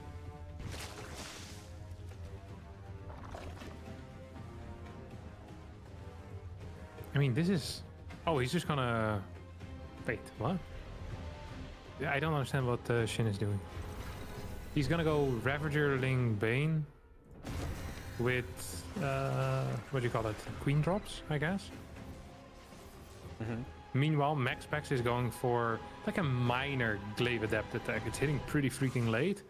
And with a very low number of adepts as well. So this shouldn't really do anything, to be honest. Yep, I mean, these Adepts kind of just sitting there, and they're going to be really late to shade, so they're going to take a ton of damage. A lot of them go down. That's a lot of Adepts lost for the moment. Is that +1 on Blink still coming through? The Dark Shrine coming up as well. I see the Adepts get back in the center. Aha. Look at that. Shin is changing his plan. Hydrogen. Yeah, but he was super low drone count the entire way through. Because he wanted to all in, right? So he built links very early, then went into roaches. And he just had worse eco this entire time. I actually think he could have killed his opponent because he has lair, could have built an overseer to deal with the DTs. But now he's kind of in a weird spot where his eco is kind of balls. His fort base is super late. It's like it started like 6 minutes and 45 seconds in. That is terrible for a fort base as a Zerg player. So even if he has the ability, theoretically, to be building drones right now, there's really not much of a point because his hatch isn't done. Like he first needs to build like another round of Hydras. Like 13 Hydras now are coming out. Is he gonna hit with Hydra Roach? No, right? I mean, I'm not sure. I'm gonna have to drop a load into the main base, and he is still just cranking out units right now. So maybe Slingers get into the main base. They're gonna attack this pylon on the edge, gonna force a warp in back there. MaxPax gonna find force fields in the center though, and a bunch of those roaches will begin to go down. Mortal obviously helps a lot with that, and that's a great fight for MaxPax in the center. And the drop load gets a pylon, but nothing else. Yeah, I mean, that was a... I'm not sure what Shin was doing there with the roaches. That was a mistake. I think that's how he intended his life to go. Fort base is up and running. Worker count is very, very close. MaxPax is attacking into an all-in right now. That is the only reason why I don't necessarily think that Shin is dead yet, is because MaxPax is making a bad decision. A very, very bad decision, because he should not be here right now. MaxPax should be at home. He should be hiding behind batteries, cannons, sentries, and all the works. He has a robo base. He's going to take a fort base, and he's going to get a Colossus out there too. I mean, Shin is uber all in with this. Yep. 69 workers. Roach, Hydra, Lair Tech. Yeah, it's not pretty if this game goes on, but he is going to have one big shove right here. We'll see what he can do. Stasis wards can set up defensively for MaxPax first. Colossus just popped out already as well, so I think that's going to be a pretty important factor on this. You see that drop a load trying to get further into the base and maybe try and cause trouble, but MaxPax left a Stalker to keep track of it, as we are going to get up this ramp. And they're going to start attacking in. One force field only. So I have energy overcharge, force field a couple more times, but that didn't come in very quickly. The stasis ward doesn't do much either, and the Oracle still have a lot of energy. Gonna put extra stasis wards down pretty late. Yeah. This base is gonna die. MaxPax can afford to give up this base, but he can't afford to give up his entire army, and he's already giving up decent parts of his army. Lost 10 workers as well during all of this. Shin is gonna continue pushing. Colossus is now out. Roach count isn't that large. That means the Colossus will be great against the Hydra. Links are reinforcing this. 9 more drones on the way behind this. MaxPax is definitely trying to stay alive. He's not mining from his third base, so we have a bunch of probes idling. He needs to fix that ASAP. But yeah, I mean, Shin's position right now, really, really good. Has a hive going up behind it. Is going up to 8 gases. He probably is starting to consider taking a 5th base as well. 77 workers. And he's going to be fighting someone that's playing Stalker Colossus. This wasn't even a good composition in 2011, and it's not a good composition now. Well, Extended Thermal Land's going to come up as MaxPax sits back on his 3 bases. MaxPax is not building. I mean, he's getting some gases. I guess he doesn't need additional probes right now, but he's not rebuilding the 4th yet. He kind of looks like he's sending it, no? Yeah. I mean, don't like that. Yeah. Do you think it's good? No. No, I don't think there's any good calls at the moment. But this is definitely not the least bad call. Yeah, well, we are going to have the reflection of whatever was going on in the main base, and now this army presses forward. A couple Colossus. Obviously, Hydras will melt to those Colossus if you can't reach them. That is going to be an issue, but the dropper lords across the map are going to unload in the main, so MaxPax is going to lose his main base, while Shin just tries to hang on in here back at home. The Ling Roach in the production tab, I mean, the Ling Hydra drops out of this is going to do so much damage. The Warpin isn't going to do much, and MaxPax now probably feels even more pressure to kind of keep going. He just can't push through the choke point, though. He can't get any further forward. Nah, he can't. Absolutely not.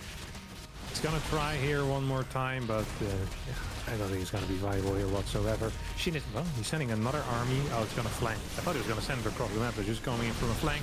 3-sided engagement. Stasis War is helping out. There's no prison to help micro these Colossus. Stalkers are going to end up falling as Shin is going to be taking out MaxPax 3-0 here today. And that means that Shin versus Gumiho is actually going to matter, Wardy. Yeah. Oh, we can have another set of... Gumiho can either give us another set of best of ones, or Shin can get a 2-0 and win the group. But obviously, if Gumiho loses that, he's third place as well, so... Ooh. Shin gets the win. Oh my god. That's kind of wild. That is wild, I think. Okay, it is wild. 3-0 Max Pax on a day is kind of nutty. When's the last time Max Pax lost 0-3 to someone that wasn't Clem? He nearly lost 0-3 to Shin when I cast him last time in a best of 5, actually. But he turned it around. 1-3 in the Pigasar Cup, number 7 finals. That was 1-3. That was 2 days ago as well. Yeah, I'm waiting for you to find the actual 3-0. Oh, sorry. Yeah, I was just going over a league. Come now. But no, Pipe down, Wardy. No, I'm waiting for you to tell me what the last time you lost 3-0 was. Oh yeah, I'm going through the match history. Calm down. Calming. I'm calming. Dude, he beat the Clem trio this week. Yeah. In the that WardiTV was my Mondays. event. Yeah, that was a storm. You weren't here this Monday, yeah. To join me. No, I was so tired, dude. Yeah, I figured. Yeah, because I was like, it was actually Monday was really fast this week. Like it just like the games just kept going quickly, and like the finals was just a storm. Like MaxPax did not let Clem play the game.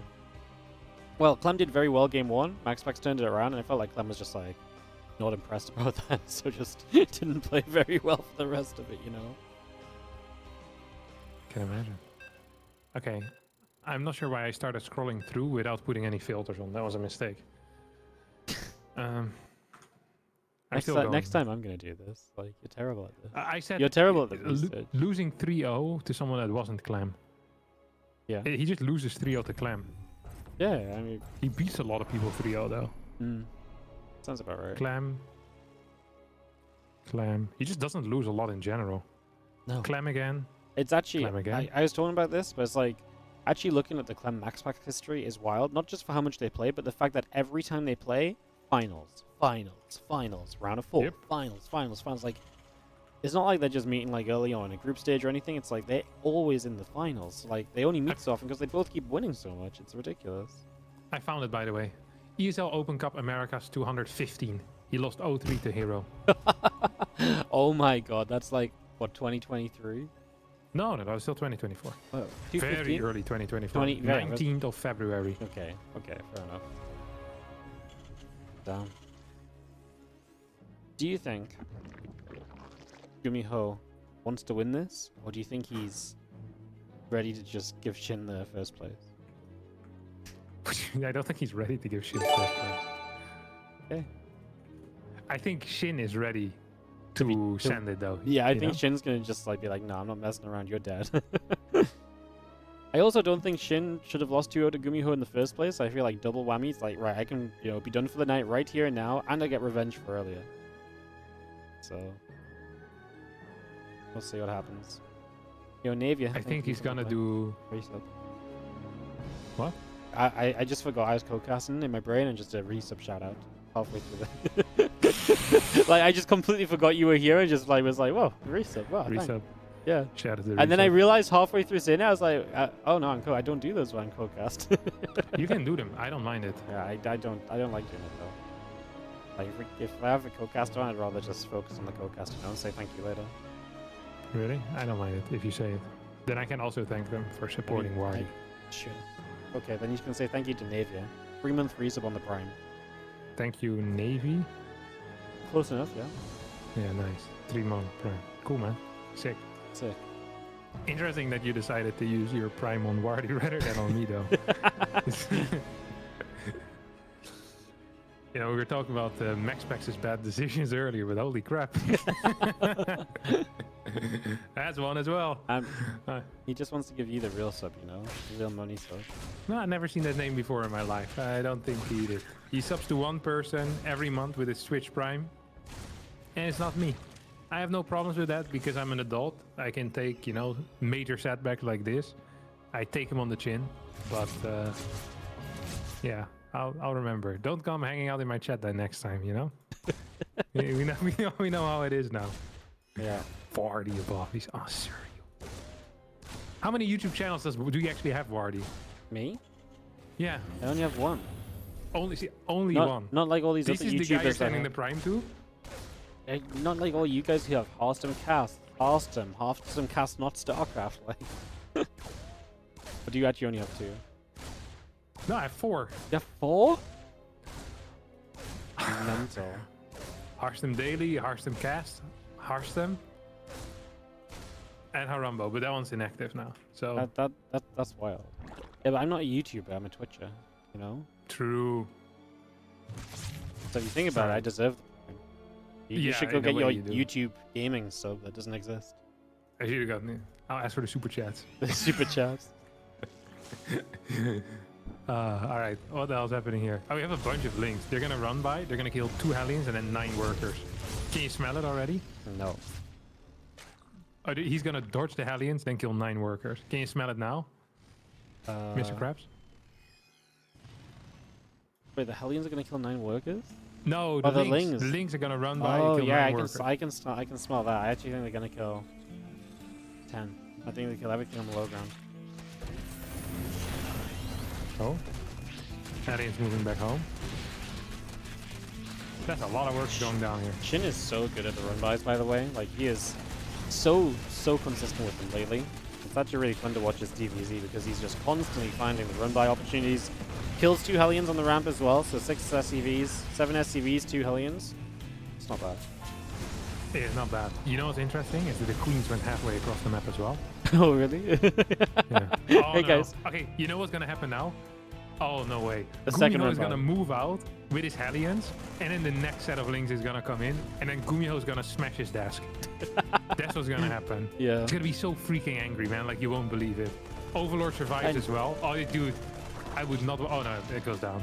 If that Overlord stays alive, I would not want to be Gumiho's desk.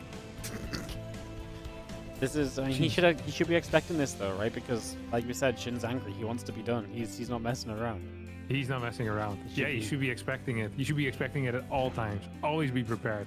But our boy Gumiho is not prepared right now. Here they come. Dude, he's gonna be fuming. Lings run in. Marines in the front gonna go down. He left the Banshee back at least, so there's something, right? Like, there's something going on there. Before the turret gets killed off, the Lings are still gonna keep busy. SCVs keep dropping. I mean, the Hellions are dying across the map, by the way. The Queens took a fight and took them all down apart from one. It's a GG, apparently. That is gonna be Shin winning the group. We don't get the never-ending tiebreakers. He was not feeling it anymore this game, Gumiho, let me tell you. Yeah, understandable. Very understandable. He was not feeling it, Wardy. Dude, this is a fun day. Yeah. Are you still casting something else after or no? No, I'm done. Should we duo host someone? Do you host someone? Yeah. Yeah, he was live. Someone that doesn't expect it, okay? You tell me who to host, and I'll host them up when my ads are done, okay? Okay. Code bar, okay? Code bar? Yeah. Still grinds? He's grinding always. What a legend. Yeah, I mean, I see him on the Twitch directory all the time. Yeah. All right. I'll see you later. All right. Yeah, I'll see you later, mate. Bye. Ciao, ciao. Bye. Alrighty, guys. Thank you so much for joining us today. And, yeah, like I said, I thought it'd be fun to... I really wanted to kind of go into the tiebreakers when it was clearly that was going to be the important part of the group instead of doing a couple of series that maybe weren't quite as important. Usually we do look to cover everything, but I think it just kind of made sense today. Considering it is one of the rare occasions that we have tiebreakers as well, may as well get right to them, I think. So, yeah, the other results were MaxPax 2-0 Rex, and Rex did 2-0 DNS. I thought that was actually a really cool result. A little sad not to see the games, because actually MaxPax... MaxPax Rex and Rex DNS were the longest games of the day. MaxPax Rex was like 2 15-minute games, and then DNS Rex, one of them went to 23 minutes. But yeah, unfortunately not going to catch those ones. So thanks so much for watching, guys. Apologies, I was a little bit quiet and down today. It's some stuff happened IRL, but we got through it, and we'll be back tomorrow with Group D of the WardiTV November event. So it's going to be Spirit, QS, Showtime, Hearthstone, and Lambo tomorrow. So I'll see you guys tomorrow for that. Savads and Yadro, and we'll host up Code Bar under Hearthstone's suggestion. See you guys later. Bye.